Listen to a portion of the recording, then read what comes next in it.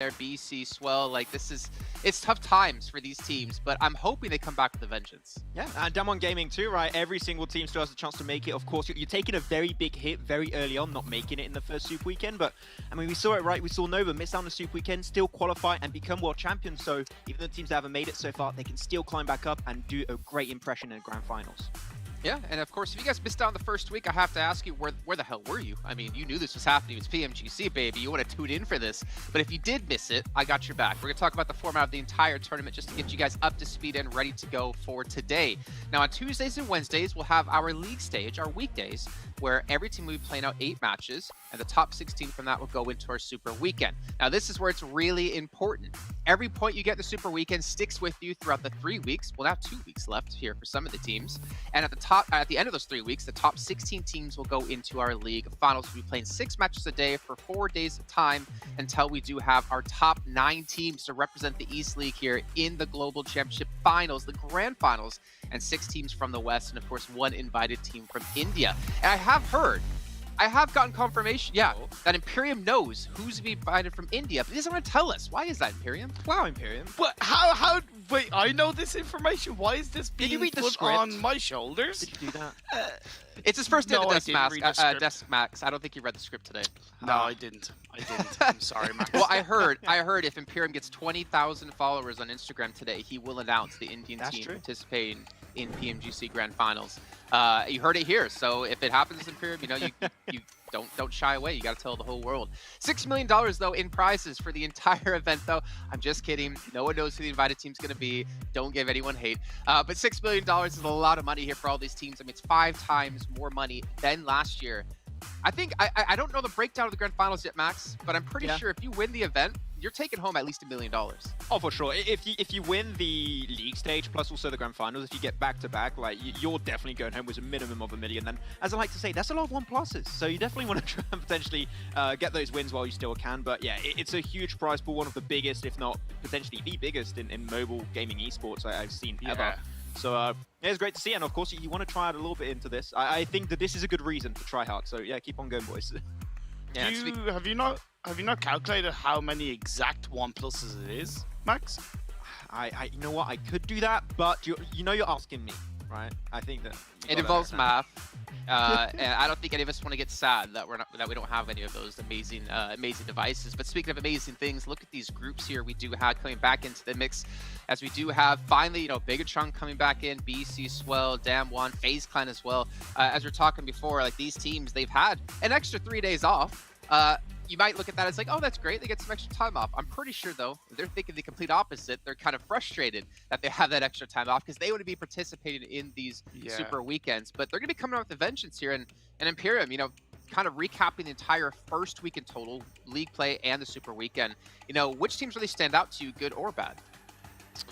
It's a good question. Genesis Dogma stood out for me in a massive way because I think they came into the Super Weekend a little bit shaky, maybe not playing much as a team, but they ended on a massive high note with a high point scoring day, and they were playing much more heavily and coordinated as a team. From a disappointing standpoint, that has to be FaZe, because coming into the PMGC, they were the most exciting team to watch for me throughout the PMPLs. So for them not qualifying into the first Super Weekend was a big, big surprise to me. Well, we can see if you guys missed out on the Super Weekend, Max, our recap of the rankings and the Infinity. 155 points. The team who came in 15th place in league stage in the first week comes out on top. I mean, you got to talk about newsy when you look at Infinity here. These guys were absolutely popping the hell off. Getting himself 1 chicken dinner out of those 15 games. That's 155 points.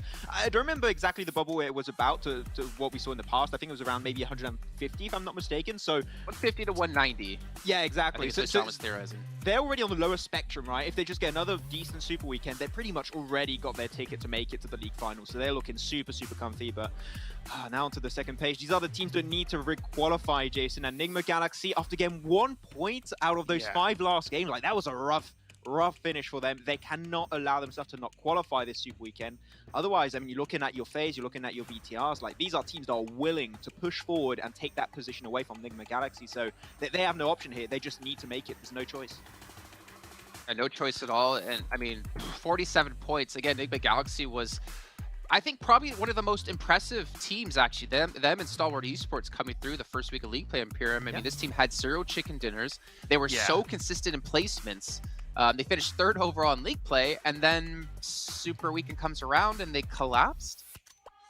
It was clearly a very extremely disappointing weekend for them, and they know that more than anybody. But I also know that they have the ability to rise back up the ranks. They have a mammoth task, though, because when you look at the cutoff point, it's around 80 points per Super Weekend, give or take. They have to go tenfold qualifying for the next Super Weekend to really make a big difference and turn it around for them. Well, it's going to be a mammoth task for any team, because this week we are going to be having Erangel and Sanhok only in the league stage. The Infinity probably, Max, though, are sitting there rubbing their hands together, smiling, licking their chops, ready to go.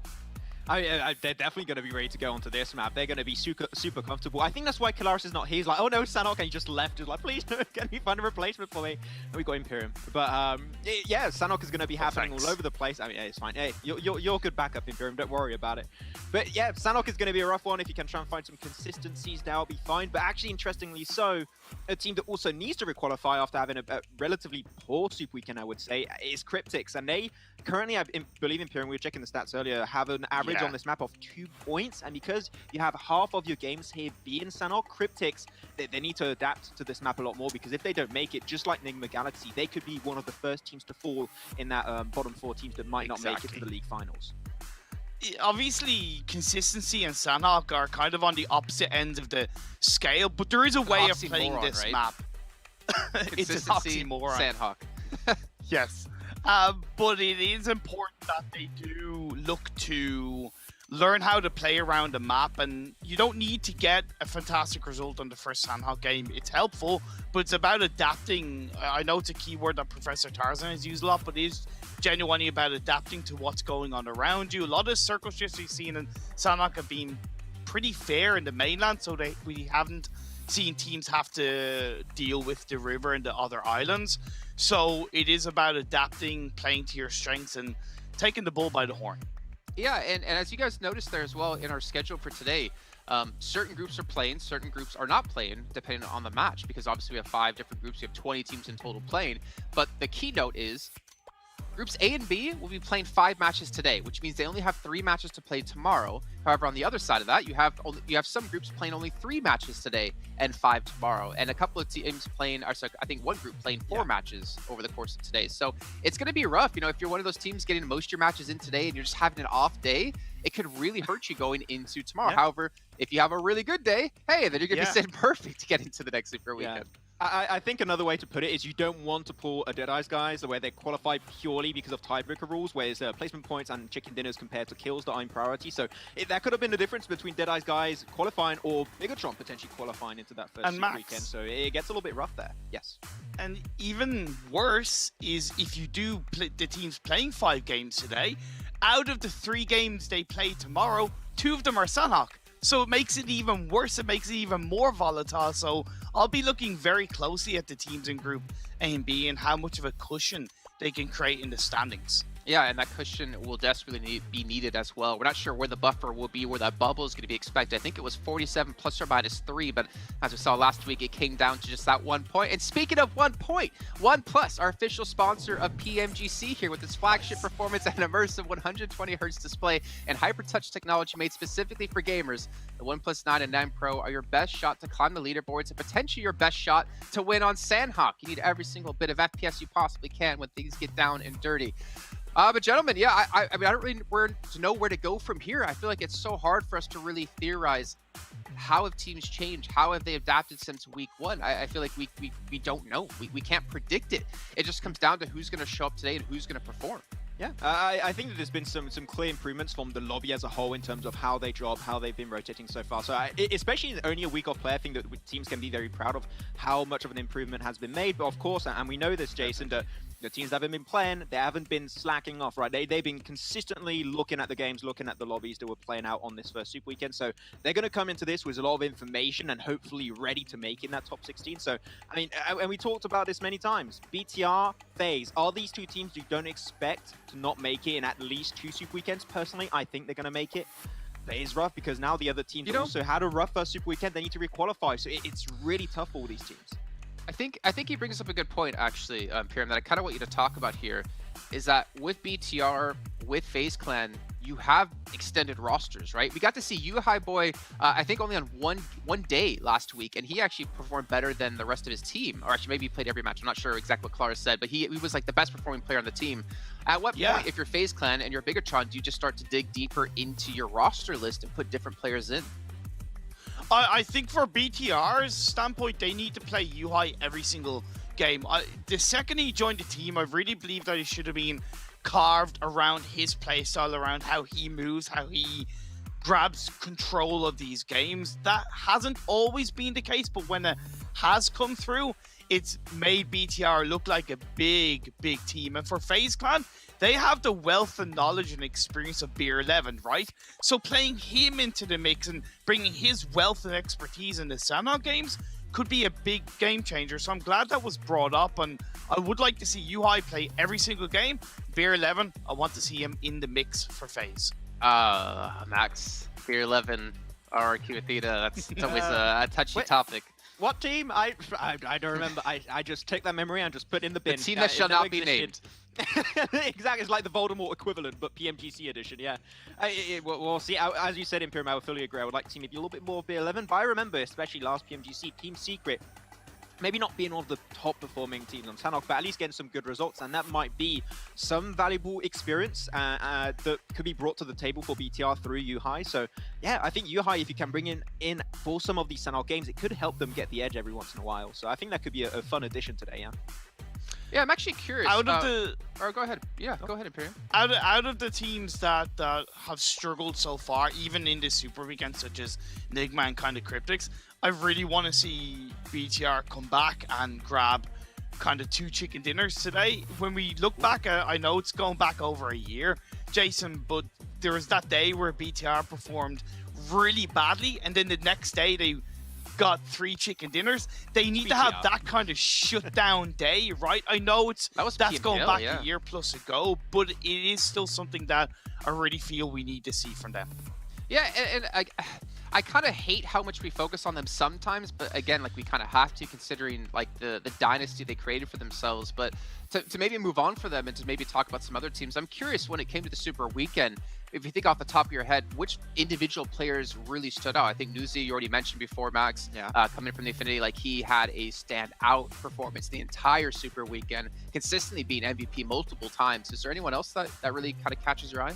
I think this is a player that myself and Kalaris touched upon quite a bit while on the desk, and is especially, you know, you got Paraboy that was doing amazing for a big portion of the tournament. I think one of the top damage dealers. I think he was top 4 when the team was down in 13th position. And of course, you had that final pivotal game where they just leapfrogged up to 4th position, which was insane, by the way. But that just shows how small of a point lead actually was created towards the top. But yeah, I think that the Paraboy was the big standout, and I think it just got a little bit rough for them to really convert it. But it's Nova, and as we say, we are seeing them try and test out some things. But teams are learning, because they would typically go for these wide spreads in the middle of the map, but now teams are ready to fight those out a little bit more, which I find very interesting. So Nova will have to definitely adapt a little bit more before potentially entering into the league finals.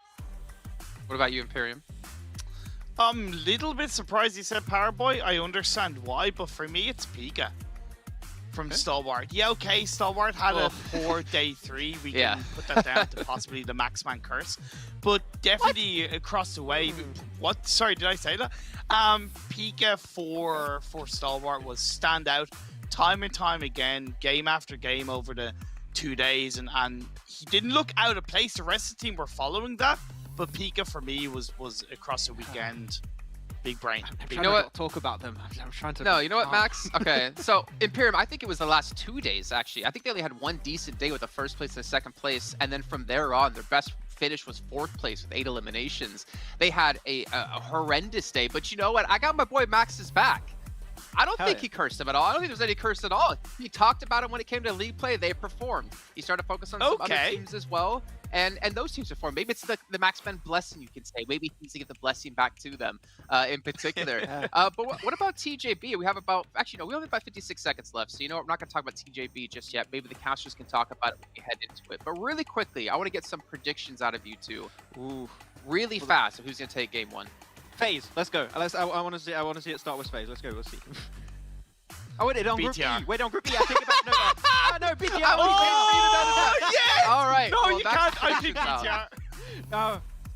Oh, okay, bye. You know what? I'm going FaZe Clan as well. I got your back, Max, till the end. Imperium, really quickly. BTR. All right. Well, ladies and gentlemen, let's head over to our commentators for the first match of the day. It's Sean out of blank once again. Well, there's a little bit of chaos on the desk, it seems, so far, and I'm imagining that that's going to continue. Blank with a double thumbs up, not just one, but two, in fact, coming on through. Blank, you must be feeling pretty chipper about this morning. Well, I was just imitating Max, to be honest with you. He was looking cool, he was looking fresh, you know. He might have been taken off guards there during those final moments of the death save, but that's fine, you know, you're with Imperium. That guy, you know, he blindsides you, whatever happens, you know, he's blinding with all that light in his room, just flowing into Max's little box himself. So I feel sorry for Max in a way, to be quite frank with you. Circle, not quite yet there yet, but we do have our plane path coming down from Sanhok, got all the way to shooting range as we begin our day off. And hopefully we begin it off strong, John, with some decent circles, some decent paths with the rotations, and some decent fights coming through too. A lot of Sanhok today as well, and for the rest of these 2 days of the league play, we're going to be seeing a little bit of the jungle. We'll be getting very familiar with it. Drop spots, again, going to be potentially recontested. Hang on a minute. I'm not too sure about that drop there, top. What's going on? Infinity out early again. Just get a drop on that C block. Stalwart again over towards Novo. And it is going to be a chance for teams to have a resurgence. Bigatron out towards farm, particularly notably it's Bigatron that I'm paying most attention to here. Have they been able to change things up? I mean, they got to farm, so no. Basically, is your answer. It is same old, same old. See how maybe things have evolved other than that, you know. This is just the starting line. We're starting with the very, very beginning here of the book. You know, sometimes you want to begin the book with the. That's okay. It really depends what comes after the that counts. So we'll see what Bigatron do going forward. Stalwart there, I know you were enjoying the vehicle in the air. That's a cool little addition to the game. You get like new animations for drops now too. So you've got that rocket glider coming through from Jinx, and you've got the McLaren, I believe it was, coming through the air as well. We do get that. Soz, I think that's a Primor circle, to be honest with you. 68 can be chuffed to bits about that one. Happy to rotate downwards towards Quarry side, towards Primor's play from there. Easy peasy. Nova taking a very, very hard split towards Gatka, I believe that is. On my screens, I want to say Quarry, I want to say Gatka, I want to say both, but it's really hard to say Quarry and Gatka in the same sentence, or at least, you know, would you have gone with Quacker? Quacker? Yeah, see what I mean? This is what I was having difficulty with. Quarry or Quatka? I think I was trying to say Quatka, which is slightly more difficult to say on the fly than Quarry is. And I think you've gone for the correct one there, John. I didn't choose. I was just laying the question at your feet, but you seem to have, I think, found the right answer. I think that you Quarry. found the right answer there. Quarry. Yeah. Quarry. Quarry is good. Don't worry about it. Don't worry about it. There we go. Back into the game. Rico Infinity team all the way up towards shooting range for the time being. You know, coming through last Super Weekend, they didn't do too badly. 6th place, 124 points, still respectable. And I think they've had some of like the more dominant endings towards circles. I do think once they get to that end circle, they look strong, they look good, they look fancy. Equally enough, Dig Xavier. A team that I think, you know, has a lot more in them, though only dropping into 11th place. Still 106 points, not bad. Though I do think a lot of those 106 points came through from Frankie, one of the most incredible players on that team. And, you know, whenever we're talking about on desk with your boy Max, he's always saying, he always wanted to say Super Frankie in the back. And that's because he is super. This guy's amazing at what he does. Unfortunately, slightly let down by his teammates at times. I will say that, John. Not afraid to say that. Maybe I should be afraid, but I'm not afraid right now. I think that, you know, Frankie is really propping up this team massively. Speaking of that, I mean, did you see the numbers there on orders? Stat block on the right, he was number 1 in, I can't remember what the top stat was, but I know he was number 2 in damage and had a number 4 to bring up. Bring on the it third back. Stat as well. I mean, Order doing very, very well for Nova right now, but that doesn't really reflect in terms of you know, what they were able to do really during that Super Weekend. I felt like we were expecting more from Nova coming into this one, and we again just kind of haven't seen it too much during that Super Weekend. They got 69 points during that, and got 10th place in the Super Weekend. What? No, they didn't. They got 126 points. Game 4. Am I making that up? Yeah. Crazy, man. Wait, what? Yeah. They did really well. I haven't refreshed the page. Nah. We'll do it. I've refreshed the stats page. Oh, it's a trap. No. There we go. There we go. I've used trusty Wikipedia. None of this crazy stat stuff. Like, Yeah. you know, I trust in Wikipedia. Wikipedia's good. I've got the best admins, hottest dudes, Oh, yeah. chillest guys. Oh, yeah. Yes. We're talking about Nova still, I guess. Yeah. Yeah, that's true. That's the place to be. So yeah, honestly, Nova coming 4th. I will agree with you in a way, though, John. I don't think they started out as 126 is good. Yeah, true. But I will agree with you in a way. I don't think they started off as hot as they could have. Bloody hell. All right, Lith. 16 headshots. Order in 2nd place. Very close, by the way, with 8 to his 16. Just a factor Yeah. of 2. Yeah, I know, right? Jesus Christ, that man's out for eyeballs, foreheads. You know, he's looking for scalps. Bit rude, really. But okay, if you can get the kills coming through thick and fast, that's the way to do it. Let's get those headshots. Bing bong, just whack those. Bing bang. Just Yeah. straight into the skull. It's going to go well for you. I mean, it's surprising that there is such a disparity, though. When you like, where does that come from? Because normally you're seeing, you know, on average, everybody's in general aiming for the head, right? So why is it that he's got twice as many headshots as every other player in this lobby? That's nuts. That speaks to an incredible amount of mechanical skill coming through from Order. This is where I just kind of want like a picture-in-picture interview where someone just goes and goes, "Why do you have so many headshots?" And he's like, "That's that answer on the spot whilst he's mid-game." That would make me happy. But I feel like I might have to ask that question to Lith at some point, or someone will have to ask that question to Lith, and I'll get a translation sent back to me by one of the beautiful members of the community. You are all beautiful. Maybe not equally, but still beautiful. Either way, I don't know personally where I'm going with this, but I know where 4 rivals are going. They're heading straight to the center of the circle. And straight past Down One Gaming as well. Oh, trying to get through. Going to sneak in as well. Okay, no. Did you see that? What Down did One I Gaming miss? just What did I miss? kind of just like, Go on. yeah. Oh dear. Jimmy, not so lucky there. Does get taken down by the 4 rivals. Yeah, it looked like they were on a safari and they just spotted the gazelles going Wow. across the plains. Look at And they're them. like, wow. They stopped, pulled out those telephoto lenses Yeah, and those action shots. that's true. To be fair, if I'm also down 1 and I'm like rotating in, I've not had the greatest of times in my last week play. I would just be like, yes, pass us, please. We will relegate ourselves to South Gatka. That's fine. You guys do what you need to do. Right now, we're not looking for anything huge. We're just looking for a little bit of points. All right, we're at the grocery store. You know, we don't want all the markdown products.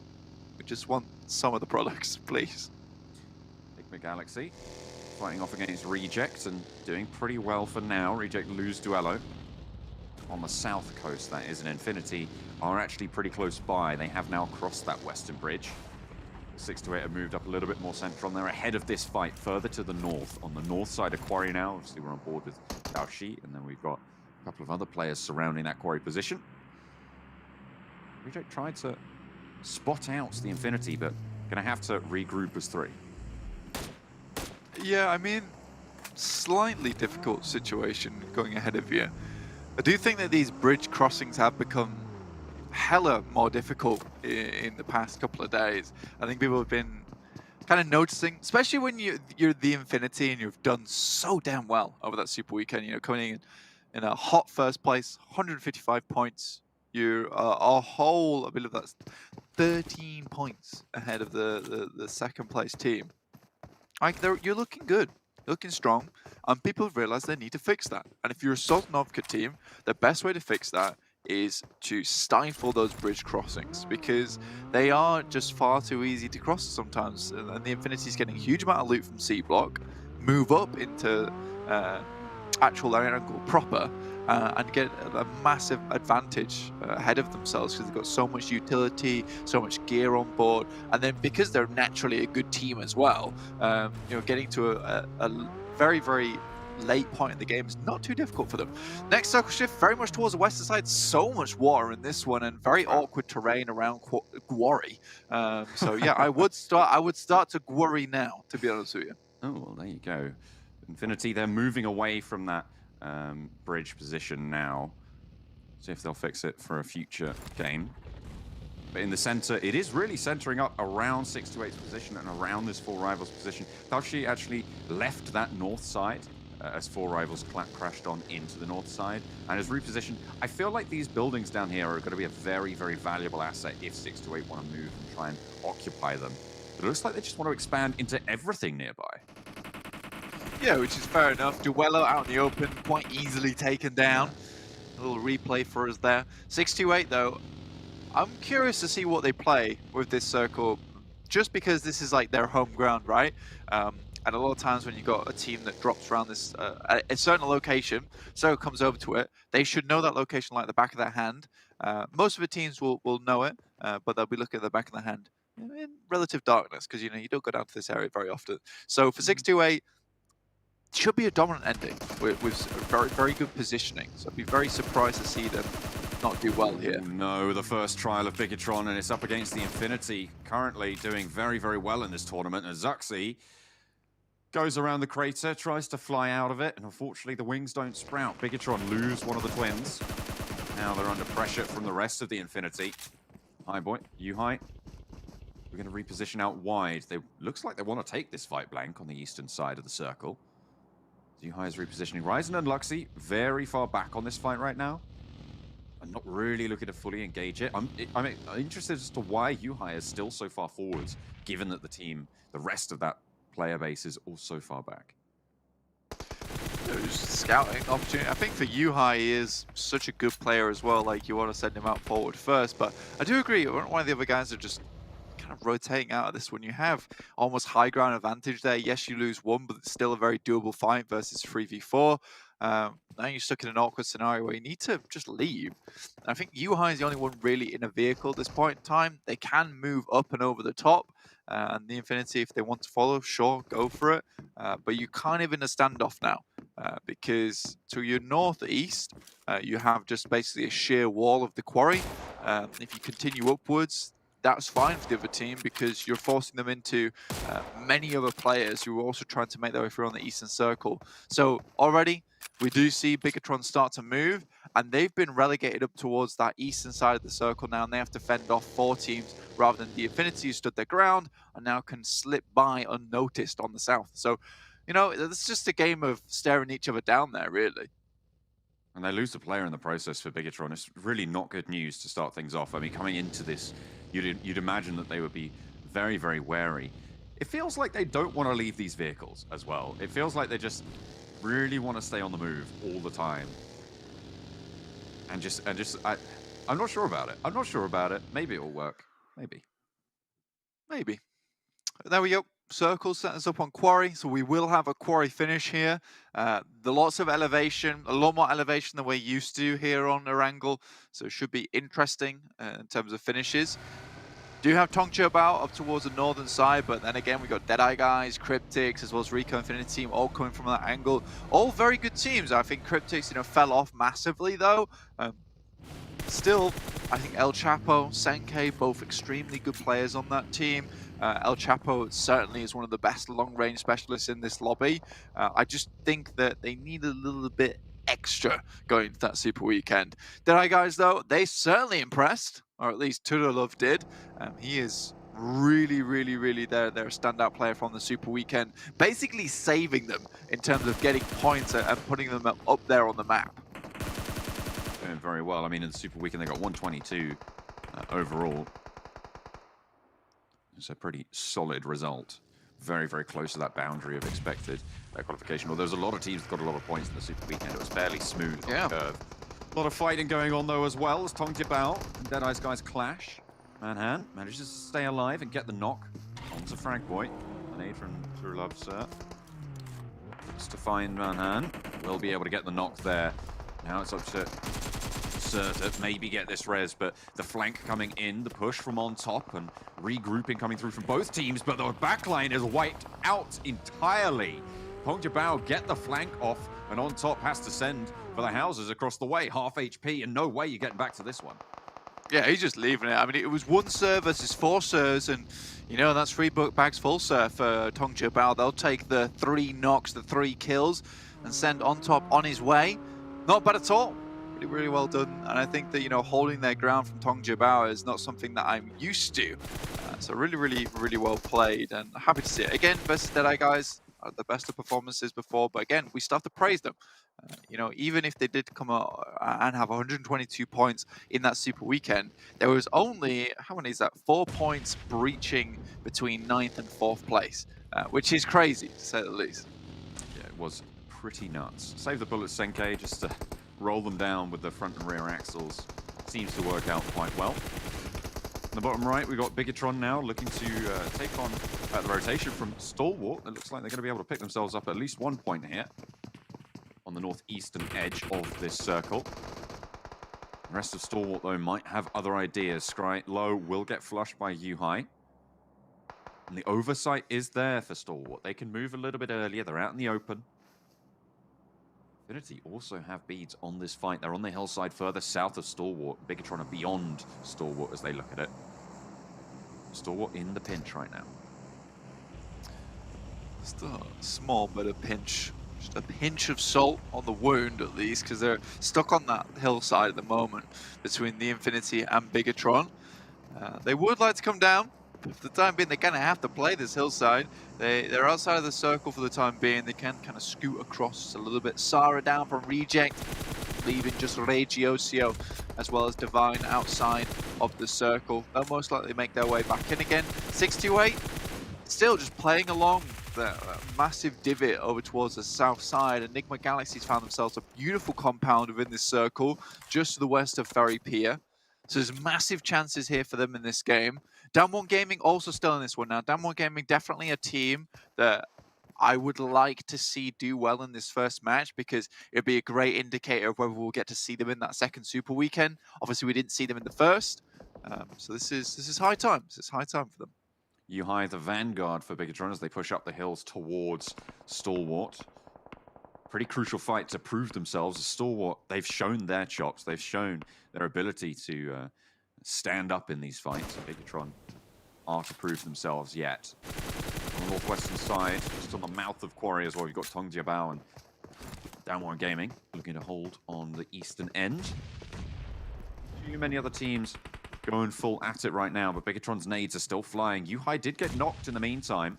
And there's a return knock over onto Pika, a really solid knock as well. The forward outpost as Action looks to move around the hillside, move for that flank. Top wants to back this up, but Luxy able to get the flush, and now 2 versus 2, Ryzen and Luxy. Ryzen looking for the trades, finds Top, gets the spray as well. Now it's all on Action, and a brilliant nade to see it done. Finds both of them, and it will go the way of Stalwart. Bigatron, they looked all right moving up that hill, but they were just drawn short there. Almost making it happen, John. Unfortunately, it's not to be, but that is better than what we've seen before, though, right? You know, like, as much as that fight doesn't go towards Bigatron, we can at least say that that is much more the Bigatron we know, and they'll get 3 valuable kill points for that, which should be able to keep them at least in the running just a little bit towards the later half of this week play. You know, when you get to that 8th game, sometimes those 3 points can be extremely vital if you're going down nice and early. Stalwart, they go down next. Classically, you know, they were in an awful situation anyway. 4 kills for them. But Reject still going. I think this is one of the teams that just loves to live. You know, they're constantly on life support towards the end of the game. But that's fine as long as they're still alive. they just love to be alive. They love life. They've got a real passion for the thing. Yeah, great outlook. It's got to be said. And Not I all like of them that. all the time, but at least a percentage of them every time. Yeah, exactly. You know, it's got to be done. I like that from Reject. Ooh. They're really nice reposition on the vehicle to make it a bit more difficult for Cryptics to hit those wheels. And then shots come their way. Ooh. This is beautiful stuff from Regiocio. Reggie's 1v2ing at range, and El Chapo's low, getting ticked away. Are they just going to Over roll on the up on blue him? zone. I mean, why not? You've just got 2 knocks. You've only seen one person reposition to it. You know the position's going to be fairly unkind, and you have to cross the road at some point. Now's as good a time as any. In comes the My crash. God. They roll over, roll up to find one, and out of the side of the window, El Chapo falls, and Reiji is able to roll on forwards. Divine backing him up beautifully. Excellent stuff from Reject across the road here. This is not the Reject I know. What the hell? What's going on I there? look. To be fair, I really do like it. I think Jason said it best. He was saying like in the last PMGC, Reject felt like cannon fodder. Now Reject feel like the cannon. Honestly, so good coming through from Reject. It is beautiful to watch because they just have this confidence that I've not really noted in them before. I mean, specifically getting 2 knocks onto a team and then rolling up on them. I don't think the old Reject would have done that. And here we are seeing Regiocio just once again being an absolute baller. And getting knocked by the blue, which is unfortunate there. He on was the no outside. HP anyway. There was no pressure. I mean, he just had three bodies to sit on top of. Maybe he had some meds. Tongja Bao taking heavy bombardment right now from Sunan. 628. And hand does get flushed. I think there's some third partying going on as well. As Reject do get eliminated there, as do Tongja Bao. Reject, I believe, yeah, you were right. They do get eliminated. My map feed's slightly behind, so you know if I'm looking over there, I can't see what's going on over here. And that's Tongja Bao going down to only like I think only a couple of members from 628, so they kind of effectively just handled Tongja Bao. Just kind of dragged them around by the neck, so it was pretty easy for them to get rid of them. And now the center of the circle is very open. Most teams not wanting to go for it. Very similar circle. We've seen this before when Nova takes this compound. Enigma Galaxy still towards that south side. They really haven't done much at all. They have had 4 kills though, which is great. Great news for them. Big news for BC Swell as well. Needing the points that they can, any points that they can get. They will really want to qualify for this Super Weekend, and with 7 teams alive, this is a good start. Sunan now up to bat against Down One Gaming, moves over the hillside and gets sat back down. A little bit too big for the boots there. Bullets volley still forwards. A nade, though, pumped into the mix against Down One and looking for more as well. 628 think, you know what? We've got a ridgeline to our advantage. Let's just absolutely bombard this position. Sung as well, taking a lot of flack from those nades. Sunan not going down just yet as Enigma Galaxy turn their heads this way. Actually, 33Z goes down to a nade from Fabian. In the meantime, there's the Molotov to stop the push. God, I mean, with the amount of nades that came down, Fabian's going to get burnt up there. The amount of nades that are coming down that hillside from all different angles, it kind of looked like a waterfall of explosions. It was beautiful to see, but it just shows how good 628 are. They're so coordinated in those pushes, in those lobs. Over 2 players up to the Xavier. Paraboy goes down, so it's just King in a 1 versus 1 now here against the last player from the Xavier. The DP goes out wide, but it's not good. King jumps up, takes some bullets to the legs, and will survive for now, but they're on the outside track. As Downward Gaming still suffering here. Sunan backed up yet again.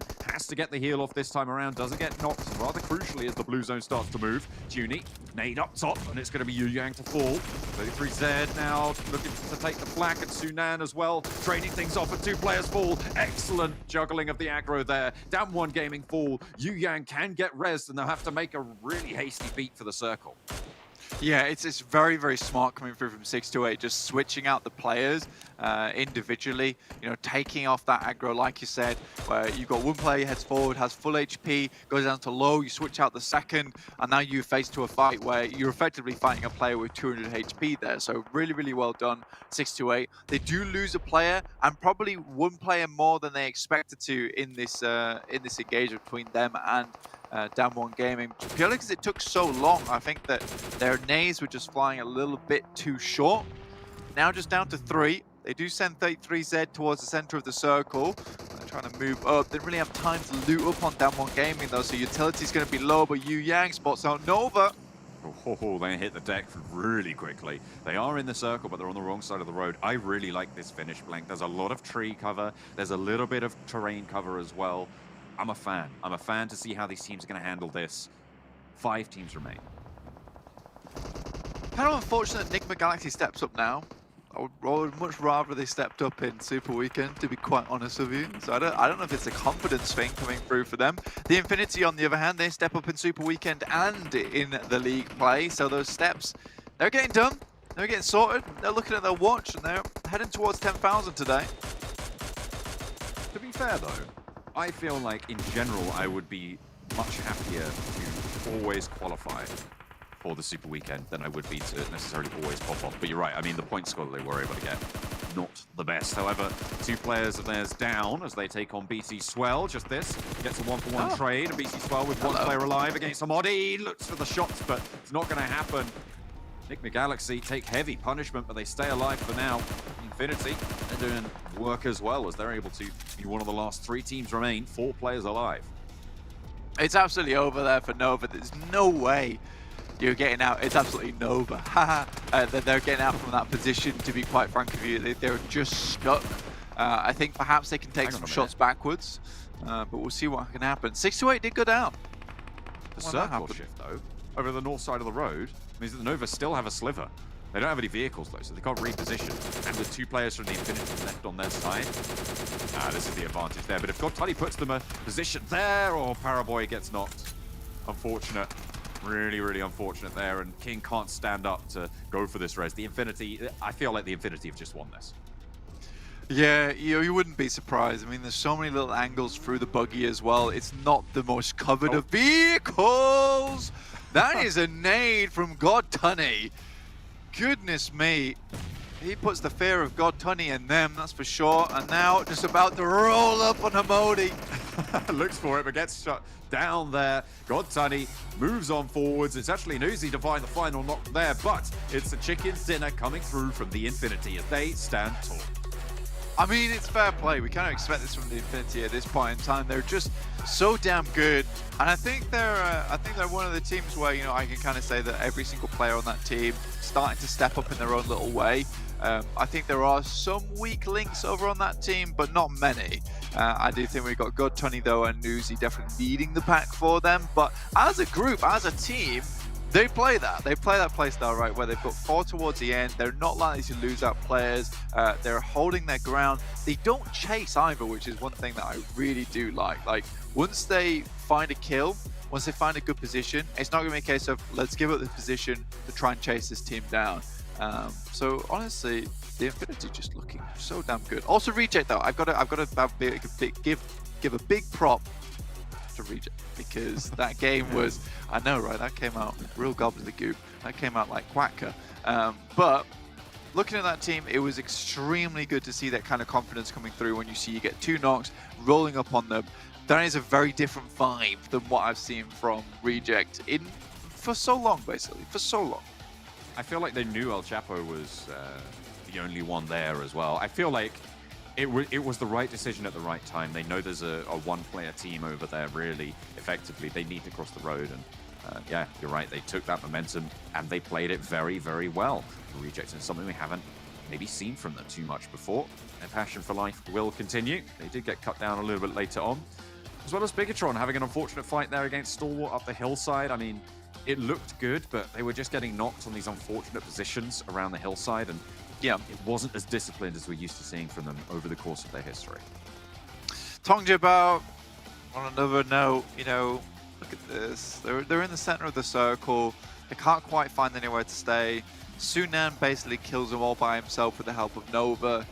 Just, I need them to be a little bit more sturdy, let's say. I need them to add some concrete to the foundations just a little bit, because at the moment, like, they're getting themselves into really nice positions and then just unable to hold them for very long. It's almost like they're ice cream that's been pulled just out the freezer. Yes, solid for a little while, and you get to the end of the game and then it just starts to melt and it's all gone. So it's not good, not good at all. We know Max would be fuming at the idea of melting ice cream, to be quite frank with you. So he should be also fuming at Tongjabao, because that's what they look like.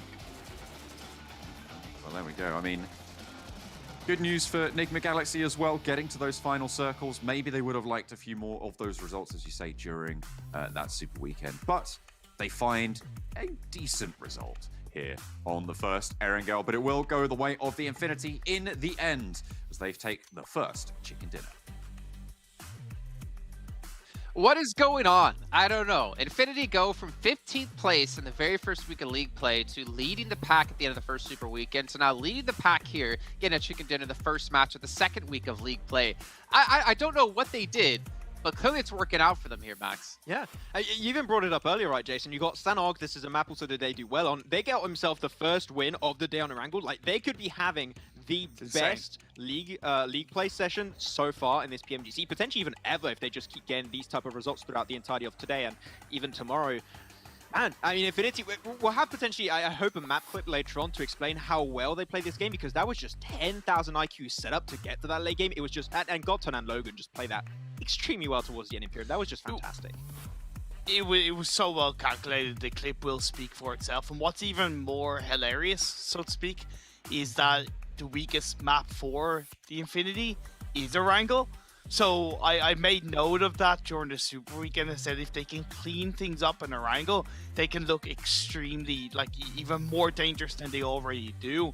And a little fact from the Super Weekend, they were the most consistently performing team in terms of points scoring in every single game. And out of the strong results that they had 5 20+ point games, and with 26 in this one, it just keeps rolling for this team. They're so good.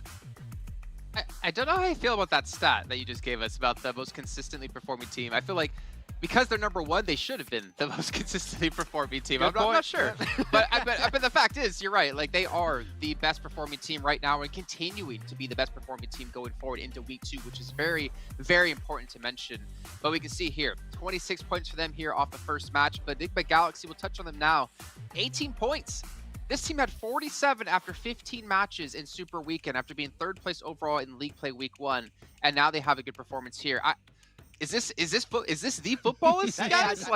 I told you we're gonna have to change it to pulling a footballist to pulling an Enigma Galaxy very soon. If they have another bad Super Weekend, if they make it, of course, that's gonna be the point. But it was a good game from them. They had a solid position. They held onto it for a big portion of that game. And the moment they were forced to cross the road, they actually went out really aggressive. They got a lot of kills on, I believe it was BC Swell, maybe got a few knocks. I'm not sure if they were able to confirm them, but on also 628, it was fighting onto the western side. Like, this was not a game-winning play from them, but it was still a solid performance for the first game of the day, knowing especially how hard of a performance they had throughout the entirety of that first Super Weekend. They can still hold themselves really well, but they need to, one, qualify to Super Weekend, then they do well in the Super Weekend, and that's just not something we've seen so far from them. When you talk about the competitiveness of this level of competition, it is very heavily about the mental game. And when Enigma Galaxy are off the back of one of the most disappointing days and, I suppose, weekends for a competitive team, to get yourself back together from a mental standpoint as a team and pull out this kind of performance, I think speaks really highly of their will to keep fighting to turn things around. And the team deserves so much more credit than those 18 points look. They really do. I'm so delighted to see that. But also Nova, Max, they pulled into that kind of compound down the bottom of Quarry Hill for quite a while, and it wasn't the best, but they did such a good job as a duo of holding on to it. Yeah, it was a really good play, actually, from them. Really enjoyed it. But I think that the thing that's really interesting here, Jason, also is the fact that we see on the top 8 teams, we're seeing BC Swell, we're seeing Damwon starting off really well. Actually, they got BC Swell got 21 points last time, and Damwon got 36, so they are actually on track to potentially making their first Super Weekend. So big shot from the guys. Oh, wow. Paraboy. His team contribution so high, he's just going out of the shape. It's just too good, man. It's Paraboy, told you. This guy's OP, he's cracked. Yeah, pretty impressive. What we have to say. We have no Kalaris here, so we're missing the sound. Imperium, do you have a sound? I can't do it because Kalaris is going to get mad at me when he comes back. Just nice. Noise. I don't know. We're going with There you go. It's all like Okay, thank you. I didn't even hear it. I didn't even hear it make a sound. I feel like... Go ahead, Imperium.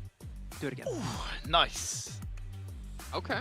All right. Yeah. I can respect that. 7 get behind it. eliminations, and obviously we're talking about Nova quite a bit there, even 6-8. Like, they definitely showed up here in this very first match, but not even a comparison between Paraboy and Newsy, as Newsy is probably one of the most standout players we had over the course of the Super Weekend, still doing decently for his team as they obviously took the victory here. And, you know, I don't know, actually, in my head, I would consider better yes, like Paraboy did a lot of damage. He had a massively high team contribution percent. That also means the rest of his team didn't perform as well. Whereas you look at Newsy, 676 damage, 4 eliminations, and he's only 32%, meaning the other players in his team was able to stand out pretty well. But one thing I can agree on, and I will accept, is that both these two players did a fantastic job in this match. Yeah, I think if there's a nice way to compare these two players in particular is that when you look at Infinity, for example, when Newsy's not there to perform, you're going to see some really good plays from, for example, Godtunny that was able to clutch it out in some really hard positions sometimes, and even Logan this game, and even a few Sanhok games in the Super Weekend doing well. Compared to Paraboy, when you look back on that first Super Weekend, he was a lot of the time the player doing a big portion of the work for his team if it's in terms of damage output, like a silent, like a silent killer, right? Exactly, and that's the thing is that Paraboy is, I'm not going to say carrying because that's a big word, and also Nova are just great as a team, and we saw Order do fantastic from time to time, but I mean, if we can see a little bit more backing behind Paraboy as a player, they could be gunning for first place. But of course, as you know, Nova like to try things out during this league stage, so we'll see how it's going to go and pan out during the finals. Sunan from 6 to 8, I think stood out as well. Obviously, you can see him in the most damage, but even as a team, I really loved how they were rotating and reacting to these circle shifts. There was some difficult in the first 2 circles when it shifted massively towards the west, but then when it went back down kind of south and to the east with Quarry Hill, they had a really good spread, and they were able to kind of push teams back coming in from the west and hold on to the hillside to the south of Quarry with some great spread. So Sunan kind of leading away in that part. What about Godtunny? I mean, we got to see a great little nade out of him as well. We've seen him have, like, I'd say pretty solid performances as well, even though he doesn't get highlighted as much as Newsy does, Max. Yeah, Newsy is always the one that you're normally going to be looking at, but Godtunny, he's got that clutch factor that he's always good to have on the team, right, from time to time.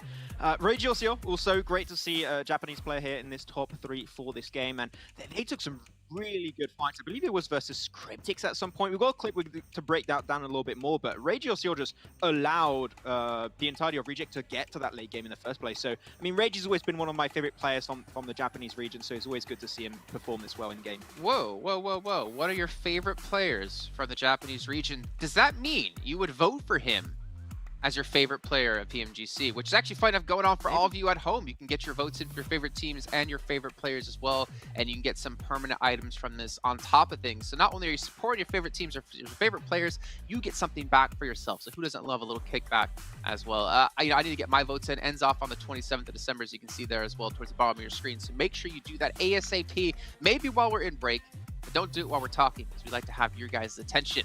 But I don't know what that means. I hate listening to my own voice, so I think most people don't listen to their own voice. But you know what I do like listening to is Max's voice talking about a quick little recap. What do you got for us? We got a lot to break down on this one, Jason, actually. And the first one we're going to be going more in depth about.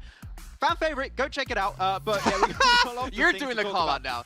Exactly, I'm host now. Just took it on my own. Look at that, Jason. Improvements on my end. But yeah, Reject, we talked about this team and how they actually, thanks to Erangel, were able to get himself access to that late game. But this team, for the longest time, Imperium, were playing the more western coastal line. And when you're seeing these circles that continuously going hard shift after hard shift to the southern side, the typical place is just play the more southern edge, and not many teams are going to play towards that, very peer position. So they had a really good approach to this circle here. They did, and they were one of the teams that were a little bit pushed back by 6 to 8, so that's why they played more in the coastal line. But it was this double knock from Rayoso from a distance that allowed them to push in, and it's something that Blank touched upon in a big way. You saw that second knock come through, El Chapo's down to a sliver of health, and then in the end they were able to push on that. And this kind of opportunistic play from a team like Reject is just something that we need to see more of. It was so clean, so concise, and it allowed them to pick up a squad wipe and 3 extra kills. So opportunistic too, right? They just instantly know, okay, we got a double knock. We also got a few little one-taps that connected on the M16. So that was a really awesome play, and I'd like to see a little bit more of Reject, trying to see them a little bit more confident. But though, on to the second play here, was more focused onto down one, and got a little bit tough. Yes, Jason. 1,000 damage, but only 2 eliminations. That's gotta hurt. Yeah, that's a little bit of a rough conversion rate. Of course, they were also in a position where a lot of teams had the advantage trying to take the fight towards them, and you can see, as Blank mentioned in that game, there was just a waterfall of explosions happening when taking that fight versus 6 to 8. So they were showing their backs to also Nova / the Xavier in that fight that was happening in the breach. And also, you had 6-8, they had the advantage in terms of high ground. Like, Damwon, this could have been a great game if they stole that position away from 6-8, but Imperium unfortunately just got a little bit too rough with those nades all just connecting so easily in the smokes. Yes and no. When you get the first knock, Max, Damwon should be pushing up that hill, right? Because even if you aren't massively sure of where they are, when you lay low and you're down at that dip, you're asking for trouble. Damwon realistically dug their own grave. Even if they had to push on it and still lost the fight, I probably would have respected them more. I get that Damwon are coming off the back of not qualifying for the first Super Weekend, but you've got to be able to take these risks. Yeah, exactly. You want to try and take the risk a little bit more, but didn't quite work out for Damwon. But here we go. This is the one, Jason and Imperium, we wanted to talk about. I mean, I'm a big fan of how they play this one. I could talk about this for like 30 minutes straight and no break. So, no okay, break, let's ladies and go. gentlemen. Biggest No test 20-minute segment break. ever seen. Well, that be the world record. But no, so as we know, they like to drop for military base, go for the rotation. Very rarely going to be contested to try and cross that bridge. But they play that compound over to the east of Quarry, next to that high ground position. There are 3 players inside the compound, Imperium, while having Gotani consistently feeding information from the team. And at one point, and this is the play I think we're going to see in just a few seconds, there was that huge breach in the compound just to their left that was happening between Deke Xavier and Nova. And they were so opportunistic, saw that fight happen instantly, got into the cars, moved up the hill, picked up, I believe, 2 or even 3 kills in that fight. Yeah. This team was very early on, they were gunning for a big chicken dinner with a lot of kills. That was just amazing. I love that play from start to finish. That was a big fat win for me. And I was making note of that Xavier and Nova fight, and I initially thought it was a poor push from Xavier, but you corrected me on that with that third party from the Infinity team. And even just towards the end, having a 2-2 split is so good. And God, Tunney pushed himself forward, and Logan in behind, the bait came through, and he got that knock on the power boy, and then another nade from God Tunney sealed the deal onto Nova. Just a very cleanly executed game, and it's something that Infinity have clearly proven themselves to be able to do in these games. I don't know what God Tony's doing here playing PUBG Mobile. He should be playing for the NFL with an arm like that, just consistently hitting nade after nade. He's been doing a fantastic job, and again, the Infinity, I'm still at a loss of words seeing this level of consistency in the Super Weekend, now into league play out of a team, when you have the best teams in the world playing in this event. Like, to be consistent at that kind of level is an entirely different level of dominance compared to like being really good in a PMPL, really good in a PMCO. And the reason why I touched upon the consistency aspect in the Super Weekend is some teams can rely on the volatility of 1 good performance across a day, right? Maybe 2 good performances, but every single day, the Infinity were getting 2 to 3 kind of strong results of over 10 points per game. And like I said, out of the 7 10+ points per game results they had, 5 of them were over 20 points per game. I know that's a bit of a scuffed statistic and it might sound confusing, but compared to other teams, it is a big plus because you can see they're reliable in their performance game after game after game, bar the odd mistake. Just the fact that out of the 3 Sanhoks they played on the Super Weekend, their lowest placing was 3rd, I think is a good idea of how damn good they've been, how consistent they've been, like you're saying, and how strong of a team they are in general. By the way, we talked about what you guys can win for your fan favorite vote. Let's talk about what you can get out of the treasure box going on within PMGC as well. You can watch on YouTube or watch inside the Esports Center and get this currency to get a token to pick up a permanent item. There'll be 2 more over the course of the next weeks as well here in PMGC. The Infinity, I don't think they need to win anything at this rate. I mean, they have just been proving to be such a strong team time and time again. The question for me is, will they fall off as the event continues on? Because we've seen teams peak in events early, we've seen teams peak in events later on, like Nova did last year. If Infinity, if this is, I mean, obviously they're playing amazing, but if this is their best and they can't maintain that kind of level of play, there is a world where they drop off throughout this event and they go into the finals, the league finals, and they don't qualify for the grand finals. I would still say that the Infinity has improved, especially when you look at the first league stage and what they've been doing on the first Super Weekend. I expect them to be top 5 now. They're first place, which is a lot closer to what I initially expected for Infinity. But yeah, I mean, teams are clearly going to be having that time to improve. If this is what they can do at their best, teams are going to try and catch up. It might not mean they're not going to be first anymore, but at least it's going to get a lot closer towards the top. So yeah, I mean, teams are gunning for that first place, so Infinity's got to be very wary of teams around them. I mean, for Rivals, they didn't get a single chicken dinner, and they are in Oh, yeah. second place at the end of the Super Weekend. And speaking of ends, we're going to end off talking about this last match, as we're going to be heading to a short break here. When we do come back, we will be getting to the second match of the day, which of course will be on Sanhok. PUBG Mobile fans around the world, welcome to the 2021 PUBG Mobile Global Championship. To the top teams across all regions, we have a message for you. The Middle East. You have proven your worth. Now, make your formidable debut on the PMGC stage. South Korea, forget the past. This year, show the world you've ascended. Remind the world of South Korea's raw talent. Japan, you came so close last year. But what doesn't kill you only makes you stronger. Bring it back better than ever. The Americans, you're the alpha dogs that dominated the West. Now, lead the pack on the world stage. Southeast Asia, you took down so many strong teams on your journey to the top. It's time for a comeback on the global stage. Europe, it's now or never. Push your limits and surprise us all. This is the moment to create your legacy. South Asia, you were the dark horse of 2020. Amaze those who would underestimate you again. China, you carry the crown of last year's PMGC. Now, with everyone's eyes on you once more, can you secure back-to-back victories? PMGC needs a champion. The world needs a champion. Who will stand victorious in the end? Who will be next to glory?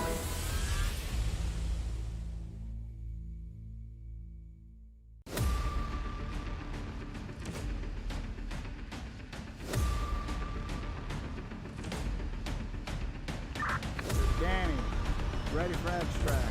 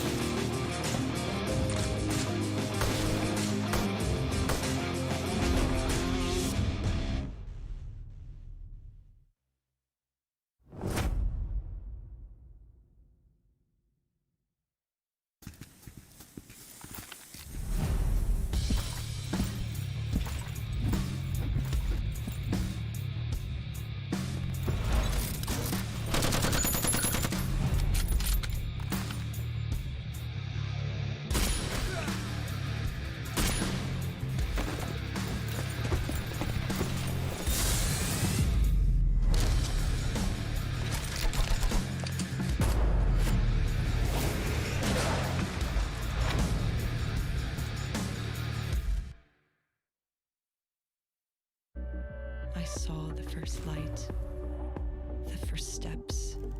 Now I see much more. I capture Earth in all its beauty.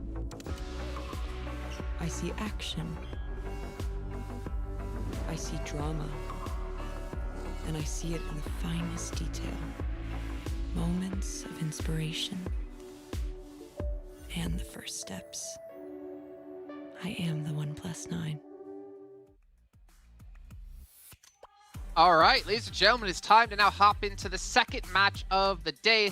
For me, the question becomes, who can reign out supreme on a map like Sanhok? We've seen the Infinity be so strong at it, but again, with it being such a huge portion of the amount of your points you're going to be getting throughout this week of league play, teams have to step up. Teams have to be able to perform well on this map, or they're going to see themselves not qualifying into the second Super Weekend. Now, some teams that would hurt, I think, into a way where they almost have no chance of qualifying. I feel like if you're one of those bottom four teams, if you don't qualify here, you have to hope Nigma Galaxy doesn't qualify as well somehow, because you need to keep some teams in your grasp. Otherwise, they're going to get so far ahead that I think your window to qualify is going to be closing. I mean, from what we've seen on that first game, seems like Nigma Galaxy are trying to I mean, every team is trying to requalify, but it seems like they have a chance to potentially make it into that second Super Weekend, so we've got to be careful, especially if you're towards the bottom. But there we go. We're going on to our first Sanhok game here, and my prediction was going to be potentially the Infinity, but they already won, so if they get back-to-back, that would be pretty insane for these guys, but got to keep in mind the teams that tend to do well on this map also are the Chinese teams. So if you want to see them qualify any Super Weekend, this would be the Super Weekend for that to happen. So Tongjabao, 628, Nova Esport, we could expect some pretty good results on this map here.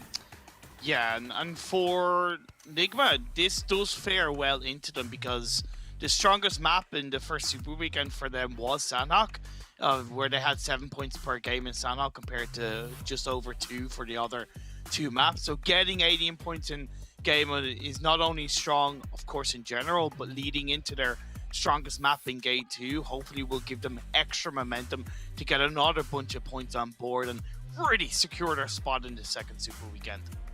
Yeah, speaking of momentum, I mean, yeah, Nigma Galaxy, BC Swell, like 2 teams, Damwon as well, who, or sorry, 2 of the 3 teams here that didn't qualify into the first Super Weekend. I mean, if you keep this up for Damwon and BC Swell, you could potentially push some other teams out of the standings. And again, if you just look at our overall Super Weekend results, I mean, you do have Cryptics down at 73, TJB down at 74.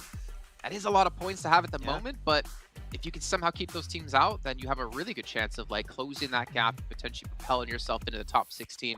But after one match, it's really hard to really analyze how the teams are playing here so far in this second week of league play. I mean, yeah, Infinity have won again. They have looked fantastic.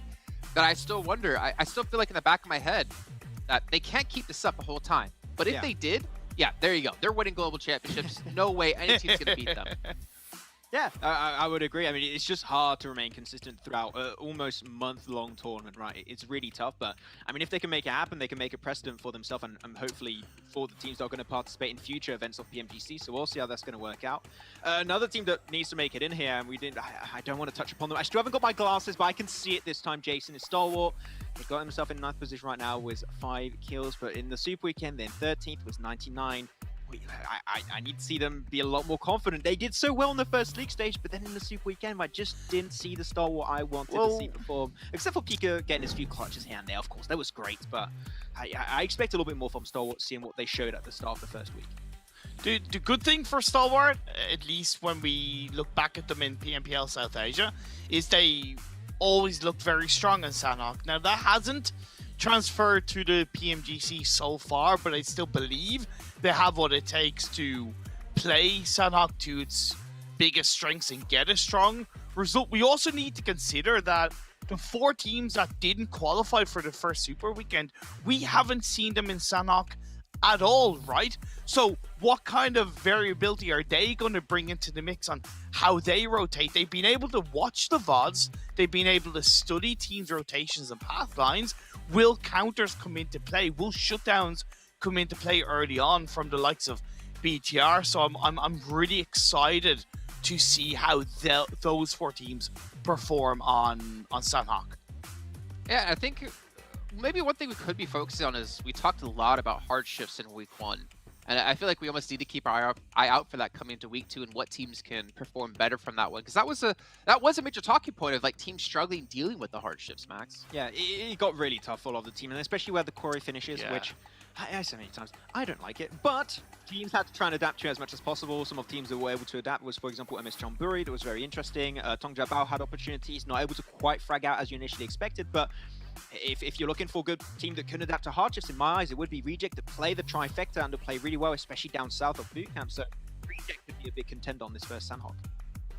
Okay, well, gentlemen, thank you so much for your breakdown of the last match and, of course, everything leading up into this next one. But it's time to head to our commentators another time. This time it's going to be, though, the double Bs. It's going to be Blank and Bleh. Double Bs. I like that. I like that, Xander. I don't know what it's going to be standing for, though. Yeah, I don't know either, dude. Honestly, well, you can be the Blue Bees. Everybody loved the Blue Bees, so everyone can love us too. Unfortunately, they're not here, but there is a fair few players from that team scattered around over on the Global Championships. But we do have BC Swell coming off a kind of a decent game last game. Also, Nigma Galaxy. Now, the guys talked about Nigma Galaxy on the desk, Blair. I don't know if you agree with me on this one, but also it's great to cast you, by the way. I know I've just skipped over that point completely, but I don't know if you agree with me on this point, but Nigma Galaxy, they had 15 games to perform. I think it's, it's just statistically improbable that they're not going to have a game where they have a decent one, specifically off that first week play, right, as well. So on their 16th game, they have a good one. So I don't know. Unless they can show me something good here again on Sanhok, I still don't have a lot of faith in this team, considering the bad performance they came off on that Super Weekend. Yes, they seem like a good team. I'm a big fan of Lord and Freak, but just not bringing the thunder like I'm used to. Oh yeah, 100%. I feel like, I mean, what was the stat again? 1 point on the final day. Yeah. That shouldn't be happening. That should never be happening. And considering how good they looked in the first week of the league stage, yeah, you could be forgiven for thinking that it would, they would be performing well in a Super Weekend. Taking a look at the zone, though, usually don't talk much about the Sanhok zones, but this is a bit of a deviation from the standard. It feels like when it comes to Sanhok. Yeah, I mean, usually we're looking at towards that eastern side, get some circuits over there, play around Quarry. So Tongjabao going to be a little bit more put out by this one, specifically because they like to head towards that eastern side of Quarry and play in those compounds around that area, Blair.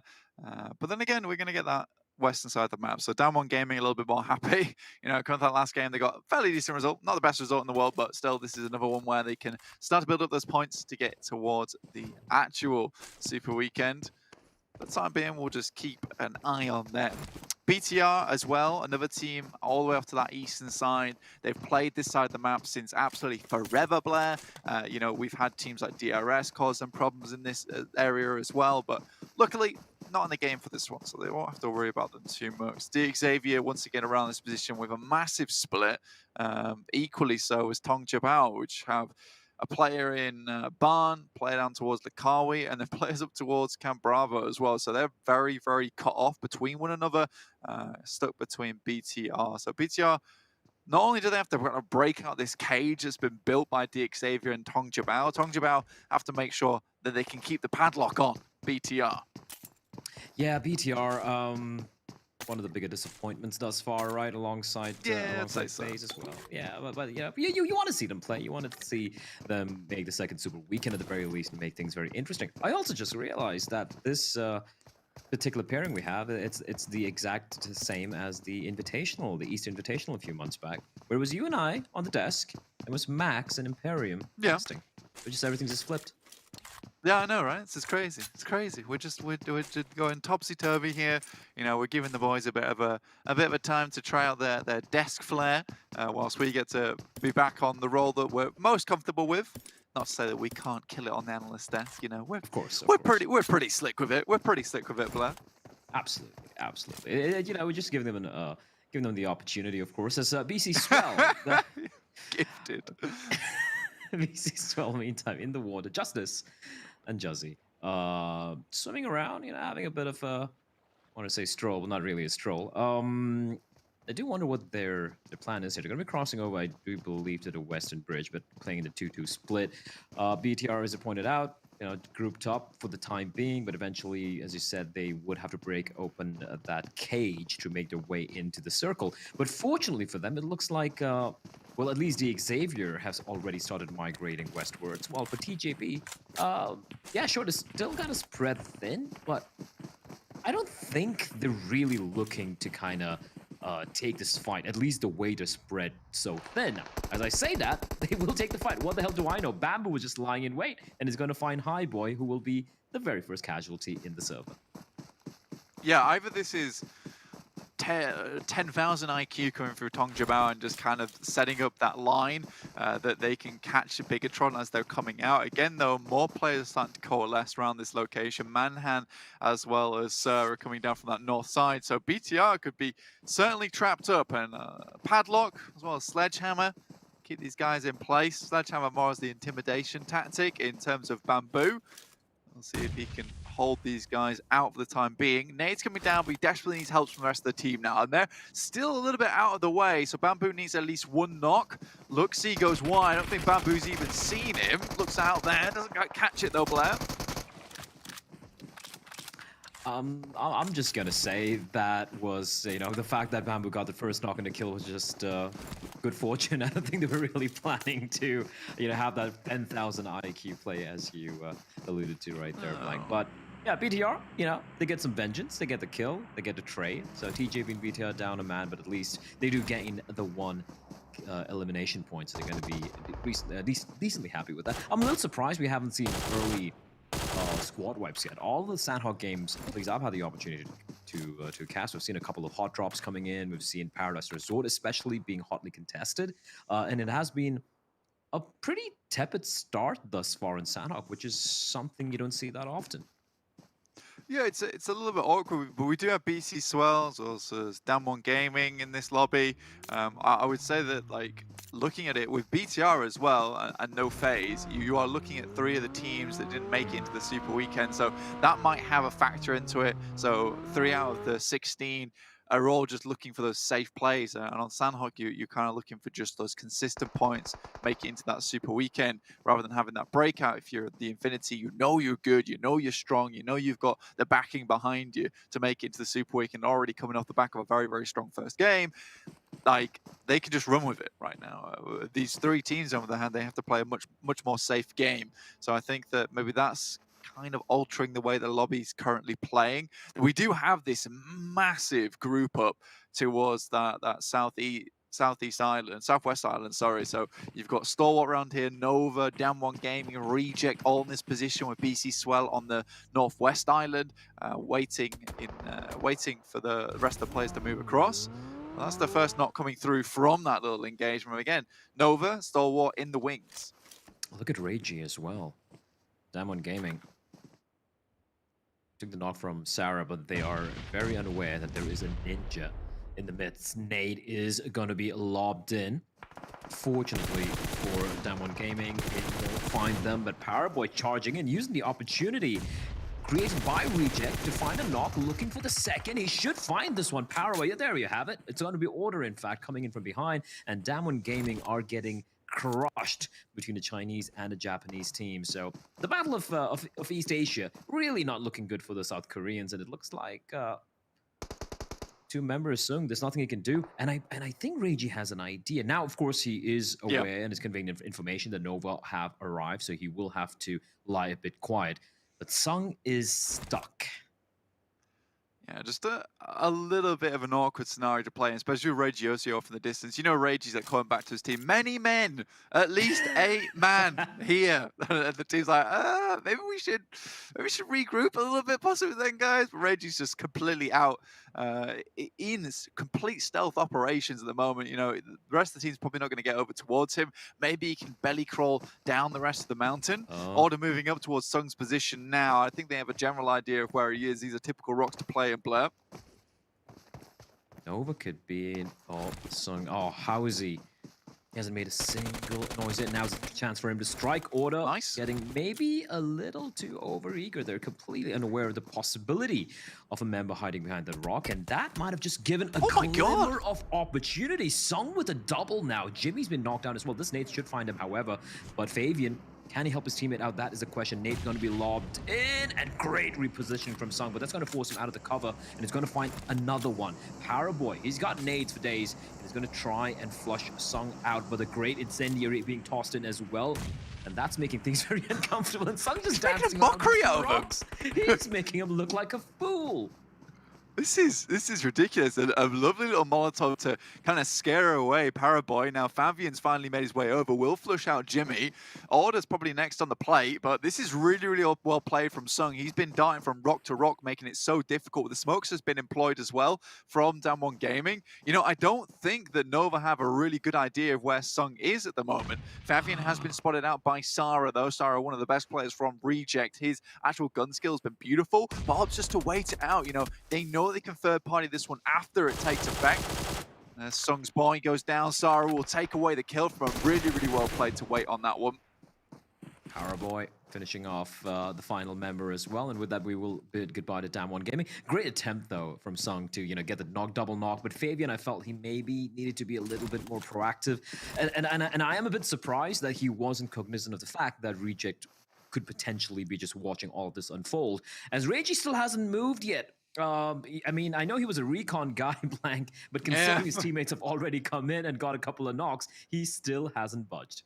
Yeah, less of a recon guy, more of a remain guy. He doesn't want to move anywhere at the moment. He's keeping it chill, keeping it calm. I mean, he's playing the Sung game at the moment, which is, if I hold my breath long enough, maybe someone will run past and I can get a cheeky little kill. Again, though, this is pretty well played from Reject. They have this setup now coming through where they've got all the players coming in towards Nova's position. It should just be 2 players from Nova remaining. Powerboy goes down, but there's 2 down for Reject. King now has to step up tall, put the crown on board. Oh, and Sarah, he's going to strike as well, and with that, that is going to be it for Nova. That got a little scary for Reject, considering they had all the information they needed, but that is going to be it for both the Chinese and, of course, the South Korean side. In the meantime, out in the blue, BTR are a little late in the rotation, and because of that, for Rivals, even though BTR are able to get a knock, I'm not sure if they got the finish, they're down to a 3-member squad, and the blue at this juncture, it's going to be dealing quite a bit of damage to the Southeast Asian team. So how do they make their way into the zone from it? I don't really see any cover, and if they go the roundabout way, TJB is going to be lying in wait for them up north.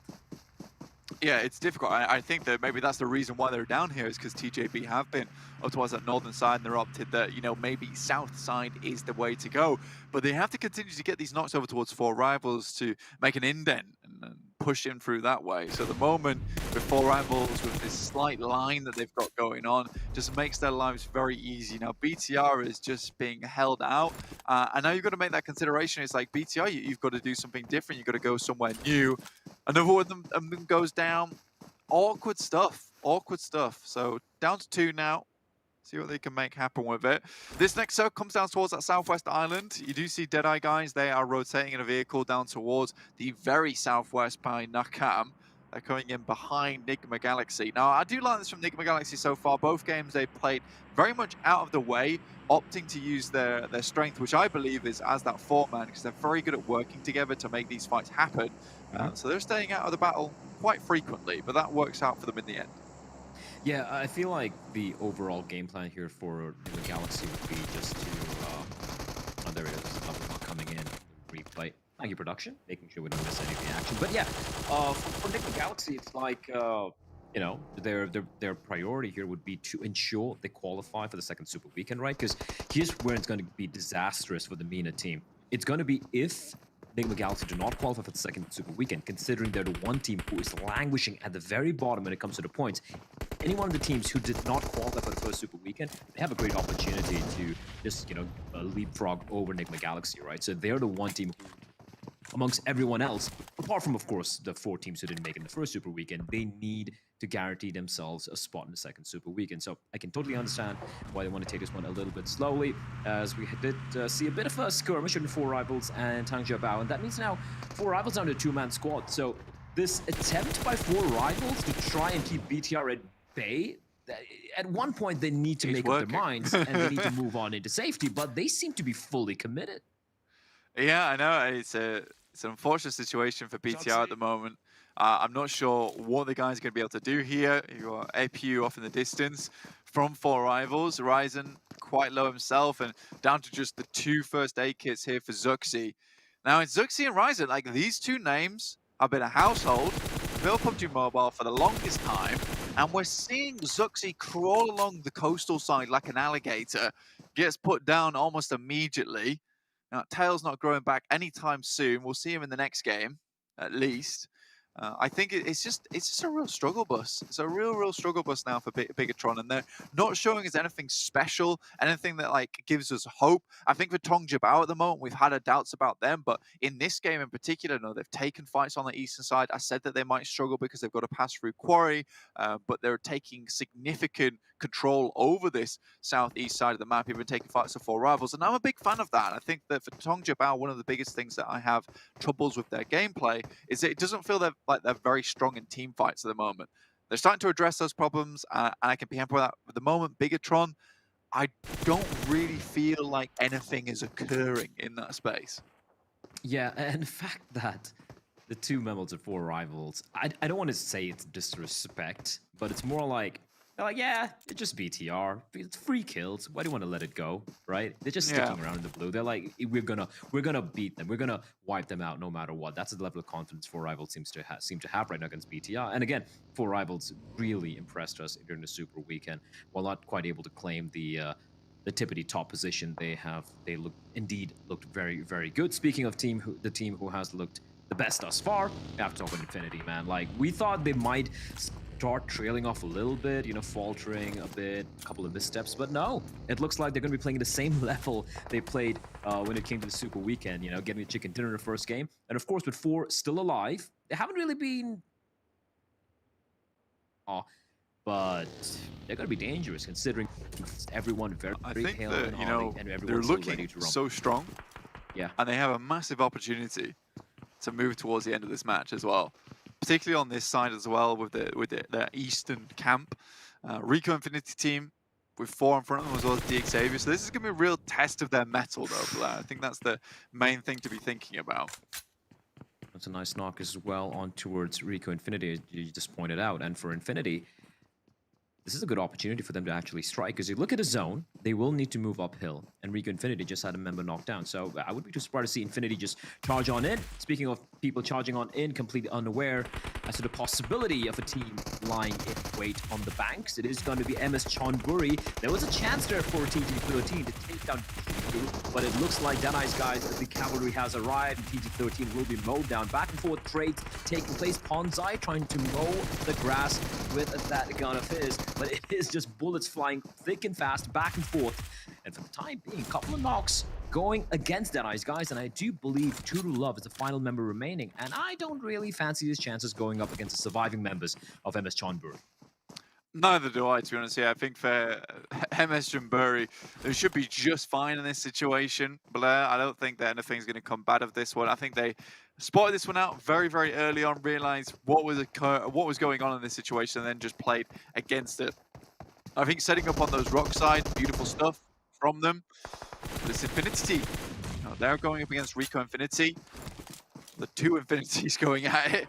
So interesting stuff. Newsy, though, once again, being that clutch member of the Infinity, opens it up just a little bit, which will give them slight more time to play around with Escaton dropping the smokes now, stopping that push from the Infinity, but already Logan's on the side with this next circle shift, though. Disgusting stuff. Down towards that confluence of rivers, you know, got so much water in this one. It's going to be hard to play around. That's why most teams are now dashing, making that mad run towards the center circle. Logan, okay. Okay, all right. Oh, you need to get out of there now, buddy. And Rico Infinity getting absolutely wrecked. The two members still alive. They have pushed in deeper, just playing at the very edge, the periphery of the circle, of the zone. But Infinity able to take that uphill battle and make it look decently comfortable. Sure, they lose one member. Logan has a little bit of time to patch himself up as well. Of course, Rico Infinity have spotted him out, and it is going to be, I do believe, Verdun looking to ensure that Logan doesn't quite get an angle or, you know, sneak on in from the sidelines and finds Prestigo. For the time being, though, man advantage for the side of Infinity. And I got to credit them for the fact that they're able to be a little bit proactive and just push up Rico Infinity's position as soon as they got the knock earlier. Yeah, it's a good one, and I think the Infinity, they don't slow down, so they don't really give you much chance to get into a better spot here, even when they're starting to lose members, which is one of the best things for them. Reject, I do feel sorry for this team. You know, they had a good run of it on that south side. I would have liked to see them win this game purely with the way they've been playing together. Has been very, very good. Now just down to God Tunny. It's down to your boy, Newsy off in the distance. And I mean, if anyone can do it solo, it is God Tunny, but 6-2-8. With the winning position in this circle, I think it's very, very hard to dislodge a team from this one, purely because they've got so many angles to play around. There's not much in terms of cover coming up towards these buildings. They can see all the way off across the Stalwart's position towards DX Xavier, towards Rico Infinity, even up towards BC Swell with Daoshi and 33Z. So realistically, if 6-2-8 lose this game, I would be hugely disappointed, honestly. Fair enough. Yeah, I'm taking a look at how they're located, and it is looking pretty insurmountable, at least for everyone else, to try and take over that position. As you pointed out, not much cover leading up to that spot. And BC Swell, yeah, they are facing the wrath of of 628 from the distance, and these are clean sight lines for a 33Z. Just taking pot shots at them. They have two of them pinned behind the tree as well, and eventually they will have to cross on over. A Stalwart Esports will quickly, in the meantime, be eliminated, and that is going to be D Xavier picking up 3 clean kills. They're down to a 3-man squad as well. Yeah, I think for 628 at the moment, what it's all about is threat management. Who is the biggest threat in the circle? Who do we need to take down first? Realistically, you can wait a lot of times because this is the problem with this compound and assaulting it, is the wall that surrounds it. Even getting up to that wall, it's not enough because you still have to cross over, and it gives a lot of time for the rest of 628 to group up on a singular position where maybe the threat is the highest. And the more teams that we take down in this lobby, the easier it's going to be for 628 in the end game. So realistically, this is a game of seconds now. 628 though, Circle does move away from them, but BCS probably not going to be able to get much chance on this one. MS Chonburi, I'm looking at them as having the second highest chance in the circle that they can remove the final members of Enigma Galaxy. Oh yeah, for sure. They're the only team who might have that chance, especially if they can get control of the southern part of the tiny little bridge, as you can see over there. BC Swell, in the meantime, all 4 members were alive a minute ago, but they have been taken down as Papa Blue is going to be moving on in and making life very uncomfortable for any team not called MSC or 628. And 33Z, I like how he has gotten out of his position. You know, he was playing from inside that little shed, and now he's just going to be playing outside. You know, again, relocating, being very mobile, as Reject pushing in, trying desperately to stay ahead of the blue. But 628, they seem to be everywhere. Yeah, this is the thing though, is that they've pushed out now and they're dealing with the areas where they know people will be coming in. So for DXAV, they knew there'd be people coming across from that way. Rico and Infinity, though, they get a nice flank, but they're still up against that wall side. Now she now can go for the flank, but it needs to remove himself from MS Chonburi, which is slightly unfortunate, getting that knock onto them. Fidan, though, right in the backside, can pop up, get shots through, but now she might just win this fight. Doesn't quite make it happen there, Blair. Fidan down to very, very low HP, and now 628, they come rattling in. Oh, they still have to be careful of the second member there, and it's Prestigo taking quite a lot of damage, and he will be taken down. And in a blink of an eye, that is going to be it for Rico Infinity. Valiant attempt to hold their ground, but 628, they look nigh unstoppable at the moment. Sure, they have lost a member, they have a player knocked down, but the rest is going to be coming in. And MS Chonburi, you said this is the team who could potentially steal a chicken dinner away, and that is a brilliant nade sailing in, and Daoshi is on his knees. Yeah, that nade kind of just seals the deal there, especially with the circle. With Rico Infinity taking shots towards 628, it doesn't really give them a lot of time to reassess, to restabilize. But that first knock is beautiful. Regiosio off in the distance. Recon man, he has the radio on lock. He's trying to find out where all these players are located, pull out the sniper, maybe hit the big shots. How is Infinity still in the game? I am very confused here, Blank. I can't see him anywhere, but Infinity still have a player alive. Regi we saw off in the distance, but right now all eyes on MS Chonburi at 628, and they're just moving on in. Oh my goodness, Regi! Massive from Regi, finds 1-2, and he just might have completely ruined 628's days, but Pop from outside in the blue will take him down. We're down to the final 2, I think. As Daoshi burns alive, taken down. Are you kidding me, and Infinity, God Tunny is an absolute god. I can't even see him on the map. He's probably so far out the way, he doesn't want to have any part of these fights, but bandaging up, I don't think you'll bandage this one, but you've bandaged yourself to a second place, which is, you know, about as good as it gets. This is ridiculous. This is why healing strats on Sanhok is so strong. Also, sometimes quite egregious. I'm not the biggest fan of them at times, but still, I do think that Reject did extremely well in that situation. Well done to those guys over on that side. I mean, Regiosio, we talked about this guy being the snake in the grass towards the end there, popping up, getting shots towards 628. It was lovely, and he got some extra limb points for his troubles. Yeah, I really didn't expect him to pop off there, right? I thought it was going to be MS Chonburi going with 628. They were repositioning, they were taking the fight to MS Chonburi, because bear in mind, for that couple of seconds, it was a 2v3 favoring 628, and then yeah, Regi just pops out and completely ruins their day. I gotta say, like, if he had played it right, he could have potentially have even got the chicken dinner, if I'm not mistaken, if he hadn't been spotted out by the third member of MS Chonburi. But a pretty exciting end to what was a bit of a slow start. Of course, we saw some heroes there. We saw some great plays coming from MS Chonburi, able to get the chicken dinner. A team who has kind of struggled when it comes to the top 3 placings, but then again, you got to talk about the other teams, right? Like Nigma Galaxy, kind of middle of the pack placing, and then you'd look at Bigatron again, blank disappointment.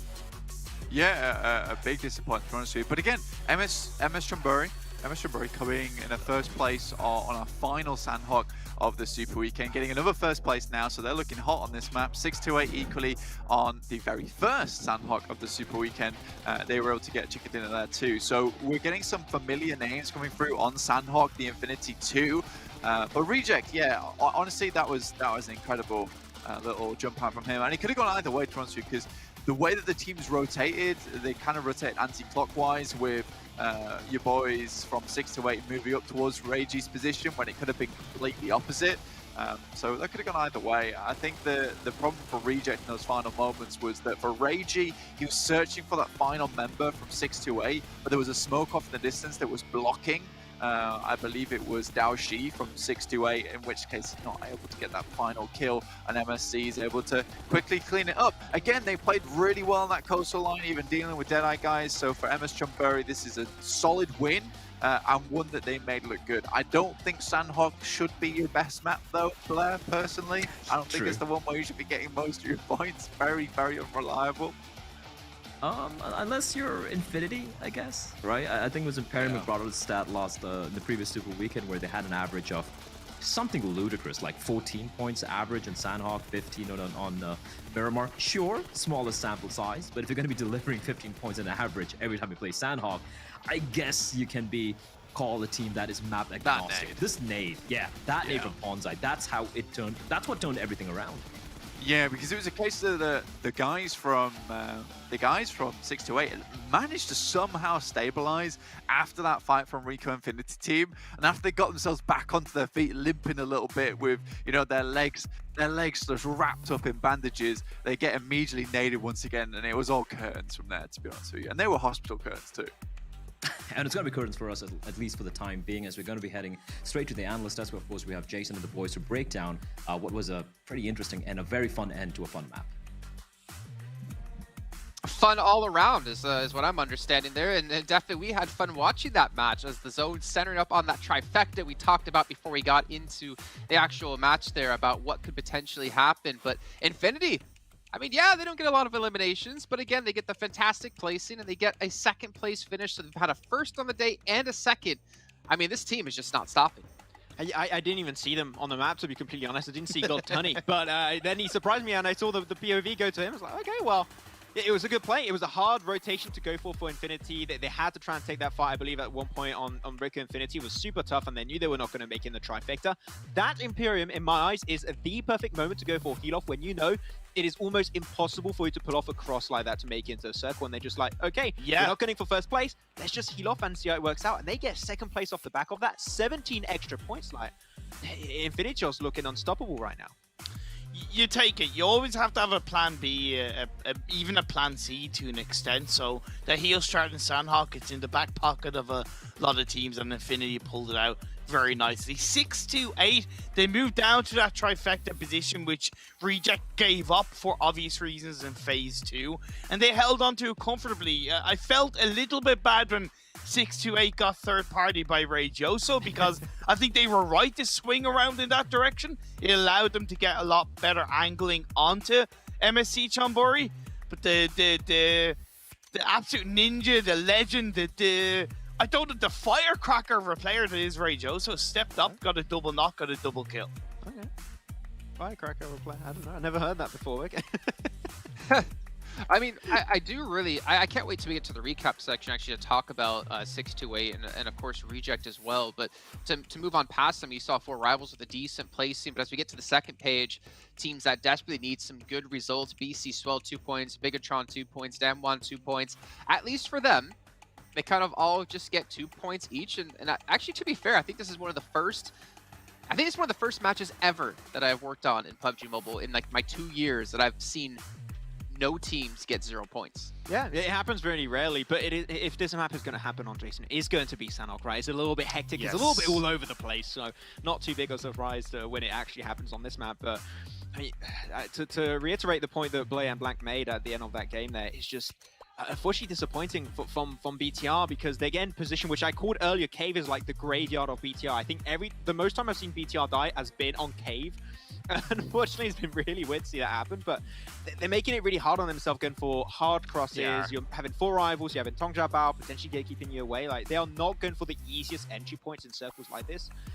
Yeah, we need to see a big change from BTR, because missing out 1 Super Weekend, sure, you can still make it in that top 16 to make it into the league finals, but 2 Super Weekends, they're kind of pushing their luck here, Jason. Yeah, definitely pushing their luck. I mean, we like I think it was a parent that mentioned it before, they took 3 chicken dinners on a final day of an event. I don't know if they can take that many chicken dinners on a final Super Weekend if they don't qualify for weekend number 2. But we can see our MVP, Reiji Ocio. This man, 628 damage, almost played complete spoiler there with his like last second play. I mean, I think if I'm not mistaken, he got 2 confirms as well when he got those knocks, just to really get those extra points here for Reiji. It's why I call him a firecracker, because he just steps up and he just snap, crackles, and pops his way in. 46% team contribution. Oh, I thought you were gonna say he's a firecracker because you lied to him, and then he's gonna explode. But well, okay, fair enough. I probably should have said that, but I'm a little bit hungry, so I thought of Rice Krispies and snack, crackle, and pop. But anyway, Joe, he's really such a strong player for his team, and I don't think it's the kind of thing where the rest of the team are lagging massively behind him, but it's the fact that the team are giving him the freedom and the space to play, and they're doing what, let's be fair, what BTR aren't doing, right? So I'm really glad that Ray Joseph continues to get featured, whether it's MVP or whether it's in these individual games. I mean, I think the thing is for Reject, I can't think of a single player on the roster that's been underperforming. I feel like everyone on their team has had a stand-up performance at different kind of points in time. I think especially if you look at this game in particular, I'm thinking back at Sarah, able to get himself really involved in that fight between, I mean, it was not even a fight that they took themselves, it was a third party that they brought towards Damwon and also Nova. So they had a really good setup thanks to initially Reggie Osio and also Sarah that played it really well, but also you got Divine. You can't forget about Divine. That guy is just absolutely cracked when it comes to PUBG Mobile esports. But another head-to-head, it was Paraboy, and Paraboy another time when he gets over 50% team contribution, and that fight they were taking in Purin versus Damwon was great, because Sung got a double knock initially, but the nades from Paraboy were super on point, but Sung was just dodging them like he was playing a game of dodgeball. That guy was on point also. That's why I say the 5Ds of PUBG Mobile are dodge, duck, dip, dive, and dodge. And it was really good for Sasson because he predicted where those nades were going to be going. So we went from one rock to the other. And in that time of Powerboy cooking up a nade, he can't shoot as he's transferring from rock to rock. So that was really well played. Unfortunately, he went downhill for down one from there as we move on to the most eliminations. Ponzive, MSC, like MS Chambori, Jason, they've been kind of slowly rising up. They had a strong end to the first Super Weekend, and carrying that forward to the second League Week, I think, shows of their adaptability in this lobby. Yeah, for sure. And I feel like we're seeing really PUBG Mobile push to like its limits in terms of skill, in terms of like play, in terms of those like micro movements, those micro plays that you're making to really maximize your ability to survive and to obviously win these matches. And I swear, I feel like Paraboy had like a contractually agreed upon discussion with his sponsors or something, because he's performing today to get on the screen as much as possible. I only gets 8 throwables used here, but again, yeah, exactly. But it is nice that we were able to at least show what we were talking about before of him actually being like a top 4 player in the Super Weekend, though we didn't see Nova really succeed. But we're seeing here, like, he's maintained that performance, even though Nova hasn't had the biggest of results. Yeah, I told you, man, I'm jealous of Paraboy. I wish I was Paraboy. Unfortunately, it will never happen, but the guy was Mobile Game of the Year also this year, and he's just gotten more screen time than me, and I'm on the desk, and we've seen him more than myself. So I wish I could be Paraboy in that prospect, but yeah, it's been an amazing step up from him as an individual this tournament and able to move in. But now looking at the rankings already, and bro, Infinity already at 43 points with 1 win. Like, come on, like give them a chance at least, boys. Come on. Like 12-point lead over second place in only 2 games played is pretty massive, but I'm very happy to see Enigma in third, right? Into that first half of the overall My standings. gosh! And as we move on to the second place, like BTR in 15th, Cryptics in 11th, I'm worried about those two teams specifically. Just look at like the point fall off on that first page, and then the fact that like points are so close everywhere else. I mean, it's really anyone's game at the moment. If you want to break through top 16, you just need to get 5 points, and you're into top 16. Though I am getting worried, guys. Deadeye's guys. They qualified 16th place last time. They played a lot better in the Super Weekend, and now they're hovering on that 16th place yet again. Hey, they're going to go for tiebreakers again. They're going to make it happen twice in a row. We'll see. I mean, if you qualify to 2 Super Weekends in a row, back-to-back, thanks to the tiebreaker rule set, like, you're kind of pushing your luck sometimes. But yeah, you're looking at, as you mentioned, Imperium Cryptics, BTR. We're looking at some teams that need to try and have a little bit of a better step up here. So we're looking at them. And now FaZe are going to play their first game. So they're going to play every single game back-to-back until the end of this second league stage. So, I mean, we need to see a big step up from FaZe right out of the first game.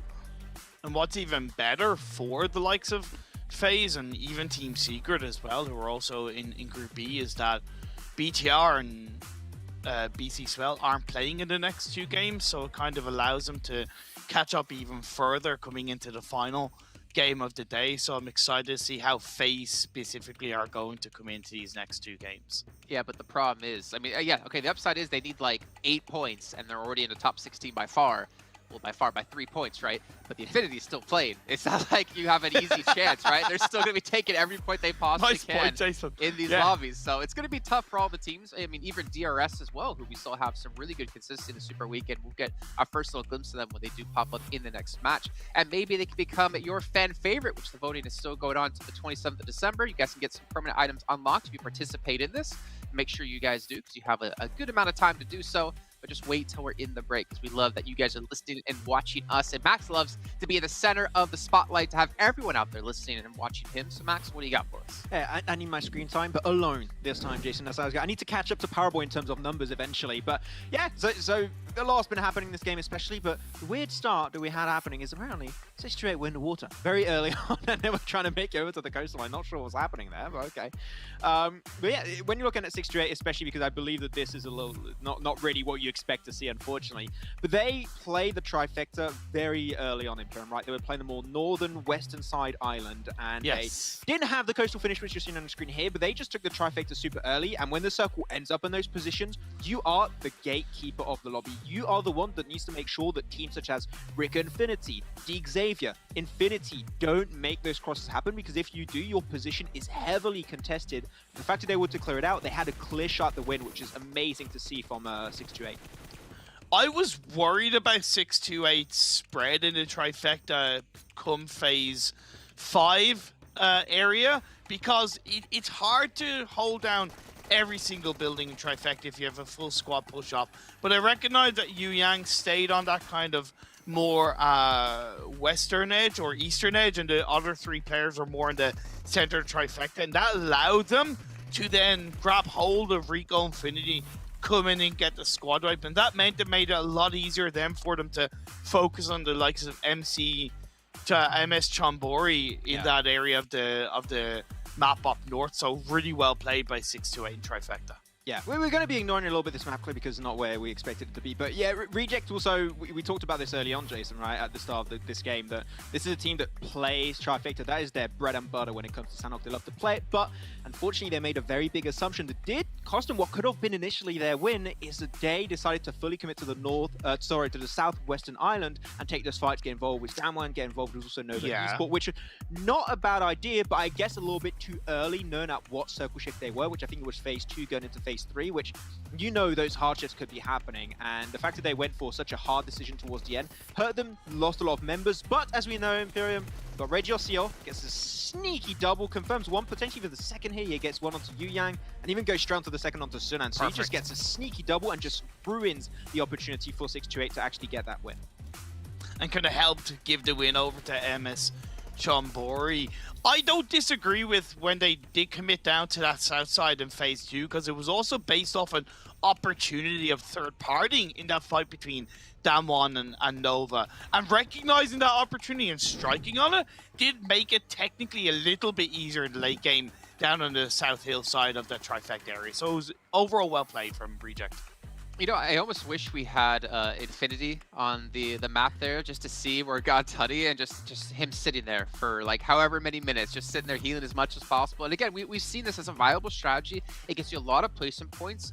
It's not the flashiest of styles, but hey, all you need to do right now is get top 16, and the Infinity after 2 matches are almost there. They're almost at like that perfect place to be at. They're almost at 50 points, right? So Yeah. it might not be clean, it might not be pretty, but it gets the job done, and it gets them one step closer to being to the next Super Weekend to defend their title towards the top. You guys at home, we still have more things being given away. Remind you guys once again about the treasure box you guys can pick up as long as you're watching within the Esports Center over on YouTube, and you can use the coin to redeem or a permanent item with 2 more boxes come up later on within PMGC. So if you haven't done it just yet, well, luckily for you, you can do it right now and make sure to get those. And I believe, Max, you've already done yours, right? I haven't got enough points yet, Jason. Not enough but points I'm yet. Getting there, and I told you I'm getting the pan. Come on, The pan is Max. sick. I haven't got. Okay, I'm sorry. Okay, Whoa. I'll put it Imperium, back have up. you gotten your item yet? Yes, I have. Do you believe him, Max? I don't believe him. I don't- feel like he called you out right there, but I then he's don't- like, oh, wait, don't I don't have it believe- yet. Did you really get 500 points in her? I don't believe you did get 500 points already. I'll have to log Look on at your his account. I'll have face. to I check don't it know. out. He's regretting. He's regretting. Well, you know what, Imperium, while we are in a break, I expect a screenshot proving that you have redeemed it, and we'll bring it back up on the show for you all to talk about and hear about. But anyways, moving on to Erangel next. A, B, C, and E going to be playing. We've mentioned BC Swell and Bigatron no longer playing in this match for the next 2 matches, but also Stalwart Esports and Reject not going to be there as well. So, and BC Swell and Bigatron, just name all of them not participating in the next match. But then we have Group E with Team Sacred, DRS, Genesis Dogma, and FaZe Clan coming in. Gentlemen, it's big time here. Yeah. FaZe Clan to step up and show they took this time off and have been able to really figure out what's been going wrong for them and hope to improve on it. But you know what? We're not going to find out until we're here back on the show after a break.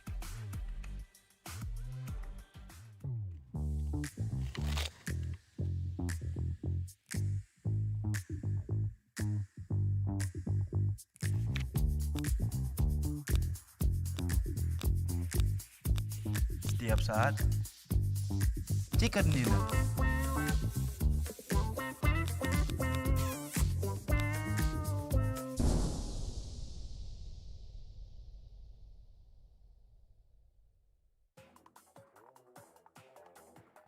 こんにちは、どうも日本から来ましたチームリジェクトのリーダーのタラです。チームでの役割は、IGA でやってます。チームリジェクト所属令状 CO です。役割はオールラウンダーです。はい、皆さんこんにちは。BC スウェル所属のクリティカルトマトと申します。リジェクトが他のチームより優れているところは環境の良さ、ゲームに対するゲームが集中できる環境が整えられているところはどこにも負けないと思います。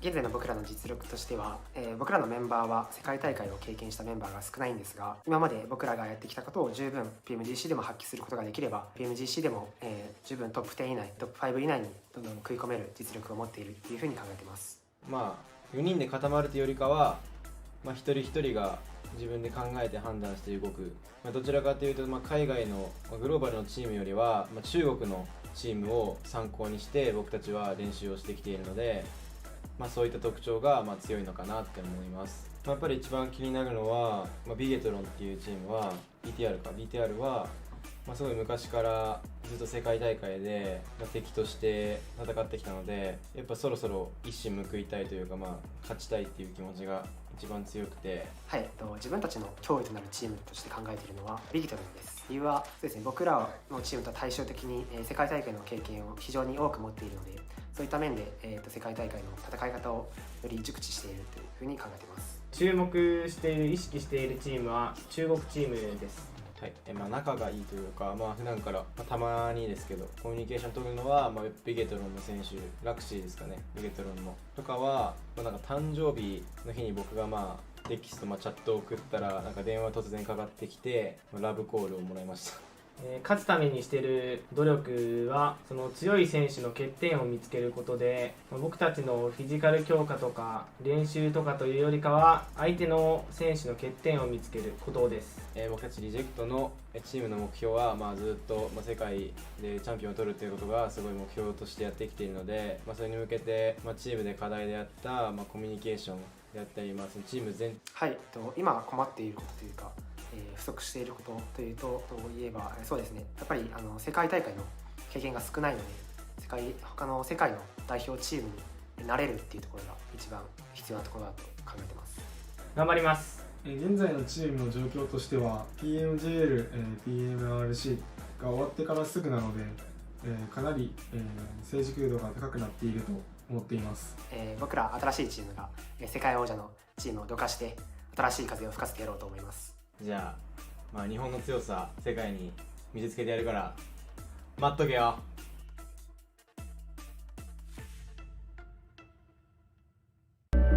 I saw the first light, the first steps. Now I see much more. I capture Earth in all its beauty. I see action. I see drama. And I see it in the finest detail. Moments of inspiration. And the first steps. I am the 1+9. PUBG Mobile fans around the world, welcome to the 2021 PUBG Mobile Global Championship. To the top teams across all regions, we have a message for you. The Middle East. You have proven your worth. Now, make your formidable debut on the PMGC stage. South Korea, forget the past. This year, show the world you've ascended. Remind the world of South Korea's raw talent. Japan, you came so close last year. But what doesn't kill you only makes you stronger. Bring it back better than ever. The Americans, you're the alpha dogs that dominated the West. Now, lead the pack on the world stage. Southeast Asia, you took down so many strong teams on your journey to the top. It's time for a comeback on the global stage. Europe, it's now or never. Push your limits and surprise us all. This is the moment to create your legacy. South Asia, you were the dark horse of 2020. Amaze those who would underestimate you again. China, you carry the crown of last year's PMGC. Now, with everyone's eyes on you once more, can you secure back-to-back victories? PMGC needs a champion. The world needs a champion. Who will stand victorious in the end? Who will be next to glory?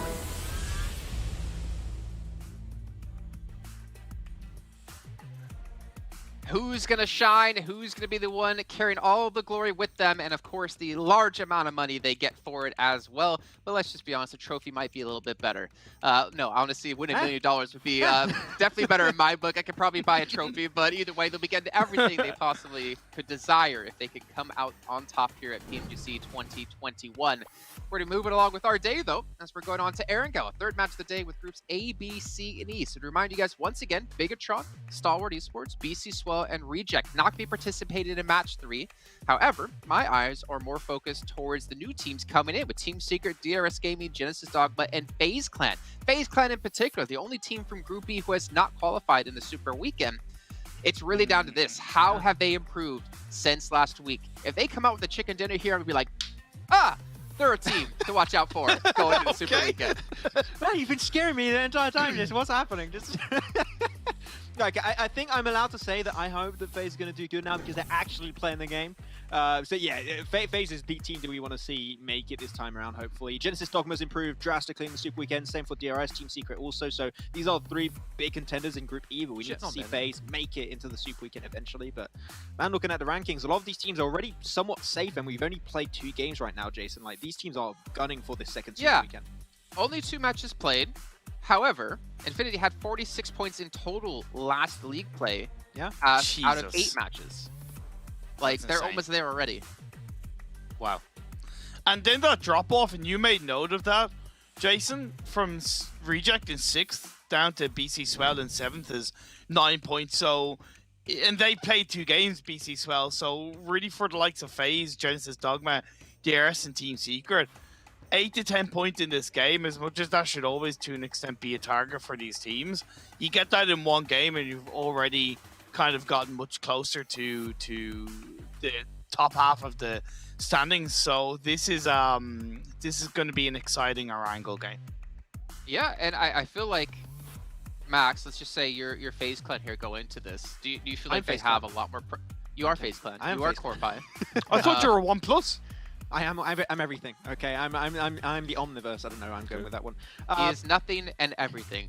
But I'm just wondering, like, from their fans, they've seen other Thai teams be able to dominate. Look at the Infinity, and yet they've really not been able to tap into that power they have. I'm wondering, like, are they starting to be hard on themselves? Hopefully, for their sake, they're kind of brushing off that first week and going into week 2 with like a fresh mindset. Yeah, I'm really. I mean, I don't know what happened internally with the team during the 3 days of Super Weekend, but I'm hoping that there's been a lot of VOD review that's been done for the team, and hopefully a lot of preparation, adaptation, because clearly what they did in the first league play for the first week did not work out. If they just play the exact same playstyle, the chances are it's not going to work out for them. So I want to see some changes. I want to see adaptation from FaZe Clan, hopefully right out of the gate with this first game. I mean, if that's the case, my hopes will increase a little bit, but we expect this team to do well. And to do well, of course, you need to make it into a Super Weekend eventually. So come on, FaZe, like, you guys need to make it this time. And to do well, maybe they picked up some 1+9, which is fine enough. Our sponsor here at PMGC, with its flagship performance and an immersive 120Hz display and hyper-touch technology made specifically for gamers, 1+9 and 9 Pro, your best shot to climb the leaderboards, which is something FaZe Clan desperately needs to do. Or, on the other note, maybe Corpy can continue to sing for his team. I don't know if you guys checked out his Instagram, but I remember last year just watching him constantly throughout the year, just post himself singing and doing karaoke over and over again. But for me, you know, if Imperium actually, you know, would give us some karaoke, I would definitely get hyped up for anything. No, because you have told me that I'm not allowed to sing, Jason. So whoa, don't make me the bad guy here. Okay. Well, yeah, you can't prove that, Imperium. What are you doing? Come on now. I cannot prove it, but I'm sticking to it. That's what he said. That's what he gave Imperium for saying you were going to get the loot, because you already got enough 500 points. You didn't get them, Imperium. We caught you in 4K earlier, so okay, don't try and mess with us right now. Well, you know what? If you want Imperium to sing, maybe if all of you guys go hit him up on Instagram, shoot a message saying, Imperium, please bless us all with some Backstreet Boys, I Want It That Way, or that might just be too old school. Maybe some Baby Shark, we can get him to sing over on his Instagram. Just give him some follows and make sure to reach out for him. Maybe I'll put a post up asking for people to do that. I don't know. We'll see. But guys, quick predictions here as we go into this next match. Remember, A, B, C, and E are playing. Who do you think? Thank you for reminding me. FaZe. Okay, I want to see FaZe potentially get himself a win. I'm allowed to choose them this time, so let's go. Imperium? Team Secret. Okay, well, let's head over to our commentators at John and Blair to take us into the match. Thank you. Thank you very much, Jason. We're going to be getting into Erangel. I'm here with Blair for the first time. It's a pleasure to be on board with you. How are you feeling? I'm feeling great. It's been a while. It's been a while. PMCO 2018? 17? Yeah. I forget. Yeah, it was a long time ago. Certainly was out in New Delhi. That was a very long time ago. Goodness me. Oh, you didn't have a box back then. You've upgraded since I didn't have a box back then. Yes, I have indeed upgraded. I started putting my contract, John, that I'm not going to work an event without a box. But then here we are.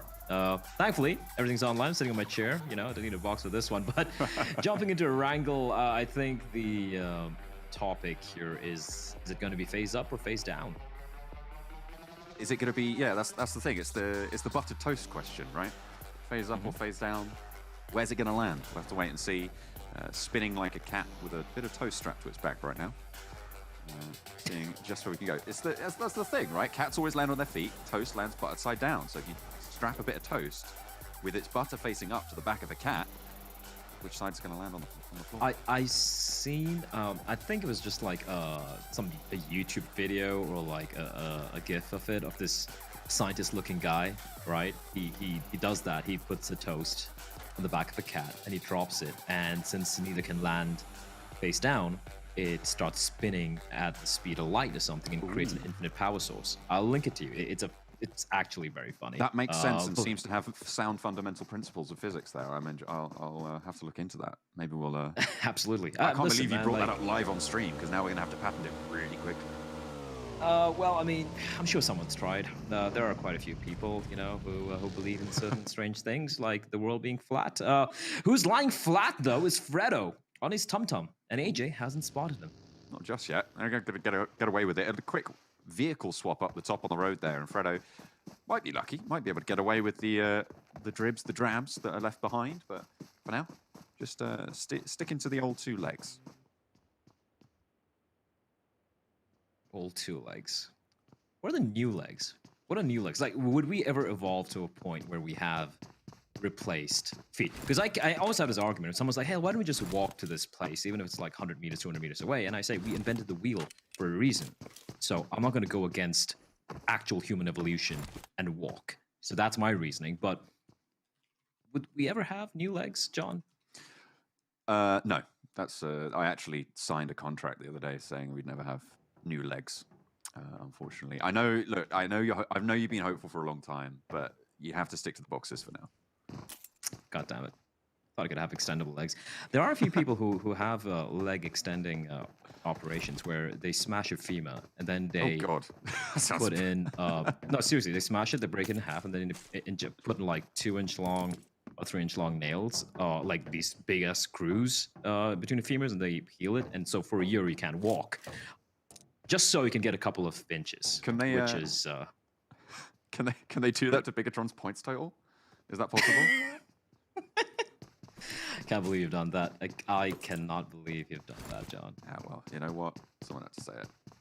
Someone had to say it. They have been a bit disappointing. I remember, like, I think it was a PMIW, the Invitational East, where we saw Bigatron, like, at least I saw them. And I'm like, you know what? They have trailed off a little bit. They've been struggling quite a while. Maybe they're gonna, start to wake up and get better. It's been a few months, and somehow this slipped even further down. Which, at one point, I think everyone's called it out now. But at one point, you got to ask yourself, like, where will it stop? Right? You keep rolling down. Where is it go? Where are they gonna hit? When are they going to hit bedrock? Yeah. When's the splash pool at the end of the slide? It's just not. It just seems to be going on forever. I don't even think there's a splash pool. I think it's just hard, cold earth. Ooh, dear. Yeah. Maybe try and scoop the slide out if nothing else. Try and get an upward trajectory going. Circle going to zone in fairly central on this map. It's enveloping Severny and just tickling Sosnovka Military Base Island down on the south. So fairly central. Just a little bit out to the east of Pachinki as well. Downward Gaming, very central right now. Deadeye's guys, splitting around that Roshok position, might look to move south just a little bit quicker than maybe they normally would do. Take control on that hillside. It would be valuable scouting ground if they want to control those crossings near Roshok and control the ground to the south in those headshot hills. Might you keep an eye on Infinity, and they're just happy campus right now in the military base, right? Because obviously Smallwood Esports on there. It's still like, hey boys, we got free loot over here in Novo. So they have complete control of that compound. They did get kind of screwed by 628 when 628 were bridge camping right next to Ferry Pier, and they completely screwed Infinity's rotation into the main island in one of the super weekend games. So I'm assuming they're going to be heading from the Novo bridge. However, if they do that, Genesis Dogma. What are your thoughts on Genesis Dogma? Because one thing, I was talking to Imperium about this when we were casting the games, and we're like, they seem to be a team who just seem very, just capable enough to get a couple of team wipes. They're always a thorn, always a problem that other teams are always wary of, but they don't seem to have that one pop-off game which can, elevate them up to, a top 3, a top 4, or maybe even like a top 6 position. I feel, and I'd have to go back and look at their actual games, but my gut reaction there is that they're a team that isn't super proactive. They're letting a lot of stuff happen around them, and whilst they're skillful in those situations, it hasn't come to my attention that they are really, making those dynamic decisions. I mean, even, for instance, Tong Jiabao going center, like, that's a proactive decision, and sure, maybe it wasn't working out for them super well. They've struggled a little bit at times. It's still a decision that they have made, and they have proactively followed that decision-making process. Whereas Genesis Dogma, I feel like I've seen them on the edge quite a few times, and in general, in those little scuffle conflicts, and maybe not making those proactive decisions. As I say, I haven't tracked exactly what those rotations have been, so I'll have to keep an eye on them, but I feel like proactivity could be a little bit of a low stat for them. Proactivity, of course.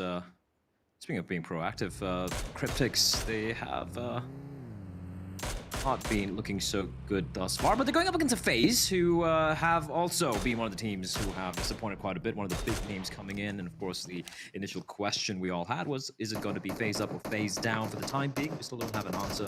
They are just going to be taking a few pot shots into the direction of Cryptix. And for Cryptix, you know, they want to take this one safe. They didn't really have a great first couple of games here. I did have this discussion with Blank in the previous game. Oh, somehow Senkai gets spotted out. MR5, after have rattled off about 500 bullets in the general direction of Senkai, well, a couple of them will finally connect, and he has been knocked. But just going back to what I was about to touch upon there, John, Blank did mention that some of these teams, the 4 teams who didn't qualify for the first Super Weekend, they're going to be approaching these 2 days in a very, very safe fashion. Now, the question here is that the right approach? In terms of what you're looking for out of these 2 days, you're looking to qualify, right? And to do that, you're looking at around a 45 to 50 point set of games. Now, over 8 games, it's going to be between 5 to 7 points per game to hit that margin. So you want to be consistently hitting 8 or more, and then you're going to be feeling quite safe. Now, getting 8 points, you know, that's 3 kills. That's like top 7, 6. You're able to do that by playing fairly conservatively. If you're looking for that sort of score. If you want to go for those big burnout games, there's a lot more variance there because you're going to need to put yourself in some more difficult decisions.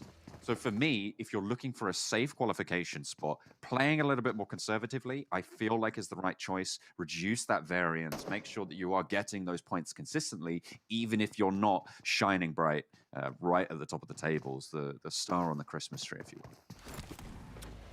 I think I can't really argue with that. Yeah, I think that would be the right approach here. Hopefully they are able to get those 3 killed in an average, because they have struggled quite a bit in the past. Infinity taking this sweet time and an interesting approach on the rotation coming in from Military Island. They're going to be playing in pairs of 2. Very confident in the fact that Genesis Dogma and 628 would not be waiting for them to make their way into the zone. So a pretty brave ploy from Infinity. I don't think I've ever seen them do that, splitting in groups of 2 when transitioning up north, but they will do so, and it'll do so pretty comfortably as well. Yeah. Thus far, almost 10 minutes in, just to 1 casualty in the server. So it is going to get very hectic very soon. As I say that, Tony K will say hello to Jimmy, who will unload an entire clip from that Scarrel. Not quite able to get the knock. Goodness me, he's going fast though over these hillsides. Unfortunately, Paraboy lays the trap again, but can't find it either. Okay, even the M249. Okay, hang on a minute. The vehicle goes bang, and Tony K does finally take a tumble. The rest of FaZe looking to regroup on up, but maybe just going to lose that one. Actually, yeah, they are just going to take the dip there, losing a player early. That was unfortunate.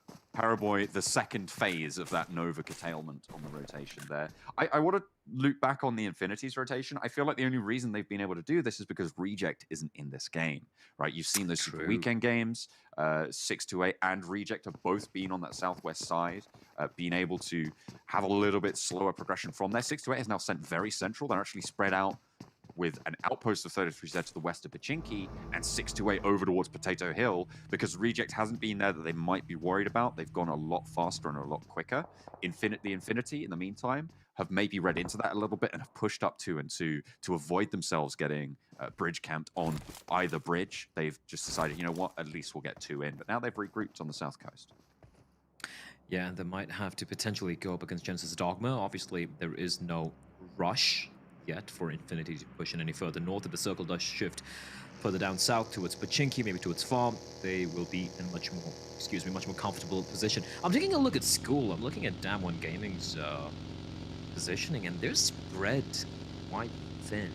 A player towards apartments, 1 inside of the school, and I know it's still not super, that late yet, but it does make me worry a bit, because if the zone does kind of collapse in itself, they're going to be besieged in all directions. The question is, how fast can they adapt to those zones, right? How fast can they spot, okay, this is a problem on this front, this front, this front, let's regroup, and then choosing the right place to regroup to. At the moment, I feel like the regroup position is going to be the hills to the south of apartments. You've left On Top and Junie over towards school and apartments, respectively. I feel like getting stuck in those positions is very, very difficult to operate from. And the fact that there's only one of them there, re-crashing into those positions, it's also going to be very, very hard if a team is going to take it away from you. So regrouping south, I feel, for Down One Gaming is going to have a lot more value if the circle doesn't zone straight on top of school and give us a swimming pool finish. Well, it's going to be right west of school. And in Venice, we have Cryptics, who I kind of felt like they were about to move out, heading closer towards school. But now with the circle shift, they're like, all right, we're just going to make this Water Town, Water City our home and hold on to their positions, but it's not going to be easy. You can see Deadeye's guys already making a move, and Team Secret are actually in a very good spot. I speak of Deadeye's guys, and they're going to be storming the castle. Lazy Boy puts the nade back in. You know that they're not going to be able to get the nades on the out, because Deadeye's guys have already managed to skirt around. And look at the on-top position as well, behind those rocks, spotting the players out on the roof. The nades start to tumble down the stairs, and Deadeye's guys, they're firmly into this bottom floor, Blair. They are indeed, and El Chapo just biding his time. These nades won't quite be able to find Deadeye's guys, but El Chapo, he is kind of alone, and they're going to be pushing up as a group. The spacing is pretty good, and they're going to just come pre-firing around the corner. Is going to be Frag Boy. Again, as you pointed out earlier, they do have one member of theirs, of Deadeye's guys, out in the open, trying to get an angle on the players up top on the roof. El Chapo healing himself a little bit. He's going to get the knock on the Frag Boy, and suddenly this is very doable for Cryptics, despite being at a man disadvantage. If On Top has spotted this dropout, they'll have this information. You can see the gunshots going off, give them some info, another drop in, and El Chapo goes down. It's 2 for 1 right now on the trade, but there's more shots still to come through. The Deadeye's guys, they come a cropper on the ground floor of the garage. Lazy Boy able to answer, and Marshall's now in for backup. On Top sends for the hills as his 3 teammates fall. Oh, On Top, he needs to make the great escape, which he will indeed manage to do so. Marshall not able to get the kill, but not bad. A great hole coming in there from Cryptics. It looked like Deadeye's guys kind of had their number. They pushed on in. The spacing was good as well, but Cryptics able to just jump on down. And while all of this was going on, Down One Gaming, we were talking about their positioning towards school, and suddenly we find them in ruins, and it looks like the team are in ruins as well. But Team Secret pushing on in to FaZe's position, and MR5 has everything to do. Goodness me, just immediately dispatches Freddo, but there's more Team Secret players waiting in the wings. Back behind the low wall there, Jumper spots out the position, keeps on pushing forwards, worried about the ridge lights, and they have to play a little bit more reserved here. MR5 hunkering down, waiting for these reloads to come through, but that is a lot of bullets. 3 digits in the mag there for Team Secret on the M249. You can't duck around those forever. Shots coming in across the way, Jumper hits the deck and turns around for the 180 spray, but is looking good to stay away from it. Beer 11 not quite able to get the shots in return, and FaZe lose a pivotal battle on Ruins. Yeah, they were able to take down, well, almost eliminate Down One Gaming, but perfect opportunity there for their opposition to strike. That's a good take there from Team Secret, pushing on in. Now, oh, Venturous is still alive. Is he going to get it? I don't think he has time. I don't think he's going to make it. No. Oh, that's unfortunate. Oh, so close. So close. But he goes up in a puff of snow, I guess. Very seasonal. I guess. Well, Secret, though, they're looking to finish off the job. They're looking to take down the final member of FaZe so they can have complete control of Ruins. How does he even know? What is that nade from Jumper? I don't think it took damage there, which means they won't know exactly the position, but they've got to have an inkling, right? They've got to have a feeling. Theory. He's gonna try and reposition. But what was that? I don't know, like his spider sense, his intuition, whatever it was, if it wasn't for that wall, that many broke the wall, like that would have been 100% a guaranteed kill. And well, it's not a nade, but it's a UMP that does the job. And that is going to be it for FaZe. It will go down. And MSC, MS Chonburi going up against a MENA team in the form of Nigma Galaxy, Ponzai and Jasper, the 2 still standing. And yeah, they've done a great job taking down Nigma Galaxy and able to get the reses as well. So MS Chonburi will keep all 4 standing, at least for the time being. Well, the fights on the Ruins Hills starting to reign pretty strong right now. Nova really struggling as it's just Order standing now and isolated in position as well on the outside of the circle. 4 rivals proving to be an immovable barrier to them. They've taken plenty of knocks in the meantime, and just seeing the number of knocks laid out in front of Order, you can see that King, Paraboy, a couple of the 4 rivals, they're all a mishmash there, and even further at MS Chonburi taking knocks. It is brutal, this zone. Interesting how Order has just completely forsaken his teammates. He's like, well, Too bad, lads. I'm not gonna be heading on down to go for the res. So it is looking a bit grim for his team. For Nova, Auto will be the last man standing. For Four Rivals, though, they have more pressing problems as MS Chonburi have moved on in towards ruins. They know exactly where they are. And in the meantime, Damwon Gaming, the final standing member alive, is getting hunted by D Xavier. Never mind, the rest came in for Nova. Okay. All right. They managed to actually get it back. They tagged Paraboy as well. Nade would finish it off, but look at that. Barely a pixel of health there. Paraboy looking to get back up for Nova, so 3 strong. That is a really great result for them. It was looking pretty scuppered, but they'll be back in the fight.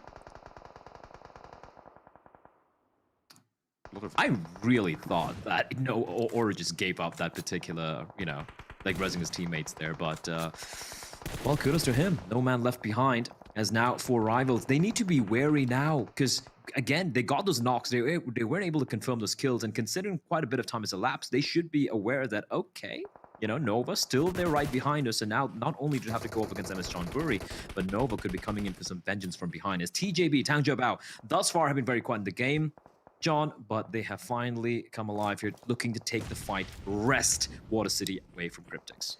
Although they're probably not looking to push onto this position, they have an excellent position to stop Cryptics from leaving the Sunken City. The difficulty is Genesis Dogma are looking their way immediately. You see El Chapo getting peppered as he tries to leave that position. Attacker still with the sightlines on, as Sir will have to reposition here. Most likely going to try and take a vehicle, but okay, they're going to stay all the way out. Lazy Boy falls, the heal for El Chapo, but teammates going down. Unfortunately for Tong Jiabao, Bamboo has already fallen. Another nade to bombard, an Attacker still in the way. Looks like Cryptics have managed to run the gauntlet.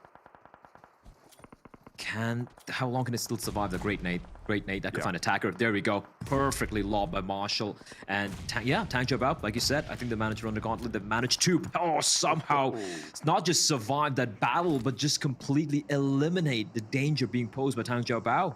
All 4 members just basically evaporated from the server. Fantastic work coming in from Cryptics. They locked themselves in. The difficulty they had was that there's no positions really in front of them. They'd done their scouting. They know that there is people in the buildings ahead of them. They needed to take down Cryptics to have a chance at crashing into that. Not only that, they needed to take down Genesis Dogma. And quite frankly, it's just so hard to leave a position like that. I feel for Tong Jiabao in that position. Maybe if they'd have moved a little bit earlier, tried to get ahead of the game, they might have had a better time of it, but it just was not going to happen. And now as it stands, Team Secret, who have wrapped on a very wide rotation, have got a dominant position in this next circle, Black. If you're very sharp-eyed, you can see DRS making their way in across the waters, across the channel, up north, and they're going to be coming in from behind. You can see them in the distance right there. Rico Infinity might not be aware of them. And for Genesis Dogma, yeah, everyone in the water, at least for the time being. But eventually, they might be spotted up at 4 by DRS and Secret now from above. Their opportunity to strike. DRS trying to be very sneaky, but 628 have spotted the Nepalese team, and they're going to be coming in from the side. This is a great position for a 628 to take. Swinging in, trying to stop DRS on the coastline, but they still got a lot to do. Dear Savior, trying to face off against Junie from Damwon Gaming, still holding out in those ruins. A lot of up-close and personal architectural inspection going on for the last player of Damwon Gaming, and he's going to get a point for it. Finds a second kill so far. Now 2 players left for Dear Xavier. This is winnable. He's like the Predator against Arnie and his men. Uni, single-handedly just taking them down, eliminating them amongst the ruins, amongst the grass, one by one. 628, interesting approach here. I have one already in the water, the rest of them still battling it out against DRS, but DRS coming out on top, considering 628 knew exactly what DRS were up to. DRS able to hold on to their position on the coast, on the bank rather, and able to find all members of 628. Sunan, the last member alive, is going to be swimming, just skirting the edge of the blue. Eventually, he will have to just go up to get a gasp of some air, but he should be found out. So that should be it for 628. And for DRS, a fantastic position to work with, especially taking a look at where the zone is. And Team Secret, they need to be careful here. They are exposed, silhouetted against the skies, and Nima is them take a few pot shots in the direction. The good news is that they know that there's not too many teams waiting to push them immediately. They can be a little bit more exposed. If they take one knock, that's fine. It would be taking two out on that outcrop that would be disastrous. They can get those reses there. I'm very impressed with what the Infinity's been able to do on the southwest side. The amount of control they've exerted over this, we haven't really been on board with them, but they controlled 628. They controlled that entire southwest quadrant of this phases, set of phases of the circle, and they're going to have to push him from the edge. They're playing this edge position now as we hop on board with them. They have a difficult run ahead of them, but I'm very impressed with the amount of presence that they've had. MS Chonburi. They might have finally put Damwon Gaming 6 feet under, but now they have to go up against the entire full squad of Rico Infinity, and unfortunately, they're not able to hold their own. Infinity now, they've been playing in a 2-2 split for, it looked like forever, but finally they've regrouped, and that is going to be a problem for Rico Infinity and Team Secret, though. All 4 members still alive, and as you pointed out earlier, they're in a very, very comfortable spot as long as they are wary of the potential of, of a couple of teams, especially DRS being one of them, taking a couple of pot shots at them. They're in a good position here. They're just watching all the carnage unfolding in front of them, and they're just enjoying the view. The Infinity, they opt to take the fight with Rico Infinity team. They want to swing in from the western side. They know that Team Secret has that stronghold on the south edge of this next circle. They haven't had to move for a very long time. Now they're just moving through Rico Infinity team. Seems like they always win this fight. The Molotov around the side. I love that. I love that. It's Infinity versus Infinity battle all over again, John. Absolutely. We'll see if they're able to take it down yet again, but it's just not quite concluding yet. But an ass falls, and with that, I feel like the Infinity are just going to swell over the top. Yeah, Rico Infinity team fall. They weren't quite as big that time around. Cardinality not going to stand up. You know what? I'm good. Since we spoke about this, I'm just going to say it was a good reference. It's okay. If no one else got it, John, I got it. I appreciate it. That's right. Meanwhile, 4 rivals, they are getting taken down as well. Not looking so great. And look at Infinity. They just ram straight into DRS. They're like the Grim Reapers at the moment. They might not be expecting the second player, though. That is going to be Daybot from Genesis Dogma, able to get the kill. But now the jig is up. They know exactly where they are. Infinity are like just one-man armies, all 4 of them, taking fights at will against every single team seemingly. Uzi lobs a nade, and Nima's able to dodge it. Look at how low he is, and he's still pushing on in. Finally knocked down, and Tunny, the last man standing for Infinity. They're lunatics. Actual madmen. God, Tunny wins these, though. He's got a nade. He's cooking it. If it's good, it's good. AJ, that might be right on target. Takes a little bit of damage. Oh, he sees him through the bottom of the smoke. Sees the nade bubble out the top. I think that bounced off his helmet. Goodness me. AJ falls there. Pushes in. There's to be careful of the nade to his left. Will go off there. Now swings out against 2. Trapped against the rock and the blue. It's bad news for DRS, but they swing finally, and they will take a tickle. But it's the whole beef Wellington I'll go with. I don't know why I was going for it. That's going to be the whole beef Wellington for God Tunny. A beef Wellington, a good beef Wellington is always great. So yeah, DRS able to survive what was a very, very scary situation, a very scary 1v3 there. But yeah, the madmen known as Infinity have finally been put down. They've been on a tear, on an absolute tear thus far in the entirety of the league stage and a super weekend. At least now we're down to the final 3. DRS Galden from above will be shot at by Jumper, and I gotta say, I don't want to sound like I don't want to like ruin the tension, so to speak, but Team Secret, this is a game for them to lose. They absolutely have had control of this circle for so long, and finally from on high they descend to deign the Gentry with their presence below them.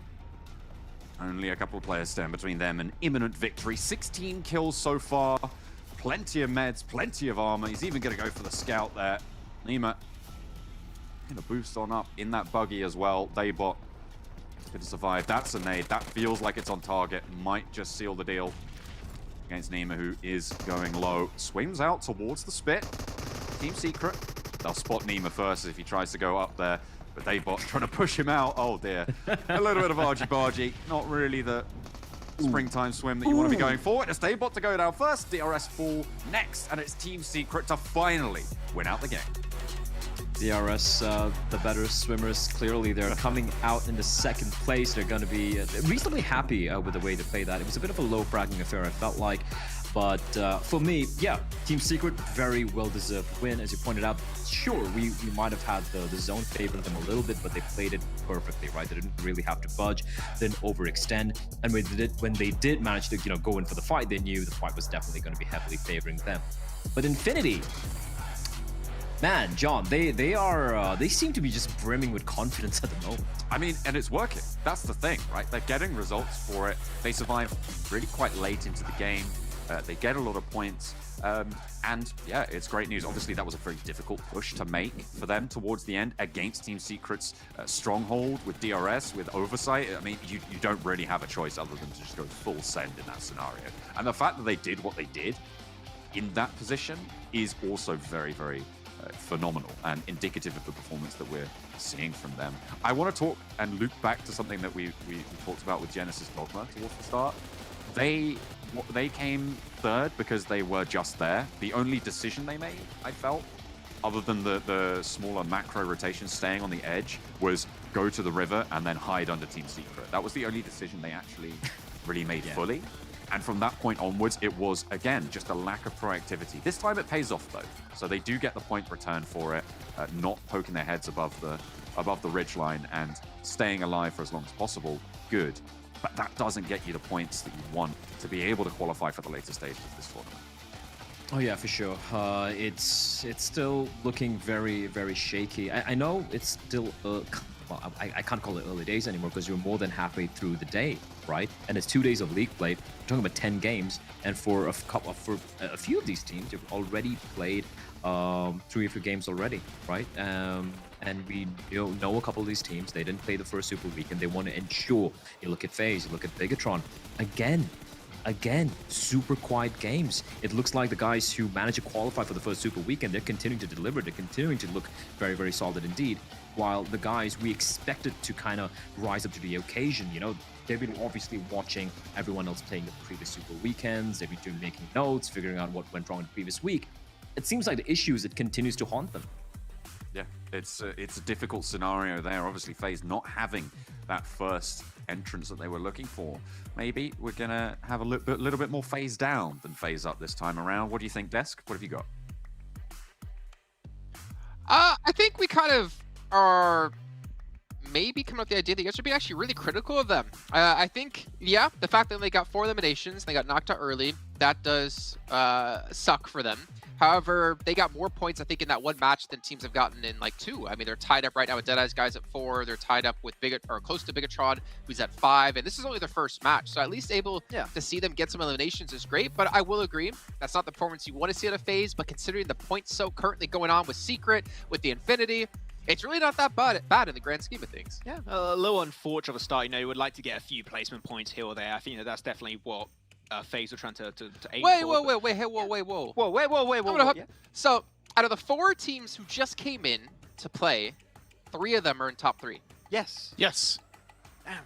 Yes. Hey, Sanhok's brain is on him. He's going to take our job soon, I'm scared. Yeah, I mean, Team Secret, DRS, Genesis Dogma jumping in for their first game here. Would get himself first, second, and third, respectively. And also, we touched upon this in the overall rankings. Out of 3 games, Infinity had 22 kills. Secret just got 17 out of a single game this time around. And holding on to a 2-3 in Ruins, which is not the easiest thing to do in Pyram. Like, they play that game so well, so early on, especially actually being the team to eliminate FaZe at the start of that game. Like, they were aiming for first place from the very start.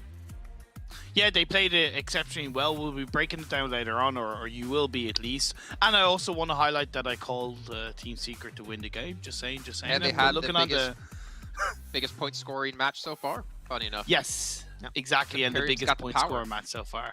I do. What can I say? I'm the new Caleris. Well, I mean, okay, let's not get ahead of ourselves here.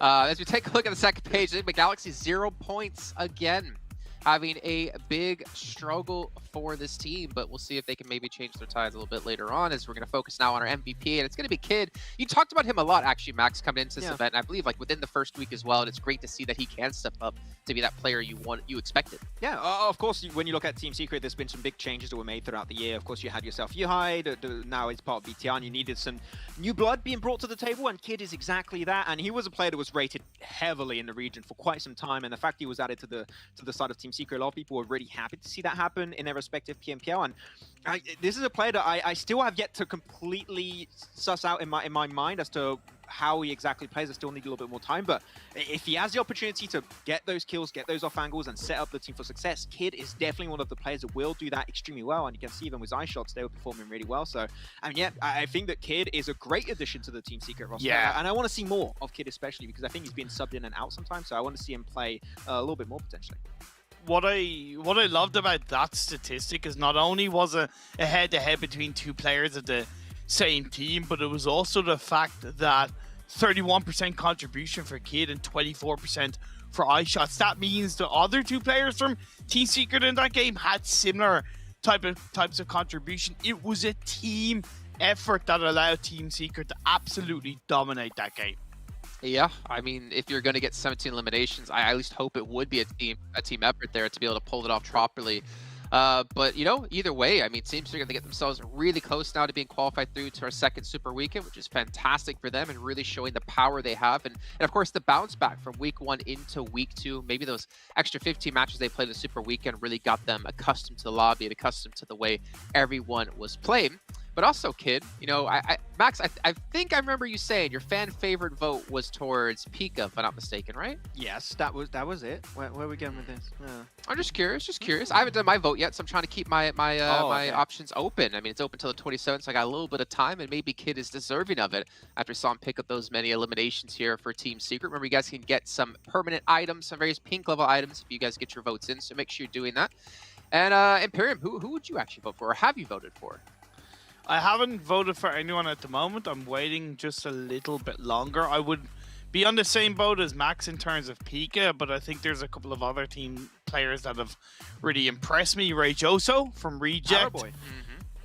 Powerboy, yeah, he's been okay. He gets enough votes from everyone else.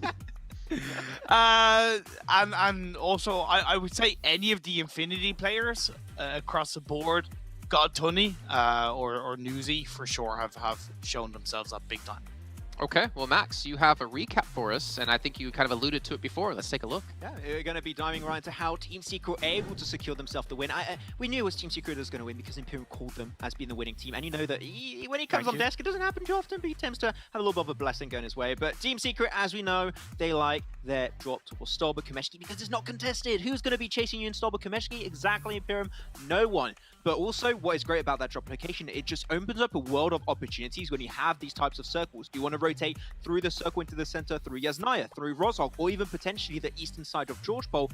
They can have literally any decision in the world, waited for phase 2 to pop, and when they saw the circle, they know not too many teams normally play the more northern edge, except for maybe Rico Infinity, potentially even Cryptic sometimes. So instant rotate up north of Ruins to get himself in a strong position, which is the compound where MS Trombori won actually a few days ago in Imperium. So they knew exactly what positions are the strongest in this type of circle, and they aimed for those super early on in the game. They call phase with their pants down, eliminated them, then they were able to come in and take down team after team, player after player, and you highlighted the 2-2 split was massive from Team Secret all throughout that late game, and it allowed them to hold on to some fantastic angles. The elevated high ground of the Cathedral hillside as well, overlooking the water, was perfect. And then the other two players down on the south side, it was allowing them to cover the hills, and nobody breached them, nobody pushed in because they couldn't. Team Secret had everybody's number with that split. Well, like, look, yeah, exactly. Like the 2-2 split, and they're still picking up eliminations. They're still forcing fights. I think just shows the confidence, Max, that they had in that position. Yeah, it's just so rough for Rins at the circle to move in if you get there late. And when you have two players, especially in the castle position of Rins, you have the perfect overview position. You can see with this flyby right here, despite all the teams already getting eliminated in the more southern edge, they were the one actually gatekeeping most of the teams in this lobby, making sure they could not get to that late stage. And if they do so, then all the teams that you're really going to have to focus on are the teams that aim for the river play relatively early, or that went to the compound where MS Trombury got a win just a few days ago. And because it's surrounded by absolutely nothing, it's hard to make that rotation initially work, which is why you see teams such as DRS struggle towards the end. And you saw the POV of Jumper there, Imperium. Yeah, the perfect visibility. There's no way this game does not go in favor of Team Secret, and then they just push in. They know they got the man advantage. There's no way for Genesis Dogma or DRS to contest that win. It's just they made sure they got every single kill while they still could. And it's more than coincidence that the clip started when there was only scragglers left on that riverside, right? Because they'd covered that south side so strongly. And Genesis Dogma, yeah, okay, it wasn't the best performance in the world, but at least they were able to get themselves into the top 3, hulking to the side of the cliff. So either way, good, but Team Secret just impressing us so much. Yeah, and again, we've talked so many times about teams who get positions or like this who are kind of not gifted, but they get themselves into a very strong position. It's about capitalizing off of that, getting as many points as possible, as many eliminations they possibly can. And with 32 points in total, they've definitely been the highest scoring team so far in a single match within PMGC, at least within the East League. I'm not too sure just yet when it comes to the West.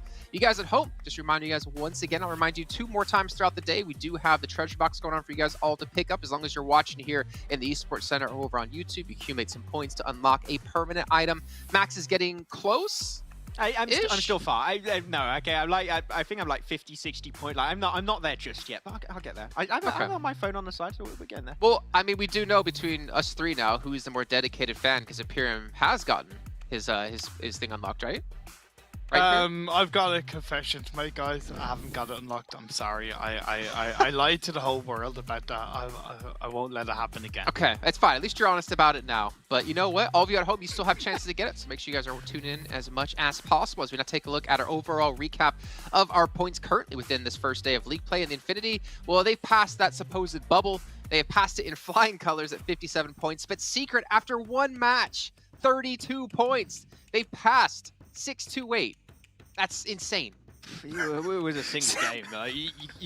It's insane. The script is written out pretty nicely. I gotta say, this is some good entertainment we're having on this second League play. But yeah, Secret had a strong position, of course. I'm waiting to see how their Sanhok performances are going to pan out. But I remember back last PMGC, I mean, you had Yuhai was doing a lot of the work in those games. But we know that this is a map that they can play really well, given the right opportunity. So they could still, potentially even just next game, also cross the bubble with Infinity and B2 teams already qualified just in a day alone, which would be absolutely nuts here.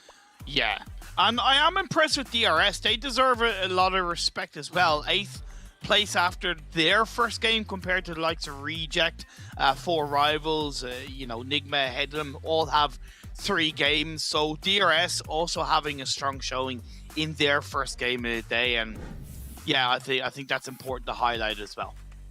I'll take a look at the second page here. I mean, FaZe, they're bottom of the table, but again, like realistically, 4 more points and they're into top 16. Well, obviously it depends on placements, but you know, 5 more points and they're into top 16. It's really not that far of a grasp for any of these teams, to be honest, to really move through. And honestly, if you look at the difference between 11th and 20th place, 10 points. That's it. That's really not much. It's always like this. This is always the same kind of situation when you're looking at these League play sessions. It's just one good game could be the difference between you qualifying and you being in the bottom 4 and not making it to the Super Weekend.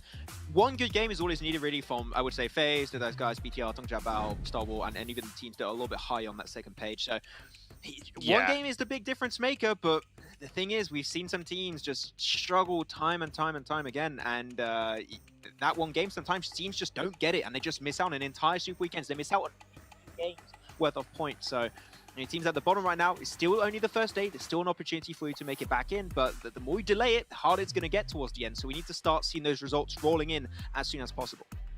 Yeah, and they got 2 matches left to do so today here for the groups that will be participating in those matches. For now, though, we're going to head to a break. And when we come back, we will be here with the 4th match of the day. PUBG Mobile fans around the world, welcome to the 2021 PUBG Mobile Global Championship. To the top teams across all regions, we have a message for you. The Middle East. You have proven your worth. Now, make your formidable debut on the PMGC stage. South Korea, forget the past. This year, show the world you've ascended. Remind the world of South Korea's raw talent. Japan, you came so close last year. But what doesn't kill you only makes you stronger. Bring it back better than ever. The Americans. You're the alpha dogs that dominated the West. Now, lead the pack on the world stage. Southeast Asia. You took down so many strong teams on your journey to the top. It's time for a comeback on the global stage. Europe, it's now or never. push your limits and surprise us all. This is the moment to create your legacy. South Asia. You were the dark horse of 2020. Amaze those who would underestimate you again. China. You carry the crown of last year's PMGC. Now, with everyone's eyes on you once more, can you secure back-to-back victories? PMGC needs a champion. The world needs a champion. Who will stand victorious in the end? Who will be next to glory?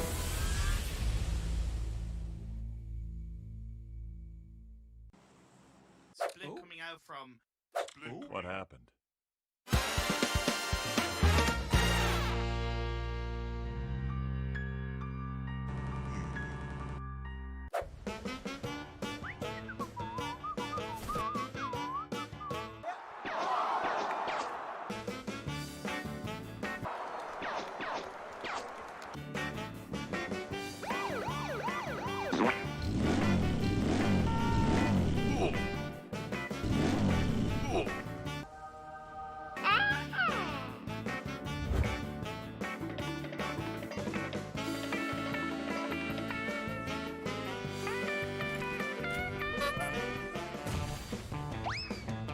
Come on, let's do it. Come on.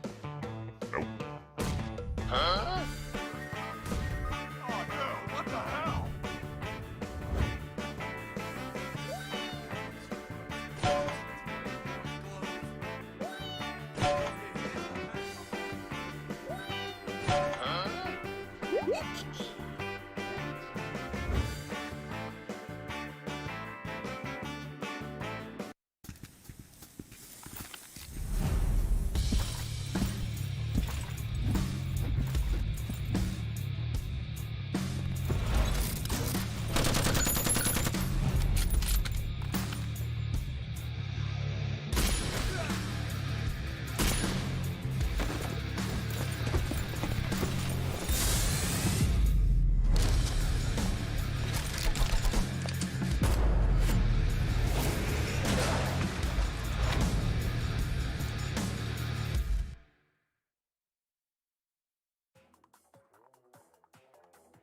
안녕하세요. 네, 안녕하세요. 담원 기아 소속 준이라고 합니다.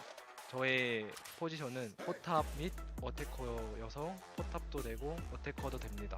저의 실력은 일단은 다른 팀 높게 평가하는 것도 있는데 저도 어느 정도 중상위권이지 않나. 제가 할 거로 따지면, 그러니까 또 이게 팀합이 안 맞고 기복이 심해지다 보니까 중상위권으로 내려온 것 같기도 하고. 포지션적으로나 뭐 해줘야 될 부분으로 따지면은 딱히 질 것 같지는 않습니다. 지금은 더 잘해지고 있다고 생각합니다. 이번에 올라온 BC 스웨일에서 저스티스 선수랑 친합니다. 옛날에 저희랑 같은 팀 동료였습니다. 저랑 걔랑 사이가 원래 안 좋았거든요.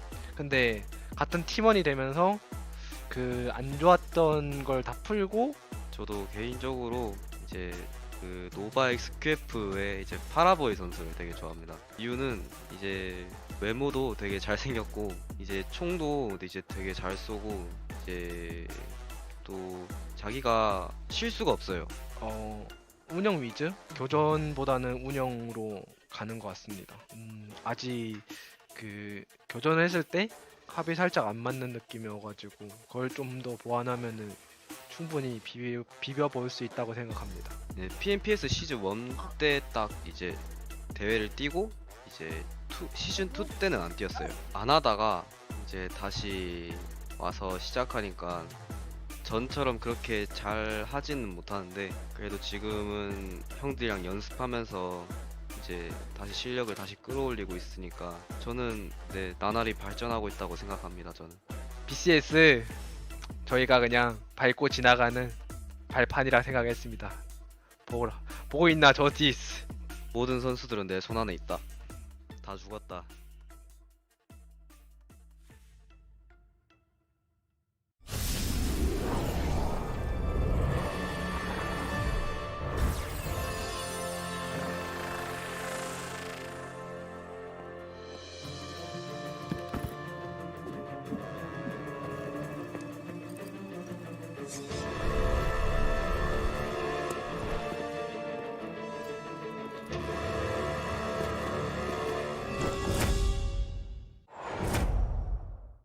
فإذا عقليتك قوية ما راح يفرق بين الفوز والخسارة ولا لعبك طلعك السريع.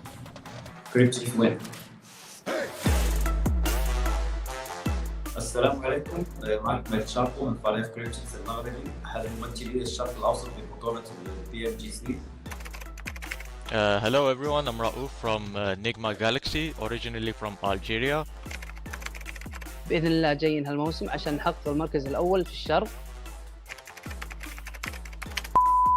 I really admire the Chinese team, Nova Esports. أتوقع أن تيمات جنوب شرق آسيا والتيمات الصينية تيمات قوية، وإحنا مو تيم ضعيف وكريبتشيك قد التحدي بالبطولة. I think the first team in East League might be a Chinese team, but the finals are guaranteed to no one. مثل ما قال نجم كريكسي الليج مو نفس الأول بالفاينل، الفاينل أهم، ومع قوة الفرق الشرقية هدفنا السيزون. These goals are too conservative. Our main goal is to win the finals and be top one. الكلام الكثير ما له فايدة. إذا بدكم تشبتوا حالكم اثبتوه على خريطة إيرانجل. I think our mentality is fine. It might be easy to get ahead of ourselves, and we lost some games in Season 2 as a result, but we will not make those mistakes again. And I think we're mentally stronger than any other team. العقلية قوية مهمة، لكن قدرة اللاعب الفردية هي تحدد بين الفوز والخسارة.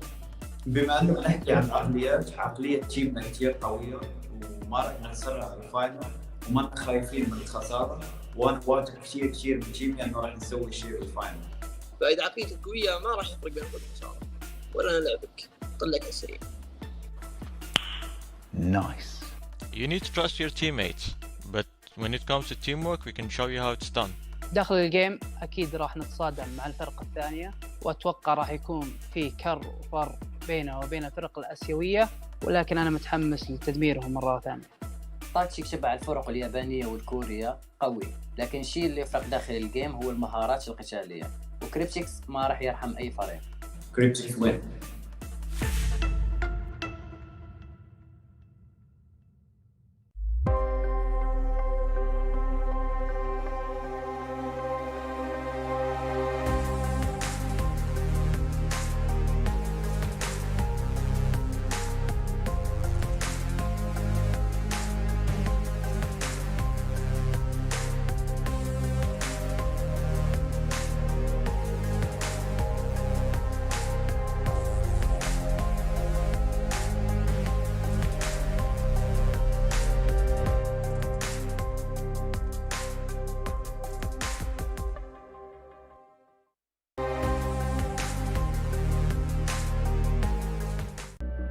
I saw the first light, the first steps. Now I see much more. I capture Earth in all its beauty. I see action. I see drama. And I see it in the finest detail. Moments of inspiration. And the first steps. I am the 1+9. We are back, ladies and gentlemen. It's time to get into our fourth match of the day. I hope you guys are excited as we are, because we got Team Secret again looking to repeat performances, putting up 17 eliminations, 32 points overall. Imperium, you blessed them perfectly. I always want to put you on the spot for another match here, but you know what? I feel like your curse bar is empty. It needs some time to refresh and recharge before we can fully get into another pick out of you. But as we are going to the fourth match, it's going to be Sanhok. And to be fair, if you can correctly predict Sanhok every time, you should go play the lottery. I don't know what you're doing here. I can, but I choose not to, because Jason, with great power comes great responsibility. Okay. Okay, Spider-Man. Well, see. I didn't know Spider-Man was Irish. Just call me Peter Parker. Hey man, the multiverse is collapsing. I mean, we saw it in the trailer, right? We're going to have everyone. Exactly. Tommy Maguire is going to be on the desk at one point, I think. We'll have to see. But yeah, it's another Sanhok game, and this also being the first Sanhok game for Team Secret, DRS Gaming, Genesis Dogma, and FaZe Clan. I'm intrigued to see how that's going to work out. I said about Team Secret that this is a map that last PMGC they had some decent success with, so this might be the game where they're trying, maybe not overtake Infinity, but at least get close, right? But also, just imagine if they did. If that they would be somehow great. overtook Infinity after they played 4 matches and Secret have played 2. Yeah, that would be a great one. But also, we've got to keep in mind that these points do not go over into the Super Weekend and give you a chance to make it into the league finals. So these teams are looking super comfortable, but is that the teams at the bottom do we got to be focused on a little bit here? And they need to have a big change of pace to make it. They need to find some success on Sanhok, which hasn't been happening so far for some of them. And I also think we're heading in a bit of a direction like last week where that cutoff point is going to be a little bit lower than calculated, because a little bit similar to last week when the likes of Enigma and Stalwart and even 628 were kind of quite power hungry in the points. Infinity and Team Secret, at least in the first 3 games, have proven to be pretty kind of hungry for those kills and those points, so it has allowed that opportunity for the likes of FaZe to get one good result. Like a 15 to 20 point game would automatically jump them up into around the top 6, top 7. So it is something to consider coming into, of course, not only the next 2 games, but tomorrow's as well. Yeah, and to remind you guys, as you are seeing here, like, oh, FaZe, they're on 4 points. Oh, they're terrible. They've only played 1 match. Like, some teams have played out 3 matches. Some have played out 1. Some have played out 2. So we have to keep them. Okay, all right. Wow. Yeah. If you want to create some enemies here, that's all on you. And I'm sure Deadeyes would appreciate that, especially all your fans in Pyramid from Nepal. So if they want to unfollow you and follow me on Instagram at JCalvin with the 1 instead of the L, feel free. I'm definitely down for that one. But yeah, it is true. Like, obviously, some teams have played more matches than the other. And while we are done today, some teams will have played out 5 of their 8. Other teams will have played out 3 or 4. So we have to keep that in mind, keep that in the back of the heads at least, and see how it changes as time goes on. But the fact is, we do have some teams just kind of sitting there towards the bottom of the table. Deadeyes guys was the team to qualify in 16th place last time. Will they do it again? Well, I guess time's going to tell here. Yeah, I mean, the tiebreakers are very important in the league play. We've seen it happen many times. Last PMGC, I think every PMPL, I think at least every PMPL has got 1 iteration of that happening at some point in time. So, yeah, you got to make sure that if you can get at least 1 win, you're sure to win those tiebreakers. But if you're barely qualifying in the top 16, I don't expect you to have a chicken dinner, because that should pretty much secure you into the Super Weekend itself. So, hey, we'll see how it works out. Yeah. It's funny that you said. Oh wait, I'm trying to find the right page, the appropriate page for this, because we do have Tong Xiaobao in 14th place with 1 chicken dinner in our Super Weekend. Oh, in the so Super it is Weekend possible.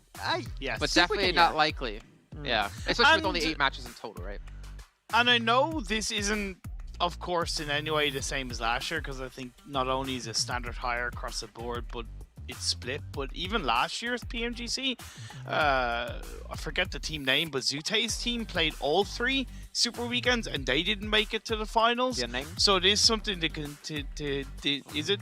No, Wait, it wasn't the Unnamed. Wait, I'm thinking. It wasn't the Unnamed. But either way, my point is, you know, the qualifying for every Super Weekend, it's the aim, but it's not always the ultimate guarantee. So that's why it's even more worrying for the likes of Enigma as they try and chase their 2nd Super Weekend in a row. Yeah, I mean, Enigma, they're not doing too badly, to be completely honest. I mean, again, they're sitting around, was it like 27 points, if I'm not mistaken? Just going to quickly fill for time. 25 points. So they're actually not doing too bad, though. They have had like a 0-point result before earlier on. And I mean, you're bound to have some 0-pointers just because, you know, the zone doesn't go your way. You can't find the right loot. Maybe get hot dropped a little bit. I mean, maybe it's an off match for you. But one thing that stands true across this entire event is you're allowed to have some off matches, but you really got to pick up the points. You got to pick up that pace when it matters, especially when you get into the grand finals. It's just 4 days of time. And some teams are those marathon teams that can do well over a long period of time. And some teams are very volatile and have high highs and low lows. But if you have all those high highs hit perfectly, like we've seen before, I mean, come out the champion. Yeah. Yeah. Yeah. Okay. Can't say anything else. Yeah. Well said, Jason. Nice one. Okay. Well, I guess I'll just keep filling in the meantime, since our 2 analysts are just flabbergasted at how smart their host is. Smart, handsome, got a great haircut, even though no one's mentioned it here for me at all. It kind of makes me a little bit disappointed that you guys are not paying attention to me, the most important part of the show. I'm just kidding. You guys at home are the most important part of the show who are watching, but it's time to head to our commentators here for our next match of the day. It's going to be John, Allen, and Blake. Thank you very much, Imperium and Maxman. Jason was there too. Blank, how you feeling? Feeling good. You know, I'm feeling like Maxman's hairline at the moment. It feels like it's coming back, you know. It's coming back with a vengeance, and so am I. I'm back in this game. I'm good to go. You know, Jason's losing hair, mainly around his chin though. I think he looks kind of clean with it. But we're going straight into Sanhok. Bang being our ending point on this plane path. Most teams getting where they want to go. I don't even know why I talk about the plane path on Sanhok. It doesn't matter. It's so inconsequential so many times. I think I've seen maybe 3 plane paths on Sanhok that actually have an impact on a game over my course of doing PUBG Mobile broadcast. I want the plane path that starts in Kampong and then goes out to the east and then the game ends.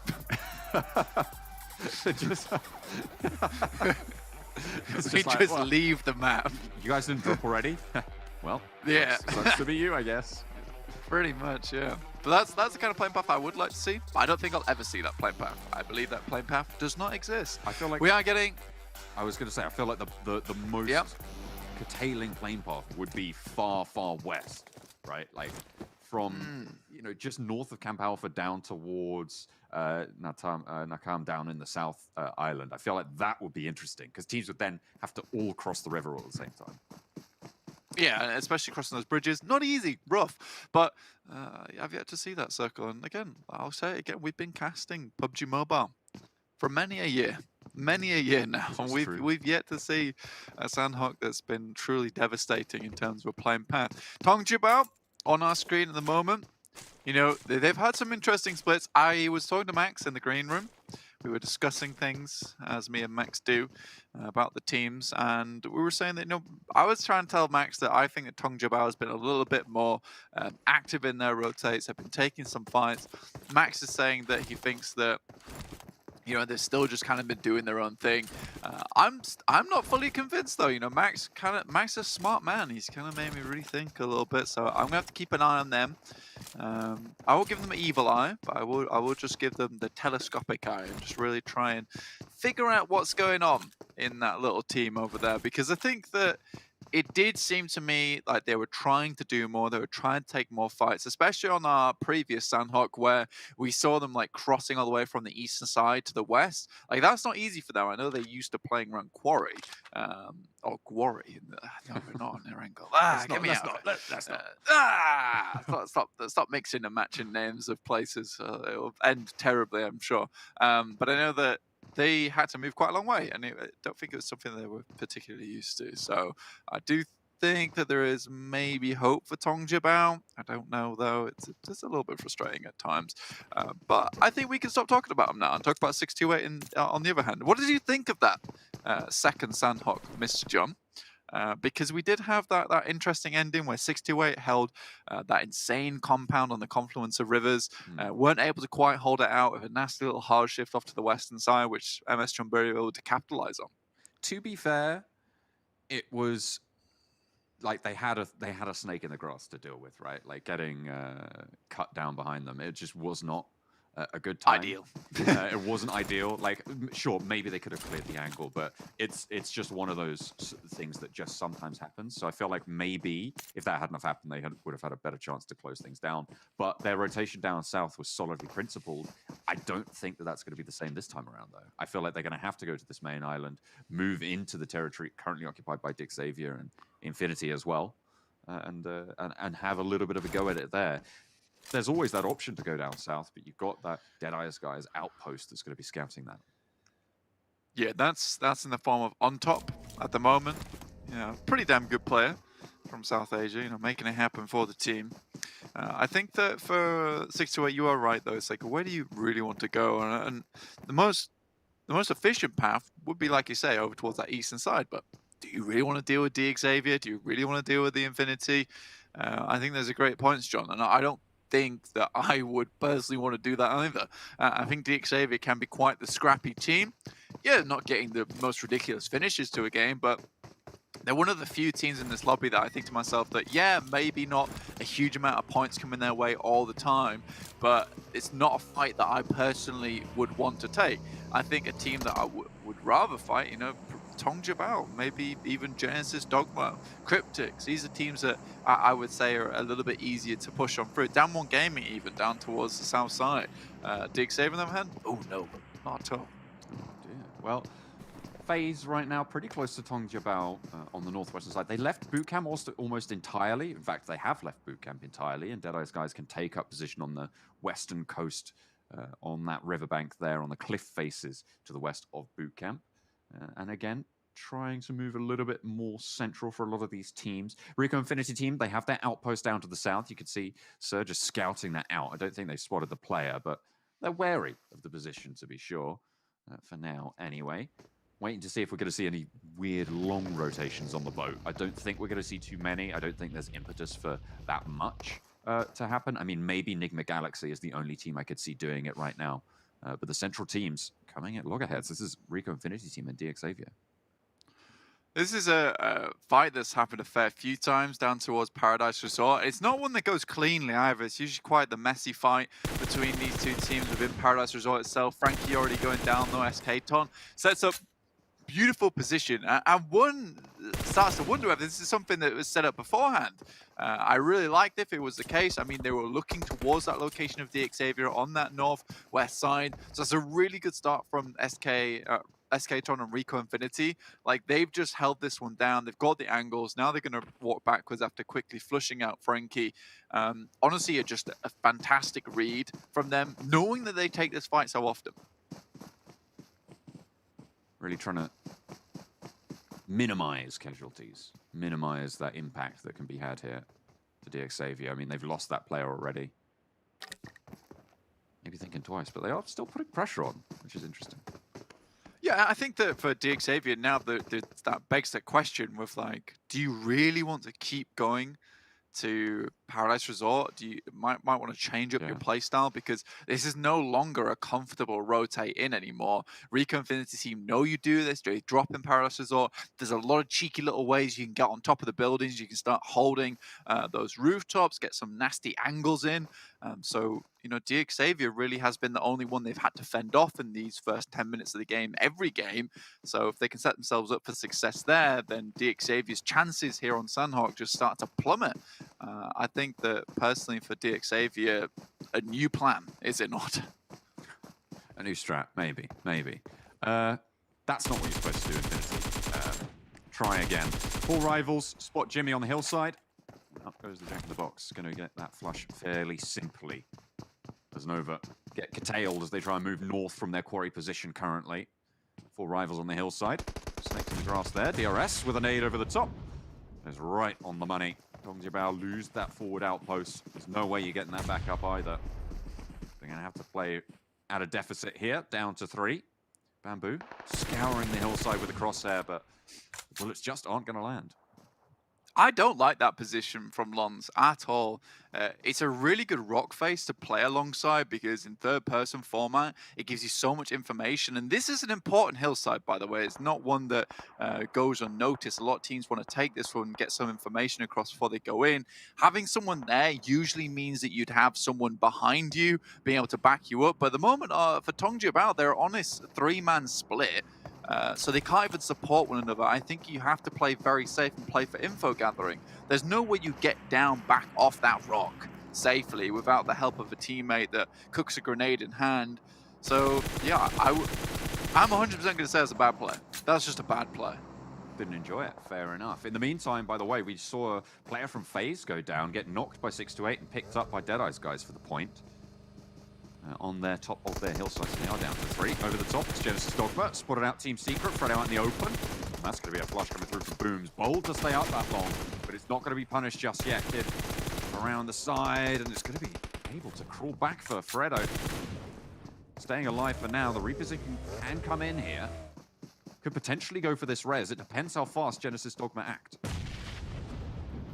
I think for Genesis Dogma, we were having a discussion beforehand, whether they are proactive or not. And I think a lot of times they are just letting other teams do the work for them. Rapids goes down for DXavier. Rico Infinity team just moving in, and that's Ferrari going down next. And Rico Infinity team dispatch DXavier easily. Ooh, that was a player on the top of the hillside. Genesis Dogma lose a player as well. The res has come through. And Genesis Dogma down to 3. They didn't crash onto the player down. They didn't move up to the compound. And Ice Shots just tears them apart. 2 players now left for Genesis Dogma. Fredo gets re-knocked, and they have lost Kid in the meantime. Either that or he has gone very low. He hasn't got... Oh, he was just healing up. It was just a pixel of HP left. Fair enough. they'll be able to get that res yet again. So down to 2 for Genesis Dogma. They don't capitalize on the opening that Team Secret gave them.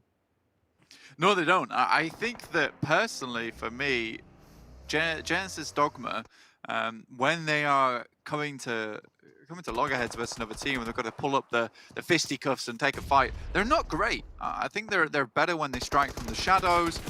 And now the jumper's moving past. Nice shots from Daybot. Now they've got to do something about it. Kids coming in. They will flush that one out. So Daybot's done a huge amount of work. And Team Secret now down to just 3. This is a bit of an issue. Around the side, Daybot trying to hold it down with the UMP at close range. An underhand Molotov to isolate one of the sides. Now iShots has full cover. Has to send out a little bit wider. Tries to hit the drop shot. But Kids just better on the day. Will get that flush. A little bit of retribution for Jumper, but they didn't want to lose that player. They really didn't. I mean, to be fair, Genesis Dogma sending Satar off in the distance, you know, it's a necessary evil now for Satar. He just needs to let his team alone. He can't get revenge for them. Tongjibao sitting here with Bamboo. Again, still very split up for this team. Must know that FaZe is off in the distance with MR5 and Torres and Tony K. Beer 11's already gone down. FaZe, come on, guys. We know you can do better than this. This is a little bit of an unfortunate turn of events for them, and I think that it would be a massive, massive shame if they didn't get into the second Super Weekend. At the moment, they're just playing scared, though, for my liking. Yeah, I'd have to agree. I feel like they've been playing very, very close together, which in general to me would imply that what you're bringing up is they're a little bit, they lack a little bit of confidence in those scenarios, right? At the moment. We were expecting more from them. At the moment, they're just so tightly huddled. However, to be fair, in their current position, they're holding that Crossroads compound, and they do have a lot of points and a lot of sightlines there. So I think it's fair enough that they're close right now. But even before, on the hillside, they were just super close together. I think losing one is going to cause some problems later on, though, holding that Crossroads. When people start to figure out that it's a pretty strong position, especially with it being so central, 4-man team drops in. It's too easy. Yeah, I don't know. I'm completely disappointed. I'm completely disappointed. 100%. My day is ruined, honestly. You are saturated with the disappointment that you feel with Tongjibao. Yeah, it's... I thought they could change things. I really do not get the 4-way split at all. I think this late into the zones, right? Like it's... Yeah. Even like trying to hold down specific like hot areas, like we saw from Lons earlier on, you can't do that alone. You kind of have to just commit to the info game in one specific area and then play from that area on Sanhok. So don't know what's going on with Tongjibao, but this game is a definitive like performance that isn't great, honestly. With the circle shift, we're onto a north side brawl.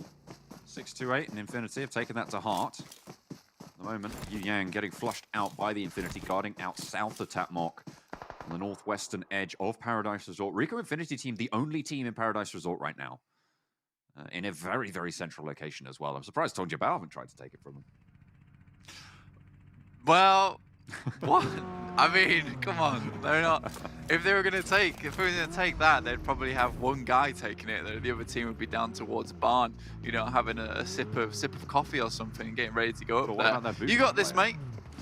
Their bootcamp player, you know, maybe not even bootcamp, probably down towards Painan, more than likely. Control the crossings. Fair enough. I get it. Control the crossings, yeah, from afar. Maybe you can see your teammate off in the distance.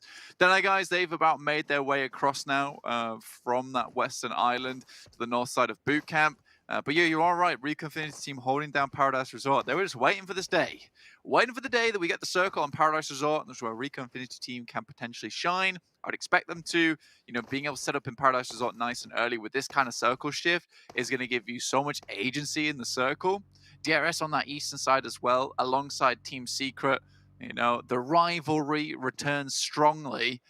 You know, if Team Secret don't make it into this next Super Weekend, like, it's all down to DRS. But realistically, at the moment, with the way Team Secret is playing, highly doubt that. MS Chamburi swing out and actually go across the North Bridge to insert themselves very near to Deadeye's guys, very near to 628 and God Tunny from Infinity, who is their western outpost. I don't think they're expecting a team to move across that bridge on the west, and I feel like if MS Shamburi had tried to go for one of those compounds on the junction, God Tunny would have gone down. The pressure exerted upwards by 628, by Deadeye's guys, would have pushed that rotation up, and God Tunny might have suffered for it. But now, MS Shamburi in a very tricky spot.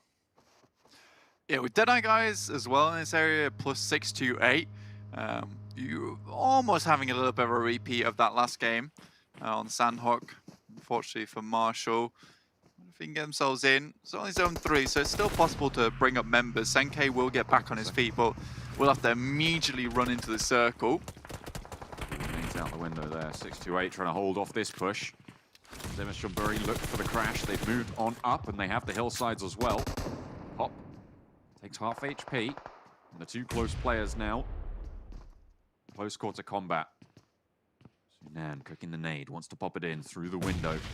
Move Jasper away, but they have the cover.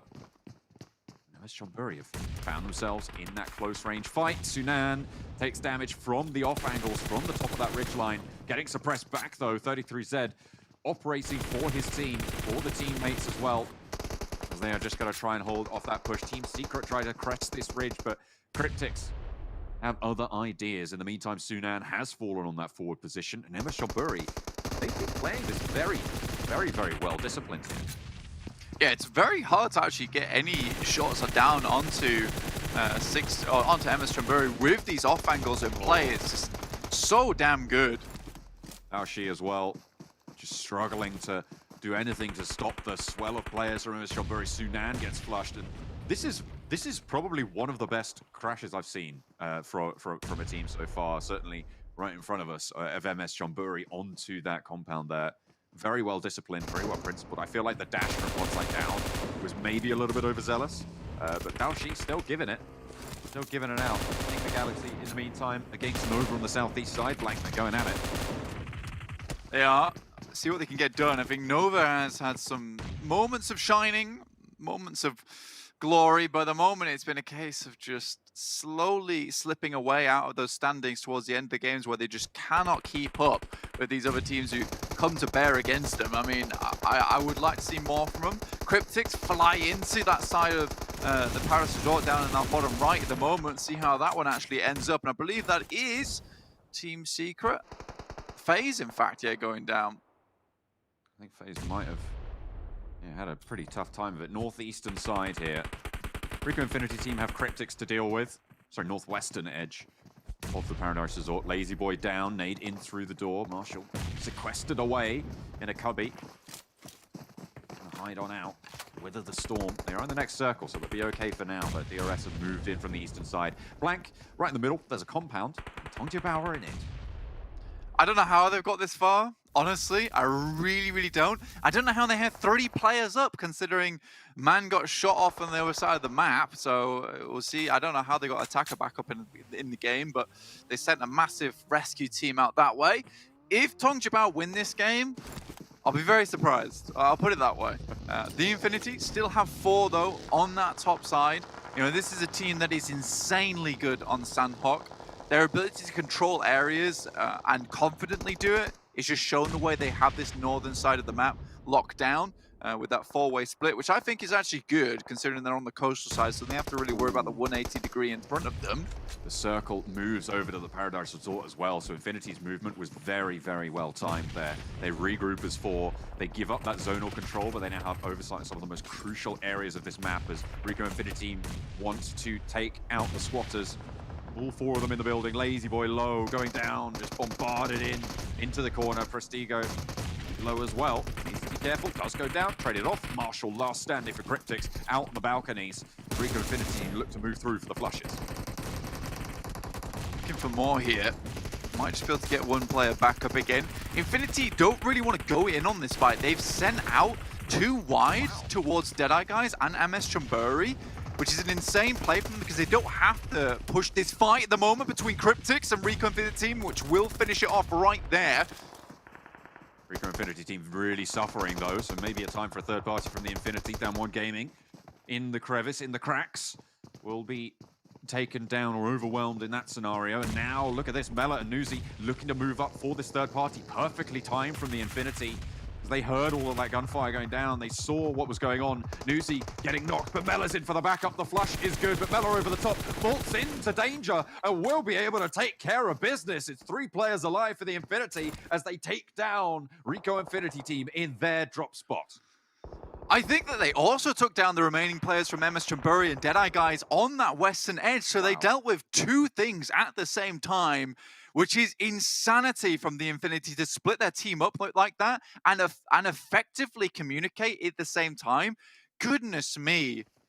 This is a world champion team coming through from the Infinity at the moment. DRS control the majority of Paradise Resort, and now the Infinity can start to think about coming down here. Tongjabao really haven't done too much, but they still have an opportunity to get into these final moments. 7 teams still alive. God, the Infinity are on another level today. They have put something in their breakfast because this is phenomenal performance coming through Blank. It's like you know, Neo was a good fighter before he realized he was the one, but then as soon as, you know, Agent Smith jumps on in, it's just on another level. He doesn't see the numbers anymore. And this Infinity stepping up to the plate. Tongjabao, they're getting cut down as they try and move towards this position. I mean, rightly so. There's so much open ground. There's really not a lot you can do. 5 teams remain, though. A couple of healers out in the blue. Classic Ralph from Nigma Galaxy. This seems to be the typical Ralph strap here on Sanhok. Tongjabao down and out. Now, realistically, our only 2 big contenders at the moment are DRS and the Infinity. I would 100% call the Infinity winning this whole tournament if they can win versus DRS here 3v4 whilst DRS hold the entirety of Paradise Resort. I'm happy to call that right now. I won't go back on my word. All right, you heard it. Clip it, ship it. Let's get it done. Logan's position. Isolated, known, hits the deck again. A good nade to reposition, takes a little bit of damage. AJ with another one cooking up, but Mela has one in the back lines as well. They want to find these balconies, they want to find these angles. That's right on the money. Logan breaks out in the open and he goes down. So it's down to 2 for the Infinity and immediately flashed. God Tunny with a nade, spots the balcony, moves that nade through, forces Nima to take a back foot, needs to heal up.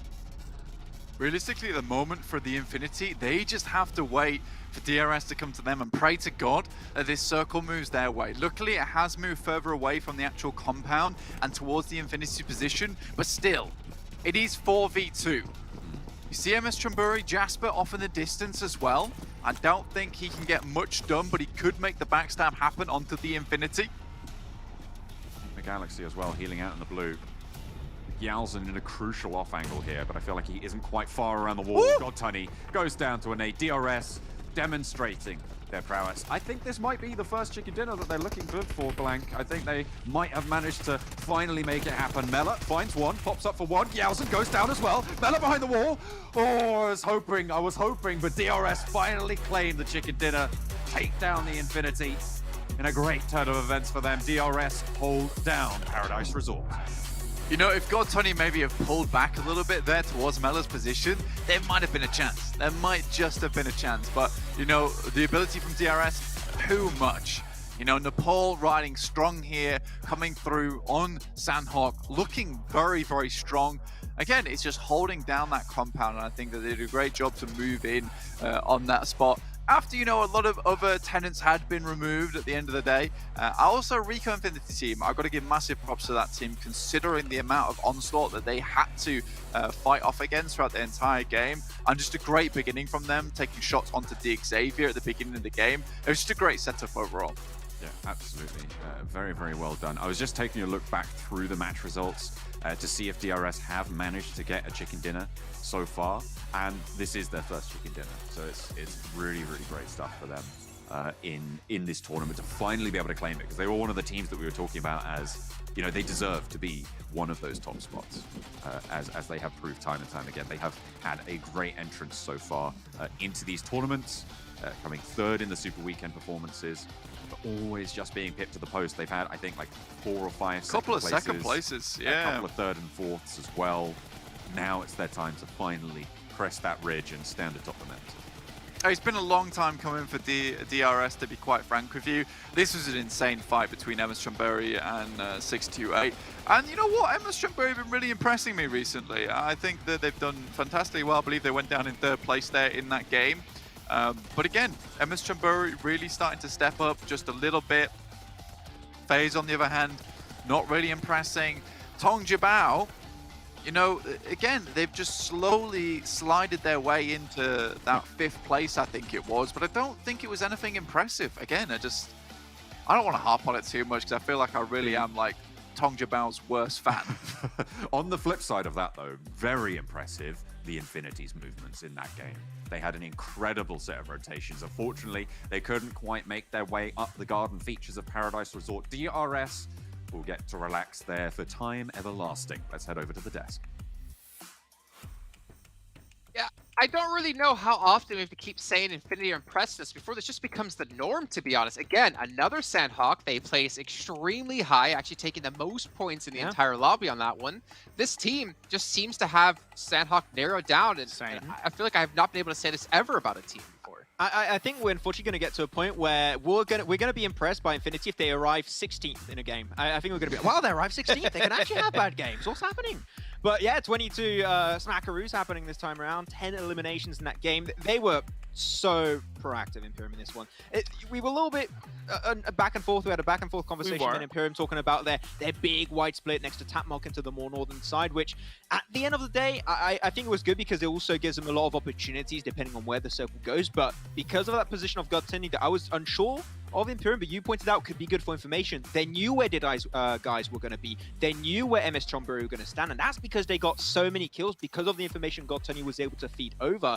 Like, they wanted to get some big kills this game, and they definitely showed up at the end. And I wasn't massively impressed with that spread overall in the early to mid game, but you also highlighted to me that it's not really a position where a lot of teams tend to converge onto. So it's really what worked, and there was a little bit of help with the fact that Cryptic's third-partied on the Team Secret, and I think around phase 3, phase 4, so that automatically allowed the kind of more northern edge of the circle to be less congested as well, and it just worked out for Infinity. But we gotta give props though to DRS. It's their very first chicken dinner in the PMGC. It may not have been the flashiest, but 21 points, getting the job done. Yeah, we've talked about their consistency. If we go back to that in particular for DRS, they had 3 second-place finishes in a row when it came to day 2 and day 3 with round 8, 9, and 10. At least able to finally get something under their belt, proving to themselves, I'd say, Imperium, that yes, we can take home a victory. We're not always the bridesmaid. We can be the bride for once. Not sure why that really works in the situation, but it does. And DRS, that's a massive weight off their shoulders, but also for Enigma Galaxy, another 11 points added to their tally where they've been really struggling the Super Weekend. And I think they're getting like one step closer to solidifying their place into the second Super Weekend. And normally we have a very evenness in terms of the points, but it's a big drop-off, Max, between second and third. It's not so Sanhok-esque in terms of the numbers. Yeah, it's just really the map advantage going in favor of a lot of the teams that were playing very early around Paradise Resort, because we know on Sanhok, if the circle ends around Paradise, a lot of teams are going to be caught up in the blue, and things get very dicey for a lot of the teams when that style of situation starts to happen. So teams that were there early were Rick Infinity, also Infinity, of course, being there, and also DRS. So they had a lot of those potential kills being fed their way, and they just picked them up really, really well. But as you mentioned also, Jason, Enigma Galaxy able to get 11 points is very important because out of all the teams that participated in this first Super Weekend, they are the team currently that need to make into the second one. So then able to get themselves some decent points here. I'm happy with what they've been able to perform, right? If they keep going like this, they should be making it to the league finals. But as we said, in the Super Weekend itself, we want to see way more from this team.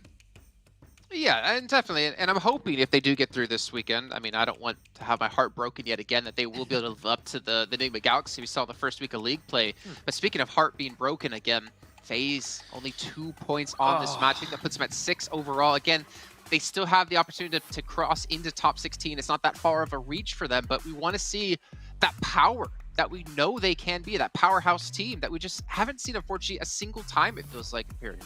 Yeah, I'm really curious to find out in some way, shape, or form what's been going wrong with this team. I might have to message Corpai and see if I can get some information, because this is unlike anything that anyone was expecting from FaZe coming into the PUBG Mobile Global Championship. Deadeyes as well, though, only 4 points in that game. I think their rotations were pretty decent around the coastline of the mainland, but I think they can afford to be a little bit more aggressive, wiping out FaZe possibly earlier on, third partying onto kind of 628 and MS Chombori in a bit more of a cohesive way, whereas they allowed themselves to only get 4 points, I feel, by being too passive, and it once again continues to put them in the danger zone of the bottom 4.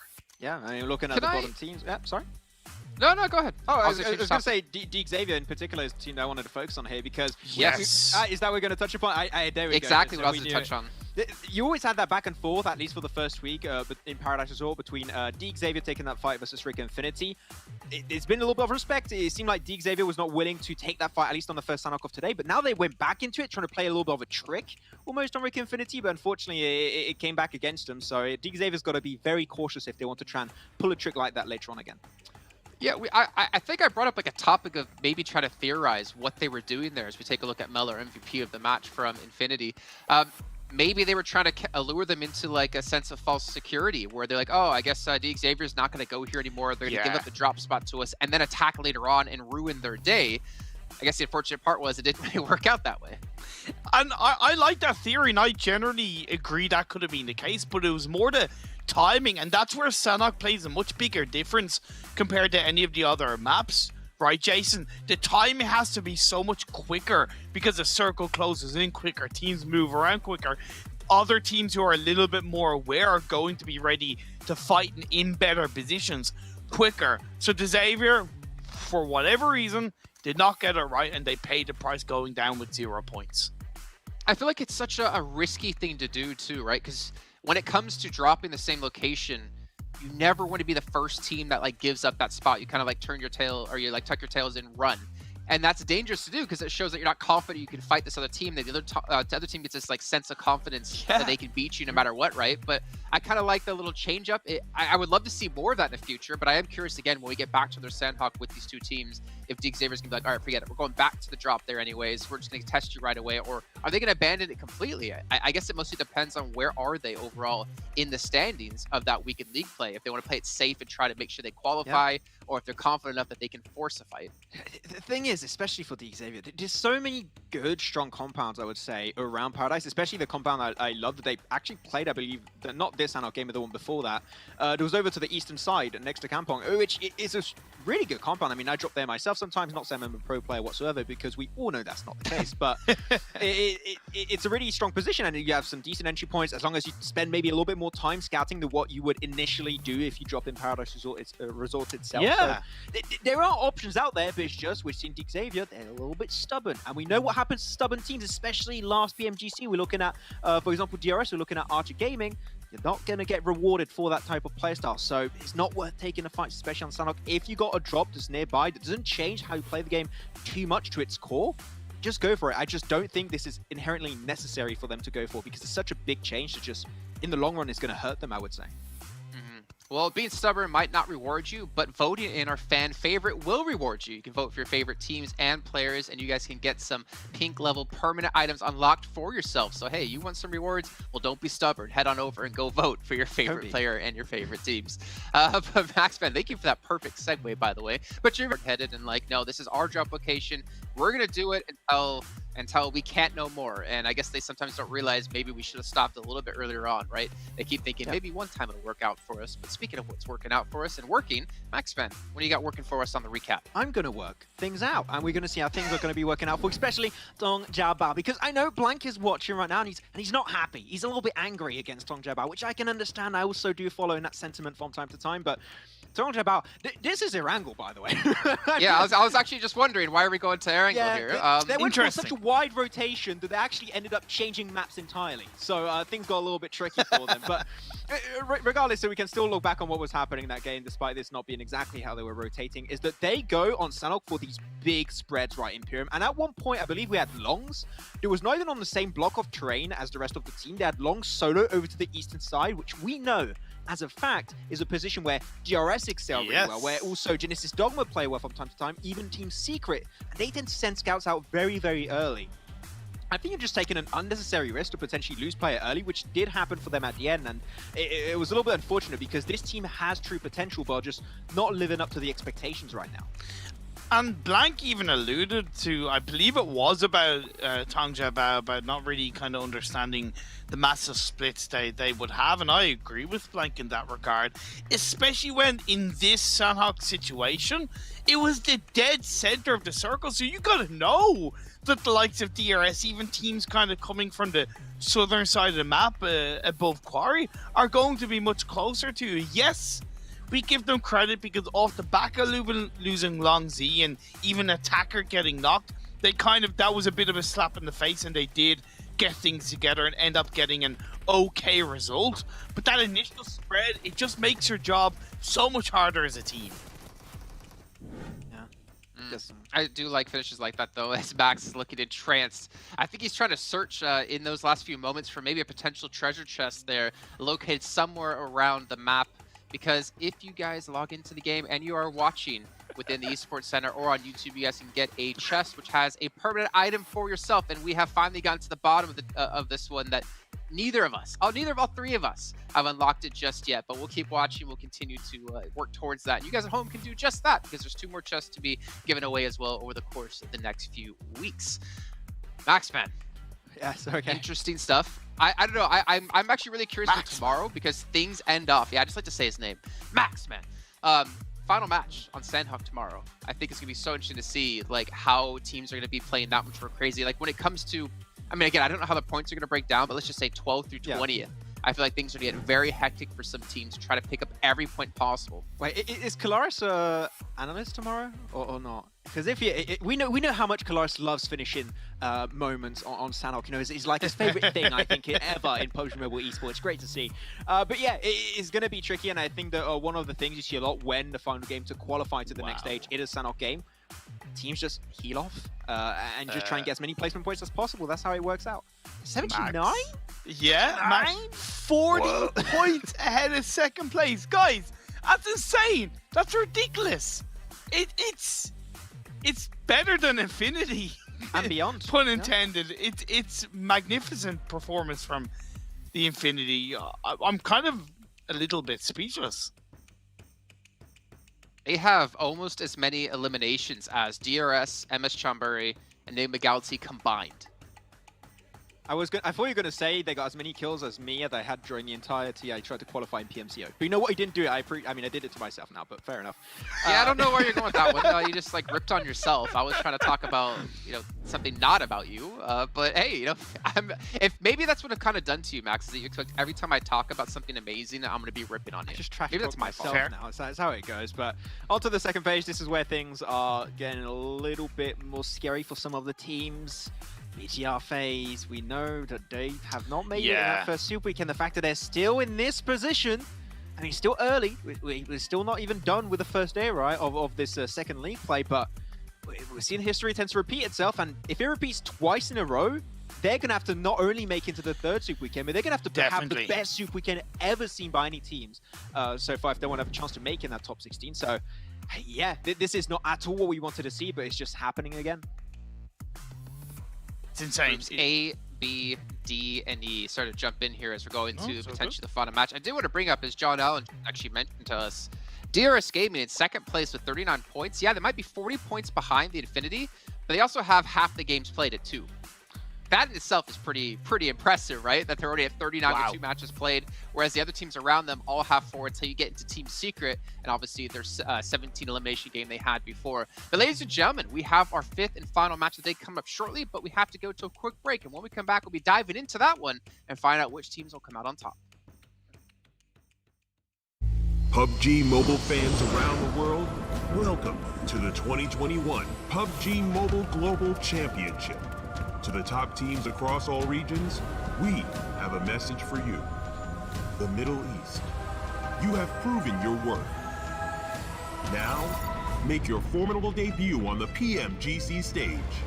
South Korea, forget the past. This year, show the world you've ascended. Remind the world of South Korea's raw talent.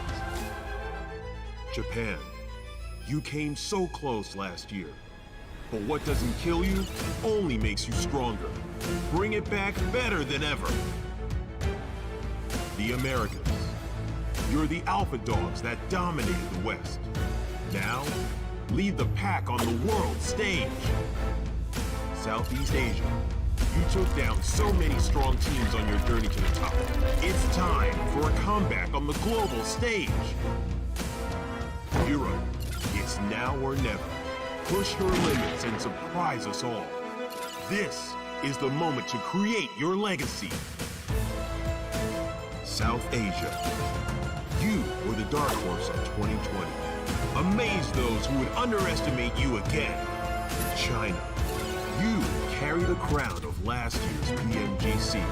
Now, with everyone's eyes on you once more, can you secure back-to-back victories? PMGC needs a champion. The world needs a champion. Who will stand victorious in the end? Who will be next to glory?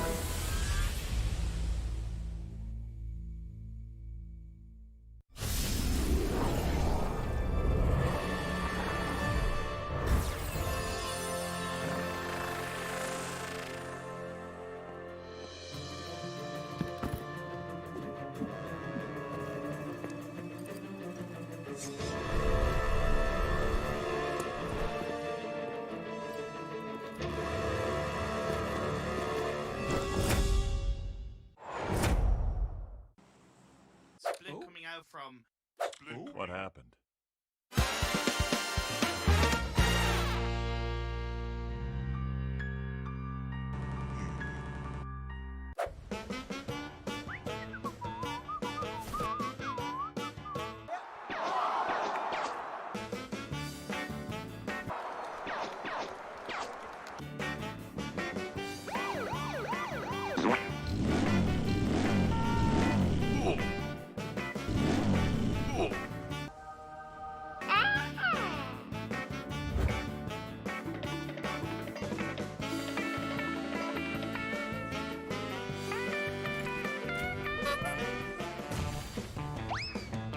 Come on, let's hear it, come on!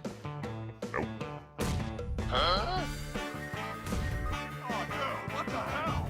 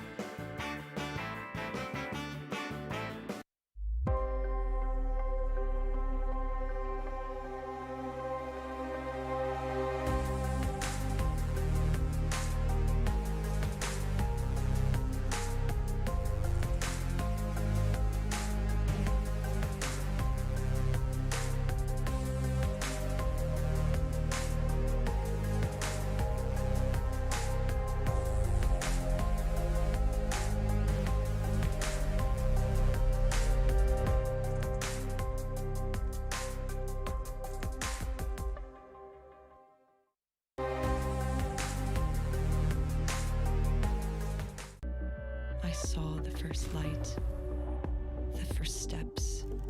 Now I see much more. I capture Earth in all its beauty. I see action. I see drama. And I see it in the finest detail.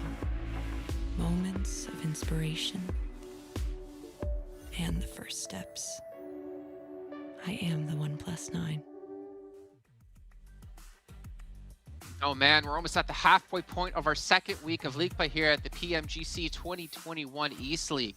It is week 2 as well. Keep in mind there's only 2 Super Weekends left to be played until we find our top 16 to head into our league finals, where only top 9 will make it into PMGC Grand Finals to play for the big bucks, and not to mention play from the best teams from West and one invited team from India. We're still not sure which team it's going to be, but you know it's going to be an intense one. It's going to be a team that's looking to take the title for themselves and bring the glory back to India, where unfortunately it has fallen in this last year of time. But gentlemen, 5th map of the day, we're going over to Erangel once again. I'm going to just throw it you guys into this really fast. Predictions. Oh. Final match. Okay, so I am not going for Group C. Damn, I was hoping you'd say your Group C team, man. Hey, not only the players and the teams I'm improving, I'm improving too at my own pacing. Okay, we're getting there. No, for this final game, there are a few teams I would like to potentially see do well. I would love to see Enigma Galaxy potentially come up with a win. I would like to see a little bit of a confidence boost on their side. Potentially a win would be helping them do that before entering the Super Weekend. So yeah, Enigma Galaxy, I would like to see a little sneaky win from them. Bless us, Imperium. Bless us with your prediction. You were right about Secret earlier on. FaZe Clan. If they win now, man, I'm just... If they win, I think we're kicking someone else off the analysis desk over to casting, and we're keeping Imperium here. Now, one thing to genuinely consider, it is good for the likes of FaZe Clan and BTR a lot better than it looks initially, because Down One Gaming, Cryptics, the Xavier, they all have 2 extra games in hand, and when you really look at it, the likes of BTR, FaZe, and of course even Stalwart, you know, considering we've hyped them up, they are still down in 18th. They have this game, at least today, to overcome the likes of Cryptics, the Xavier, and Down One. Okay. All right. Well, that, you know what? Okay, Max, we both have to agree. If he's right about FaZe Clan, we got to give him something. He's got Cody something going on there to get the predictions right, because they have looked, unfortunately, subpar today. And of course, obviously throughout the first week as well. But to remind you guys once again about OnePlus, our lovely sponsor, maybe FaZe Clan has been able to pick up their own because of its flagship performance and immersive 120Hz display and hyper touchdown technology made specifically for gamers. OnePlus 99 Pro, your best shot to climb the leaderboards and maybe get yourself a chicken dinner, which is exactly what FaZe Clan are going to be needing here. But I am curious about your guys' thoughts overall coming into this week. If we just kind of broaden the conversation, do you feel like teams have adapted or changed anything in particular what you've been looking at overall from that first week to second? Because that's what I'm looking for. Teams who have changed things up from the first week to the second week to keep things new and fresh and to keep improving, or to fix mistakes, more importantly. I think I think myself and Imperium can agree on this point, is that a lot of teams have definitely improved. One of those that come to mind for me at least is Team Secret. But you have a few that are very stuck in their own ways, and 2 teams that instantly come to mind for me at least are Tongjiabao and also Nova Esport. The Nova Esport, we're looking back on the first league play, they would go for these wide splits, especially on Miramar, which you wouldn't expect them to initially work out, and they would lose no players and be able to regroup, get the win off the back of it. Great, fantastic. But now we're getting in a position where they're still going for these exactly the same kind of splits, but they lose a player here, they lose a player there, and then their chances of a chicken dinner drastically drop down. So if I had to look at 2 teams that I think I would like to see improve even more throughout this league stage, it would have to be Nova and Tongjiabao, because they can do a lot better, as they've already proven to us. I don't disagree with you there, but I also have faith in the fact that the Chinese teams coming into this global championship are clever cookies, in the sense of they will try different things. And when we look back in last year, there was a lot of concern around even 4 Angry Men and how they were playing on the edge, and it didn't always work out, but they still kept to the same playstyle overall that nearly got them the win, but they just changed things up a little bit. So maybe it is just those small little changes that are required from Nova and Tongjiabao, but I believe we will see that as time goes on. I think Genesis Dogma have been overall one of the most improving teams from the first Super Weekend. I know they didn't have the best team result in their first Erangel game of the day, but if they can put it all together, I could see Genesis Dogma continuing to get some good results in this second league week. I think that's kind of the general story we have for all teams, right? Is that, again, these teams are the cream of the crop. They're the top of the table from the regions playing against each other now. I think if we could say that about any team, if FaZe Clan just get their things in order and start playing the way we know they can play, they could easily be top of the table. I mean, you can say that for anyone out there. It's just about which teams will it click in for quick enough. And again, which teams are really adapting to the quality of teams they're up against. There's no feeder teams to just farm points off of. It just depends on also how much experience you got into this. A lot of the teams, this is their first time, and the players especially, the first time that they're playing at this type of stage, so we'll see if they can improve on it. But I still can't believe that I was threatened that I was going to be pushed off the desk. I mean, it's fine. If you put I didn't say you. I said an analyst. thought, I didn't say you. There's 3 of them. I wouldn't be against it though, because I would go over with Blank and we will talk about anime for the entire 15 minutes of the start of the game. Demon Slayer season, the new season's coming out. We can chat about that for a bit, but it's fine. Blank, please. I need. Yeah, please tell me this match is ready to go, because I really want to get off with Max talk about this. Exactly. Maybe we can just fire Max. Yeah, Max just disappeared. I don't know. Maybe we should put him on the caster desk just so we have to hear about him talking about anime anymore. And obviously giving me spoilers. But it again is the last match of the day. At the end of this one, we will have teams who have played out 5 matches. I believe groups A and B will have played out a majority of their games leading into tomorrow, which is 3 matches to be played. The problem with tomorrow is at one point you will have played out all your games and just sit back watching. So you can sit back watching. Let's head over to our commentators of Blam Bling. Thank you for that, Jason. And you know what, Max? I really wouldn't mind. I'd love to sit here and talk about the new season of Demon Slayer coming up soon. Hopefully it should be good. But right now, we're going to be talking about the final game of the day here. Joining me, as usual, is going to be Blank. How are you doing? I mean, I wouldn't say it's as usual. This is a little bit of a change to form, but, you know, me and you, Blair, we're going to go plus ultra on this map. We're going to be just fine. We're going to move through from Kameshki all around down to Sosnovka, Team Secret, with their Kameshki split. Might be a little bit challenged here, Blair. I'm not sure. There could be a few teams in this area. And God, I swear to God, man, Eastern team, they love Yasnaya. Yasnaya is like hotspot. Oh, yeah, absolutely. And this particular, I wouldn't call it a stalemate, but what has been a very interesting meta game, I might say, between DRS and MS Chonburi has definitely been something that I've been personally enjoying. DRS, of course, coming out on top for the majority of the times, but we do need to talk a bit about what the desk alluded to earlier. A very brave gentleman on the desk saying that FaZe is going to be up this time around. Oh yeah, are you courageous? Yeah, literal Beowulf on the desk here, saying that, you know, we're gonna have FaZe winning this. I feel like this is maybe perhaps the death of a hero here, trying to give FaZe some hope. I don't know though. To be honest with you, I've seen wilder things happen like that, getting a pistol kill right at the beginning of the game instead of using the AKM. Sorry, okay, Glock in hand, it's the way to be.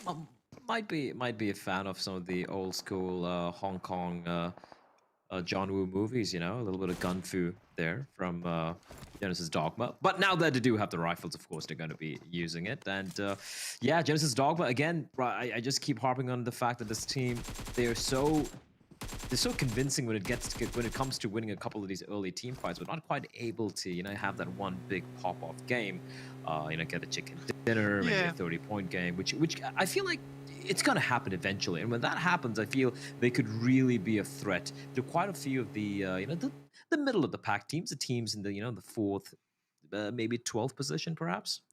They're a team that aims high, but not at the highest point. They aim for 3rd place usually. That seems to be the way to go. I think getting these kills versus BC Swell, not the most impressive thing in the world, to be quite honest with you. I don't think BC Swell has been doing great so far.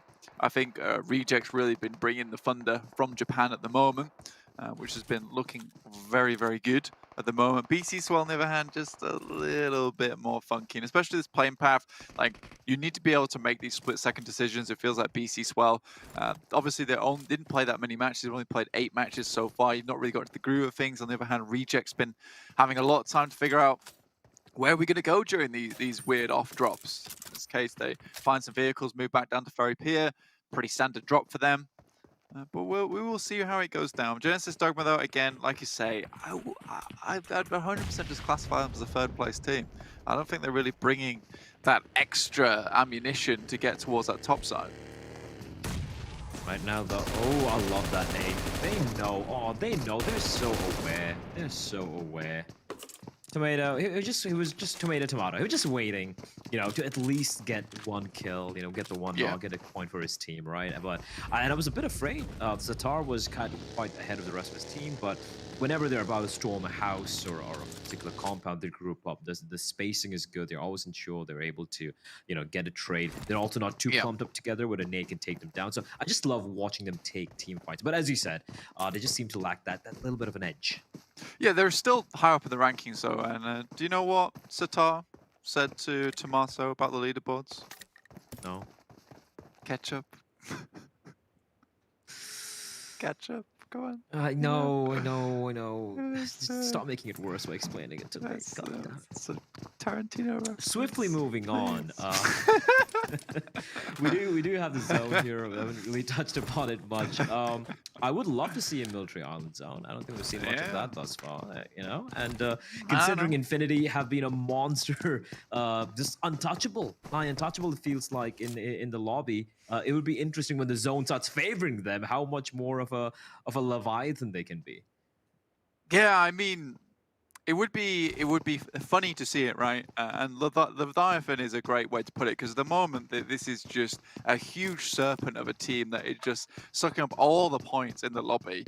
But I do want to know what happens when it comes down to their side, because potentially it's a massive difference in the sense that maybe they don't do well on Sosnovka Island, mainly because what they like to do is have the entirety of that space towards themselves, move out onto the bridge, get into the circle all looted up, and then play from there. And at the moment, this gives them a lot of freedom in the early game. If we did have a Sosnovka finish, I do think a lot of that freedom would be taken away from them.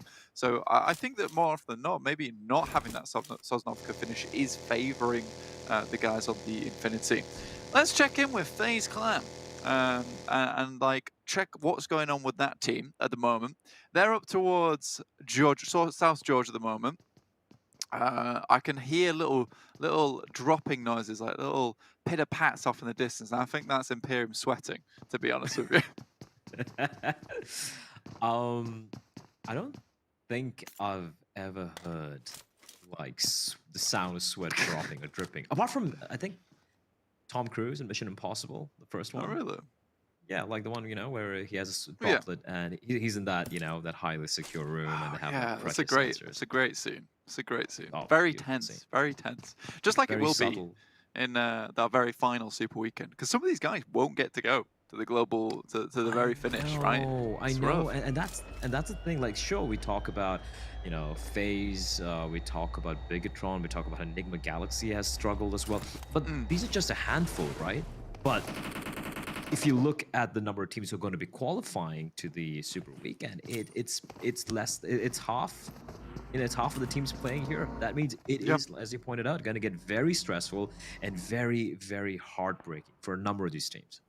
100%. I think that, you know, we need to go back just a little bit further whilst, you know, we've got this fight on screen between the Infinity and Reject, which I don't think is going to go anywhere too soon. But, you know, imagine you casted South Asia, right, Blair? You saw where all those teams came from. You saw the amount of work they had to put in, how many teams actually were able to get into the global finals. For Western Europe that I casted, we had the European Championship, so we were cutting down the top 16, and we had a few come from several different regions in Europe, and then we cut that down to 7. It has been brutal. So every single team that gets here, it would be so sad to go out now. And especially for FaZe Clan and BTR, who have done so incredibly well over in Southeast Asia and continue to perform in what a lot of people would argue is probably one of the best regions in the world, to come here now and just fail, almost. I don't really have a better word for it. I mean, fail sounds very, very harsh, brutal. right? Yeah. Capitulate. There we go. It sounds more poetic. It means the same thing, but you know, it sounds a little less.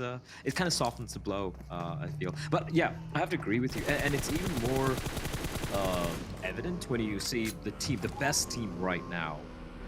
Undoubtedly, at least, you know, we're not even halfway there, but almost halfway there. It has to be Infinity, and they're from Southeast Asia, and they have looked incredible, right? So what's the excuse for the likes of a FaZe or Bigatron? Absolutely, I think you hit the nail on the head. The region is being very well represented by, you know, the likes of Infinity. Of course, we have 4 rivals as well who have looked incredible. for the South Asia side of things, so did it bring it up? I won't lie, my expectations for DRS and Dali's guys weren't too high. I thought it was Stalwart Esports who would be the ones to really make an impact. But what I saw in last season 4 of PMPL South Asia, it wasn't a flash in the pan. These teams, the rest of the region, have risen to the level of the Mongolians, and they are delivering right now. I would say that DRS is probably one of my favorite teams of all time because the drive behind that team is unbelievable. We got like a V8 engine in there running, purring, because they are in most of these tournaments, if not all of these tournaments. They keep coming back regardless of those results, regardless of how bad those results were as well. They have come back, they keep improving, they keep making things happen. And now we're here at a situation where I see DRS and I think to myself, like, this is a completely changed team and one that should be feared in the lobby. So not only did we get a change of logo, we also got a change of pace coming through from this team. So it's great to see, you know, seeing all these little teams unfold as we go on, their stories develop, and including the Infinity, like you brought up earlier. These are practically upstarts within the community, within the ecosystem. And it just shows you can never really rest on your laurels because there is always that player that someone hasn't discovered yet. And here we are with the Infinity, just doing ridiculous amounts of work. Oh, absolutely. It's, yeah, as I say, you just need to be hungry, right? And for a few of these teams, I think one of the most dangerous things that could happen to a team is being at the tippity top, right? And then you sometimes maybe get a little complacent, you feel comfortable, you're like, we're just going to play our game, and then you have a team coming out of the left field and just completely disrupting the way everyone plays the game, right? So it's really cool to see, you know, the likes of Infinity coming in. Of course, the Mongolians made an impact just in previous international appearances they've had. Stalwart Esports, a team you can never really count out. They're always going to be dangerous, although they really haven't been able to dominate as they did a few months ago. Although the caveat being that was in the South Asian region, and it's been quite a while. I'm looking at the zone here, and for Infinity, I love what they're doing right now. Sure, they were preemptive and heading on up north towards Ferry Pier because they feared the zone would be shrinking in towards the north. But now that they know there's a 50-50 chance the circle's going to be down south, they have sent a couple of members to take control of the bridge. So I think they've just they've made sure that they have the contingency plan in place. Yeah, not only that is it because they're holding Lighthouse now, and they're also holding the western side of the bridge. Like, this is a very classic bridge camp. Is that if anyone wants to go over the bridge, which I think Stalwart currently are doing, they're going to get caught out by the Infinity. Realistically, with how central their position is, they don't really have to move anywhere just yet. So I think this is a great decision, less of a plan to head down towards Sosnovka, though there is that caveat as well, but more of a plan to hold out any of those cheeky teams that might want to come up behind you, like Stalwart. Now, I'm very, very excited to see how that fight does break down, because it will happen eventually. Yeah, I'm a bit surprised Stalwart, when they saw the zone, they actually opted to head up north towards Farm, right? They should have known it's Infinity's the only team on Sosnovka, but they decided, well, you know, we're just going to be avoiding them. So a bit of respect being shown there with Stalwart Esports, but let's see how things do pan out. As DRS now having to go up against Genesis Dogma. DRS looking pretty solid here, already claiming a soul from Genesis Dogma kids. I'm sure they're Neon Genesis fans. I think so too. I wouldn't be surprised. I really wouldn't be surprised. No, okay, all right. Yeah, this is a nice little circle. Again, this is where Stalwart's just going to completely get ruined because of this camp by Infinity. And again, they don't have to move. I'm going to come back to Genesis Dogma really quick because I do think that they are most likely not going to win this fight versus DRS. I think they're so much better at third parties, which is why we do see them have a little bit more success on Sanhok and Miramar, where, you know, you can have that open ground and you can have that closed off space with the brushes on Sanhok and the open ground on Miramar to set up those third parties and kind of crush teams who weren't necessarily expecting you. I respect the playstyle. I 100% do respect the playstyle. I do think their individual 1v1s need to change, though. For Rivals, though, even though they managed to finish off one member, they have no way got a spot. A couple of their members have been knocked down, one knocked and one finished off. As Enigma Galaxy are going to join the fray as well. So Nova having to fight a battle on two fronts. That could be a huge nade from Jimmy. Actually, it's an incendiary. Never mind, it is a nade. A bit of a delayed explosion there. He didn't cook it early, but a reply nade coming in from Roth will find Jimmy as well. It's back and forth this particular battle in Nova.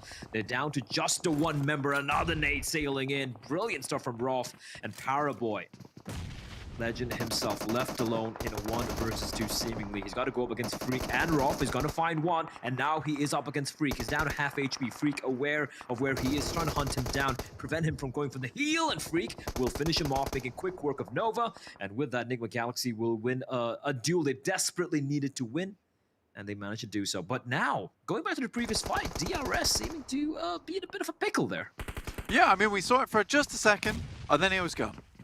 So I don't really know what happened with that fight, but I believe DRS are currently getting crushed underneath the weight of Genesis Dogma off in the distance. I think they have one more player remaining. PUBGMOBILE here versus 628, so two Chinese teams going at it, with our other Chinese team going down to that meta team of Enigma Galaxy, who are trying to find their footing once again within this weekend. So Sunan just probably trying to delay the inevitable. He spotted where all three members are, but for him to isolate these fights, get these 1v1s, I don't think they're going to be affording him that. He gets the first knock. Now, he has been tagged quite low. They're trying to confirm the kill, which he will, onto H Sir. So I guess that's the best case scenario there for 628. They at least get the 1 point, but they will be knocked out as well, joining their Chinese counterparts in the form of Nova. Back on board, Reject, who are just underneath the Infinity. So a quick look, the Infinity have still all four up. Reject, on the other hand, are just much closer together. Team Secret flying in towards Tong Jiao's position. They've just come off the back of that fight between them and 628, who did go down, like you said, Blair. See how this actually pans out, yeah. Stalwart could actually just wait this entire battle out on the bridge. Equal, very much so. And then crawl upon the beach side. I mean, this specific part of the map, you know, on that western side, remember on the eastern bridge, it's just all the way across, very flat plains, but this bridge has a fair bit of height on it, so you can come up underneath. If you swim all the way across, you should be able to stay alive. But Reject just getting ruined by the Infinity. Let's see if Mela's done that. Yeah, a couple of knocks already. Mela's just doing this all by his lonesome. Logan's gonna drop one down to help his teammate out, but Long's finding a kill onto... Wait, Uzi's somewhere else fighting against TJP, and now suddenly, Infinity, they're not quite out of it. You're Mela very low, and Logan has a lot of work to do, so spraying through the smoke, hoping one of the bullets will connect. He should be finishing off the job there, but now Reiji from above. He's managed to somehow sneak his way on top, and I don't think Infinity are aware of that. Never mind, Bamboo is gonna help out Infinity by taking down Reiji above, and that is gonna definitely make Infinity a very happy bunch of campers, because that looks scary. Reiji could have easily dropped down and ruined their day. Stalwart, like you said, they were just going to head across the bridge here. They're just going to hold out. They're in vehicles. They've not opted to go underneath yet. God Tunny is doing an insane amount of work over onto STE at the moment, and Bamboo starting to chime in as well. Goodness me, God Tunny's doing this all on his lonesome. I don't know if he is downed yet, but he is extremely low. I think it's still... Oh, there we go. Patch himself up. And as you said, yeah, he's doing everything by his lonesome. Infinity, 6 kills already, 3 players alive, although one of them, you know, Tony, as you just pointed out, is quite a distance away. And for Stalwart, yes, they have gone for the particular play we expected them to go for, but now they have been pinned down. And for Tang Jiabao, looking at the position over there, they're not going to budge anytime soon. They're just going to be keeping them pinned down, at least one member, while the remainders just, you know, have a 360 vigil, ensure they're not going to be flanked upon or being pushed on in. We do have a bit of an aquatic battle breaking out as well. I do believe that Ice Guys, 4 Rivals, and Genesis Dogma, and BC Swell are all just enjoying the salt water. It's so egregious. I hate that you can shoot out of this vehicle, to be honest with you. It's I know, right? Yeah, it makes those fights so difficult. If you've got that vehicle, then you can make it happen. And I guess that's just a plan people tend to incorporate.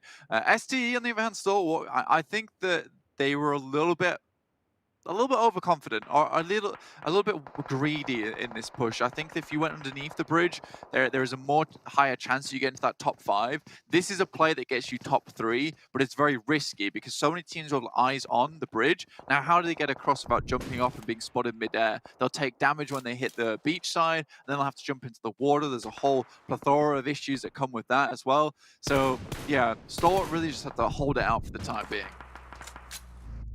Well, they do have time. That time is their friend, at least for now. For Rivals, still going to be enjoying the underwater sights inside of the vehicle. And for Genesis Dogma, they can see Daybot. He's gone much more deeper into the water. He's not drowning either. Yeah. I've just realized that. He's not taking any water damage. Oh. Oh. Oh. Oh. Oh. Especially for FaZe, because I'm keeping an eye on FaZe. I'm keeping an eye on FaZe, because you know our analysts that's like, yeah, FaZe gonna be probably getting chicken dinner over here, but they've been looking good thus far. But now they have to traverse all the way towards the east, and at first they have to go up against MS Chonburi. Now they get the first knock on the Jasper, so that's good. However, the rest should be coming on in, and MS Chonburi, we know how good they can be, especially when it comes to these gatekeeping endeavors that they have had tasted much success in. Yeah, so MS Chonburi have to go against FaZe here. Tony K does find Jasper. This could be a nice nade though. MS Chonburi, their nades were what secured them the victory over on Sanhok. We'll see if they can make it happen again. Pop sends one over the top, but this is a very easy nade to hit. It goes wide though, won't hit Pop at all. TJ13 luckily stays up, will be patching himself back around. Ponzai goes down. Now FaZe just circling the building like the Sharks. Pop. Able to at least get the trade, not quite able to confirm the kill. He knows where Tony K is, so he's gonna just quickly reposition himself. But Tony K cooking the nade, biding his time. Oh, the timing on that could be massive! And a nade exchange, Tony K. They both reposition, but FaZe are coming out on top. FaZe are coming out on top here, and they will eliminate MS Chonburi. And never mind, I take that back. Pop is still alive, but he is now all by his lonesome, surrounded by 3 members of FaZe. And MR5 as well, the rest should be coming on in. For FaZe, the priority is to take down the final member of MS Chonburi as quickly as possible, take a breath, and decide their next course of action. Pop is doing his desperate best to just run around in circles, but eventually the bullets will find him, and Tony K will put him 6 feet under. I know what he was doing though. I know what he was doing. He was looking for that elimination, right? He was looking for that down player, see if he can get at least 1 point. It was very cheeky that he hid underneath the stairs like Harry Potter to make it happen, paying about $2 grand for that New York apartment. But we will see what happens with this one. Team Secret off towards that northwest side, looking extremely strong. Again, Team Secret's had a massive run today. We can't count them out. You know, they've just been slowly saddling their way into position over on that northwest side. They do have Enigma Galaxy around them. Also, we have BTR. So we've got BTR and FaZe. Enigma Galaxy, Freak drops out the card with Kid, hits him with a nice 1-2 punch there. Oh, all right. He dodges it. Great job there from Lord, but he's been spotted, and he will be taken down. I'm just going to point this one out. All right, BTR, FaZe, they're all there. They're pretty healthy. They have 3 members alive for BTR, 4 alive for FaZe, so Chicken Dinner could very much be within the realms of possibility. Great knock for Venturous to find a member of Team Secret. And as you pointed out, Team Secret have looked incredible. It's just that Infinity have made everyone else look like plebs, basically. Yeah, the Infinity is kind of just that shining knight, right? And everyone else is just bathed in white light at the moment and just completely invisible to the majesty that is the Infinity. But at the moment, Team Secret looking like they're on their way up. Currently just a squire, but on their way up to knighthood at the moment in this current league play. We do have FaZe Clan taking 1 more knock. Fredo, I think, should be back up on his feet. Team Secret looking fairly nice, but now FaZe are moving slowly but surely into position. This is looking good for them. It is slow, but they're making it happen. Deadeye guys, though, Shifu finds 1 knock, and FaZe Clan keep coming into problems, but keep decimating their opponents. It's great stuff. Yeah, finally, signs of life from FaZe Clan. And even though that was a bit of a surprise knock coming in from Shifu, the final surviving member of Deadeye's guys, they should be able to get the res as well. They are, however, getting pressed. Time is not their friend as 4 rivals getting shot by Team Tangja Bao from the distance. They still haven't had to move yet, Blank, and they're feeling very comfortable at the moment. Yeah, I'm starting to hear like kind of this absorbing noise, kind of like a reverse sponge squeeze. I think it's Imperium absorbing that sweat back into himself, so he starts to feel better about his prediction at the moment. Daybot. Oh, Daybot could get all 3 members of Stalwart Esports here. 3 members so very low. Oh, but Tangjabao. from the distance attacker. Tangjabao has been helping out a couple of teams unintentionally, and that is going to keep Stalwart Esports alive, at least for the time being. But Daybot, yeah, good night, sweet prince. And we're down to the final 7 teams, 19 players alive in the zone. And FaZe, they're still delivering. They've lost a couple, but they're still taking this fight and coming out on top. Yeah, Beer 11 looking to pick his teammate back up again. Ventura's on the floor. Slams the smoke grenade on the back there. BTR, come on, 0 eliminations, 7th place. Fredo. We'll take it. We'll take it. Fredo, though, from Voodoo Gang. This guy is one hell of a player. We'll see what he can do here on Team Secret. It's kind of impressive how Stalwart Esports have managed to survive what was looking like pretty much a one and done spot over there when everyone was kind of low, but they managed to patch themselves back, and it is going to be Rithal just spraying away, cutting the grass with his bullets, but eventually it is going to be the play zone who takes him down. He could have easily got a couple of knocks there onto Stalwart Esports, but all 3 members still left standing, but now they need to move on in. We're down to the final 5 teams, beg your pardon, 11 left alive, and Tangjabao is still harassing everyone from atop. Yeah, this Wizard Tower is real awkward to play from a lot of times, but they're holding down these angles. They've got 2 players looking either side. It's looking good. The Infinity looking to push up onto this Wizard Tower now, though, because they're outside the circle and they need to find a way in. Stalwart, though, like I said, they were looking for that top 3. They didn't go for the top 5 play, and they've made it happen. Has been very difficult for them, though, so far. I mean, players have been going down left, right, and center. Logan goes down, but Mela still taking shots. Bamboo, this man's moving fast. I'm just a bit gobsmacked at Logan just taking that fight, standing out in the open. Absolute balls of steel, but he will be punished for because of that. Now, Mela having a lot of work to do. And this is not looking good at all for Infinity. They eventually have to make a way in, and they're going to be 2 players of Tangjabao keeping the crosshairs trained in this position. FaZe still in contention, though. FaZe up a real possibility.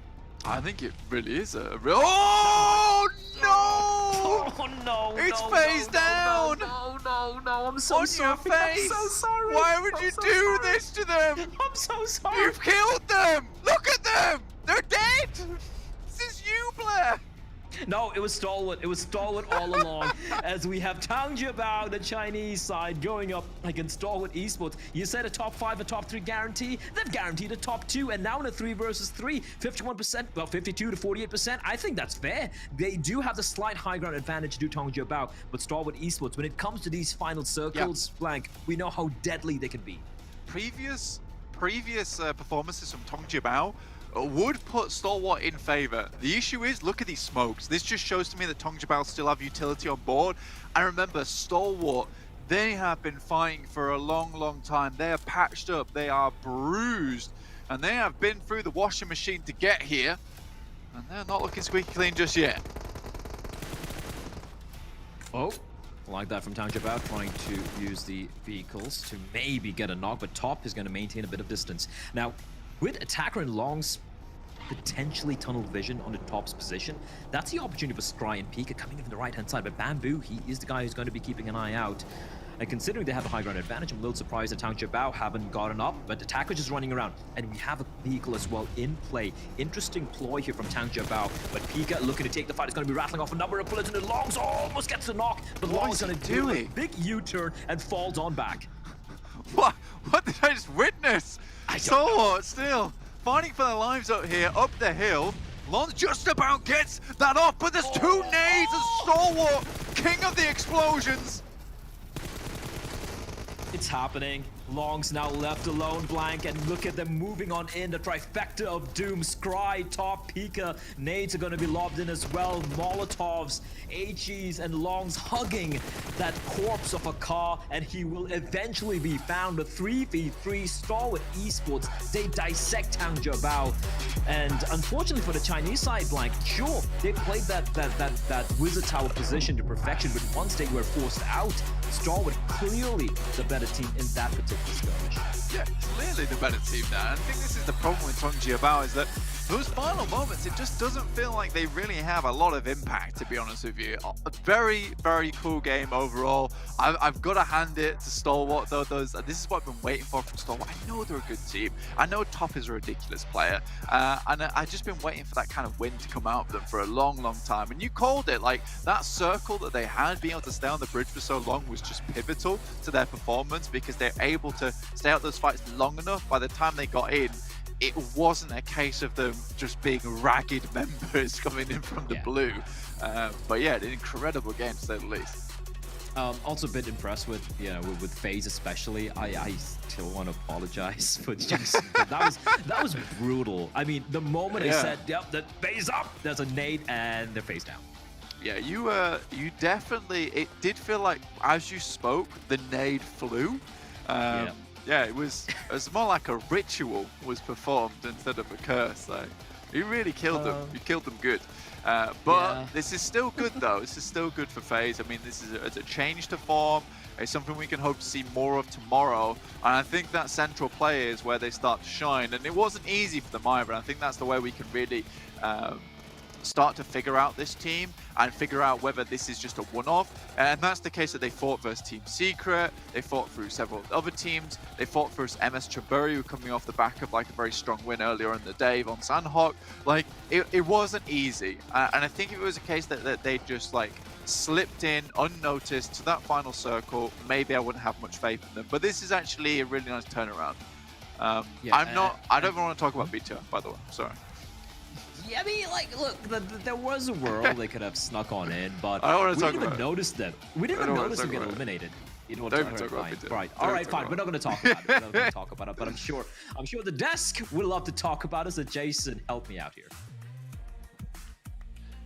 No, we don't want to talk about it.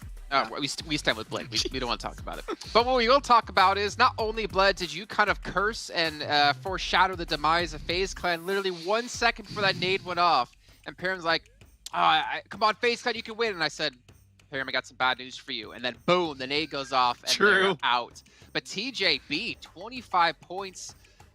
Them and Stalwart able to pick up some crucial points they really needed throughout this day to really kind of redeem themselves from the Super Weekend, at least in those last couple of days. But again, the Infinity, another 18 points. I don't even want to know how many points they're at. I feel like they're going to hit over 100 at this rate.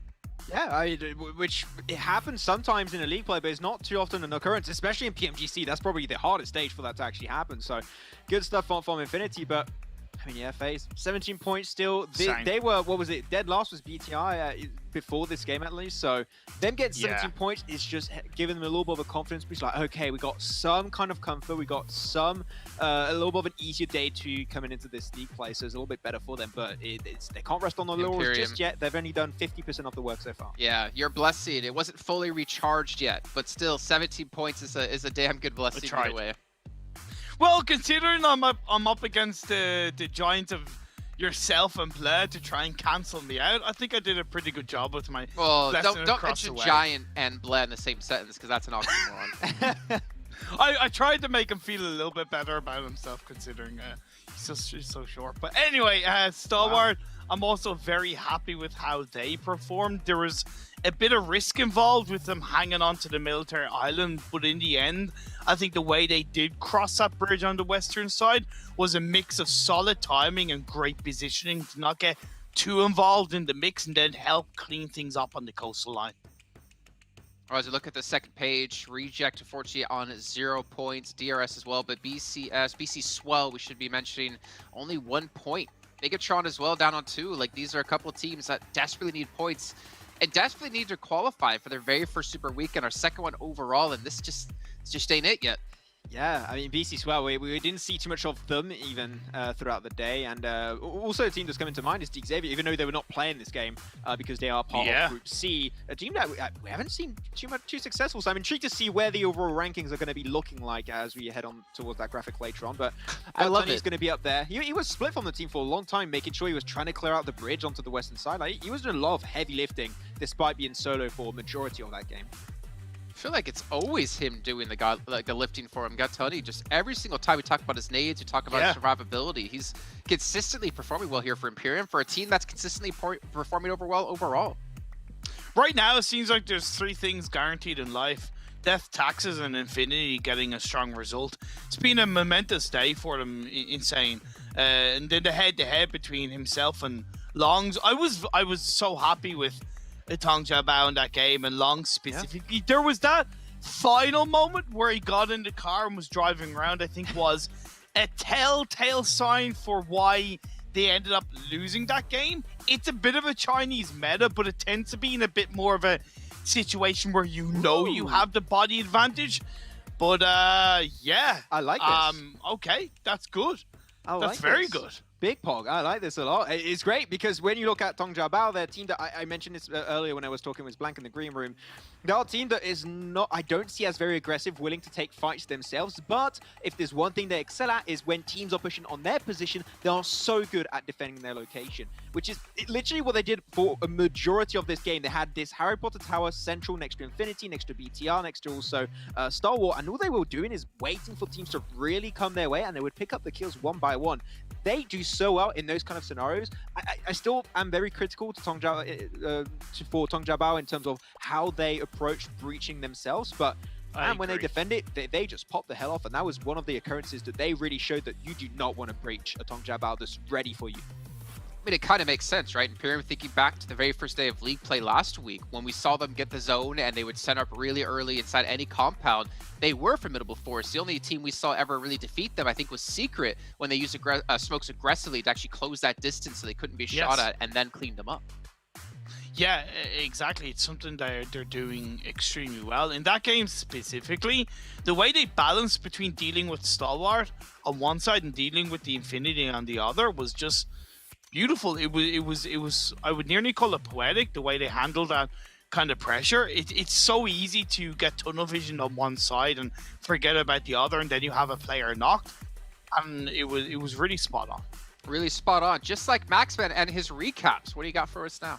Oh, okay. We're going fast into the recaps, Jason. But there's quite a few interesting prospects to bring up. And I asked Imperium earlier which rotation do you think is interesting, and he brought up MS Chonburi. And I would have to fully agree. Imperium into MS Chonburi, they pulled off a very similar to rotation to Team Secret. And I already mentioned many times I'm a big fan of the macro of Team Secret in particular. But you see this circle in particular, and you know because of the playing path and how teams like to rotate, that you're going to have a very easy life entering the circle if you go around more to the western edge, which is where they go, then enter the very pair as a good temporary location, which, as we know, FaZe went for the breach. It didn't quite work out for MS Chonburi, but in terms of rotation alone, that was just some top-tier gameplay you could expect from this team. Yeah, and they did get very close to FaZe at one point on that rotation to Ferry Pier, but they drifted away. FaZe stayed where they were closer to the hill. And even though they ended up going down to FaZe, again, give them a lot of credit for their rotation. Maybe it was the fact that they gave too much space to FaZe, where they forgot about the fact that FaZe were behind them a phase or two ago, put intended. But this engagement, it led into what was a really strong start for FaZe in that game, opening out with 2 knocks and then cleaned up the rest of MS Chonburi. I really enjoyed actually how FaZe approached this fight with their utility in particular, blocking out visibility away from MS Chonburi, making sure they can actually close the gap in the first place. There was that weird little stand with Tony K where they burst out an A, like, okay, this is kind of awkward, guys. What are we doing right now? Bob just went back to the rooftop, trying to surround himself, but he knew he was a 1v3. There's a very low chance of him actually winning the fight. So despite it being maybe a little bit messy towards the very early parts of that engagement, I think that FaZe were able to actually close it off really well, able to remain then as a 4-man and get the res onto MF5, which is great to see. But we're talking about FaZe. After this clip, we should be able to see actually a map clip of them, but their macro so FaZe was very impressive, I would say, Imperium. Yeah, it was, but just one last thing about it was, considering how isolated that fight was, it was amazing to see how quick they pulled it up, but we pushed a little bit more forward, and it was just so unfortunate that they couldn't clear out Team Secret a little bit quicker. One more bullet would have seen Team Secret go down, and they probably would have gotten the double revive to keep themselves up as a full squad. Even though they ended up taking down Fredo a couple of minutes later in the next phase, it was really the thing that hurt FaZe the most in trying to secure that golden chicken dinner. This is exactly the rotation I was talking about, actually. Them just trying to put himself more onto the back end. There was an opportunity also where you mentioned, because Longwood was played by Team Secret, I believe it was, and there was MS Chonburi in the compound. So the moment you see the circle, you know your path to success is right through MS Chonburi. You want to get rid of them, making sure you clear out your backside also, so no backstab kind of situations happen. And then you want to try and seek out opportunities to clear those positions, which worked out well towards the start, but I think that 2-2 split towards the end was a little bit over-aggressive and a little bit overconfident, because you know that teams still have that man advantage. Team Secret had a 4-man team. They were ready to take that fight onto FaZe. Even though FaZe were able to outlive, technically, Team Secret, losing 2 players hurt them. No. And I requested specifically this clip for you, Imperium. That's for you. That's your moment. My heart and my soul. Despite it being a 3rd, 4th place, it was still FaZe's best game in the PMGC so far. I think what that finish and what that match did for us was remind us that FaZe Clan is an insanely good team. BR11 is an insanely good player, and we got to see him finally be able to pop off and maybe, and hopefully for them, build up some confidence going into tomorrow. I mean, they still have a lot of matches left to go here. I mean, they're not in a terrible position, though they're obviously not necessarily safe at all. And that's the thing about these lobbies, right? Every team has the opportunity to pop off. Every team is extremely talented. No matter how often we see them maybe towards the bottom of the table or not scoring points, they are strong and they can completely take advantage of any mistakes you're going to make. But you know what? I mean, FaZe Clan, we'll see tomorrow, right? They're a little bit better in the overall standings, but they have a little bit more to go if they want to be safe. Though as the Infinity, I think they actually almost crested 100 points. They're extremely close to that. So we see what the teams have been able to do here. We'll remind you guys once again, there's a lot for you guys to win at home before we do, I think, get into our match rankings overall. You guys have the fan favorite vote you guys need to be doing. Your favorite players, favorite teams while voting within the game, and make sure you guys check that out, because when you do, you can get yourself some permanent pink level item rewards for yourself. And who doesn't love even more rewards? As we even have the treasure chest, the treasure box still going on for you guys at home. I don't know why I call it treasure chest. I think Kalaris has kind of tainted me in thinking about pirates all the time. Yeah. Yeah. If you guys are watching within the Esports Center or within YouTube, you guys collect these points. You can use eventually to open up and get yourself a permanent item as well. But gentlemen, I mean, I think we're going to be going into our matches. Just a quick little recap of Star Wars Esports. Hey, I mean, again, finally able to step up. They looked completely dead, non-existent the last 2 days of Super Weekend, but they still show us that they're a very strong team coming in from Mongolia.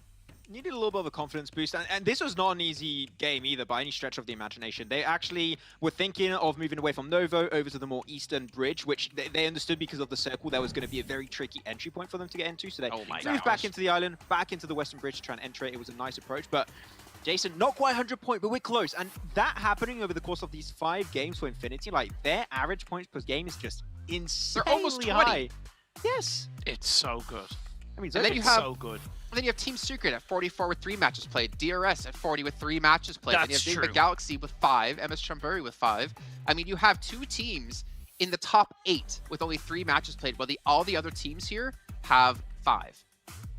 That is something to think about. Yeah, we can credit Infinity from not only some strong performances in individual games, but even across the day, a very consistent day from the SEA side. But like you pointed out, Jason, Team Secret and DRS, they do have 2 games in hand.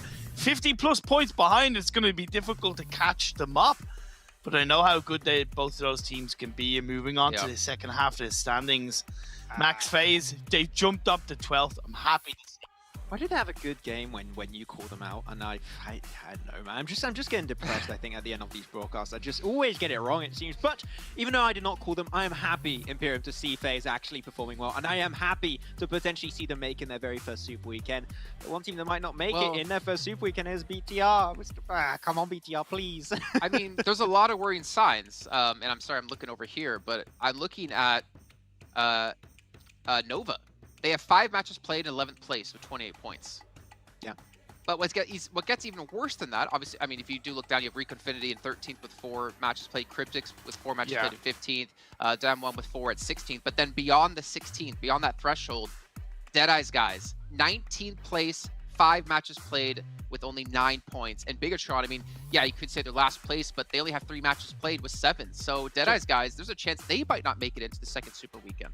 Yeah, I think what scares me for BTR is mostly not the 3 games, right? Because they are playing every single game tomorrow, which is good, and they're going to be... The thing I think there's an advantage that's come in their way is that they know exactly what kind of threshold of points they've got to aim to, so they can adapt their playstyle to that. But in 3 games, only getting a total of 7 points, I've got questions like, are we going to see a repeat of week 1? Seems like that is happening again. Hopefully not, of course. They didn't make it the first Super Weekend because of that tiebreaker between themselves and Deadeye's guys, but history tends to repeat itself, as I said earlier, right? And BTR not making it twice in a row would be a drastic fall-off that I was just not at all expecting entering this PMGC.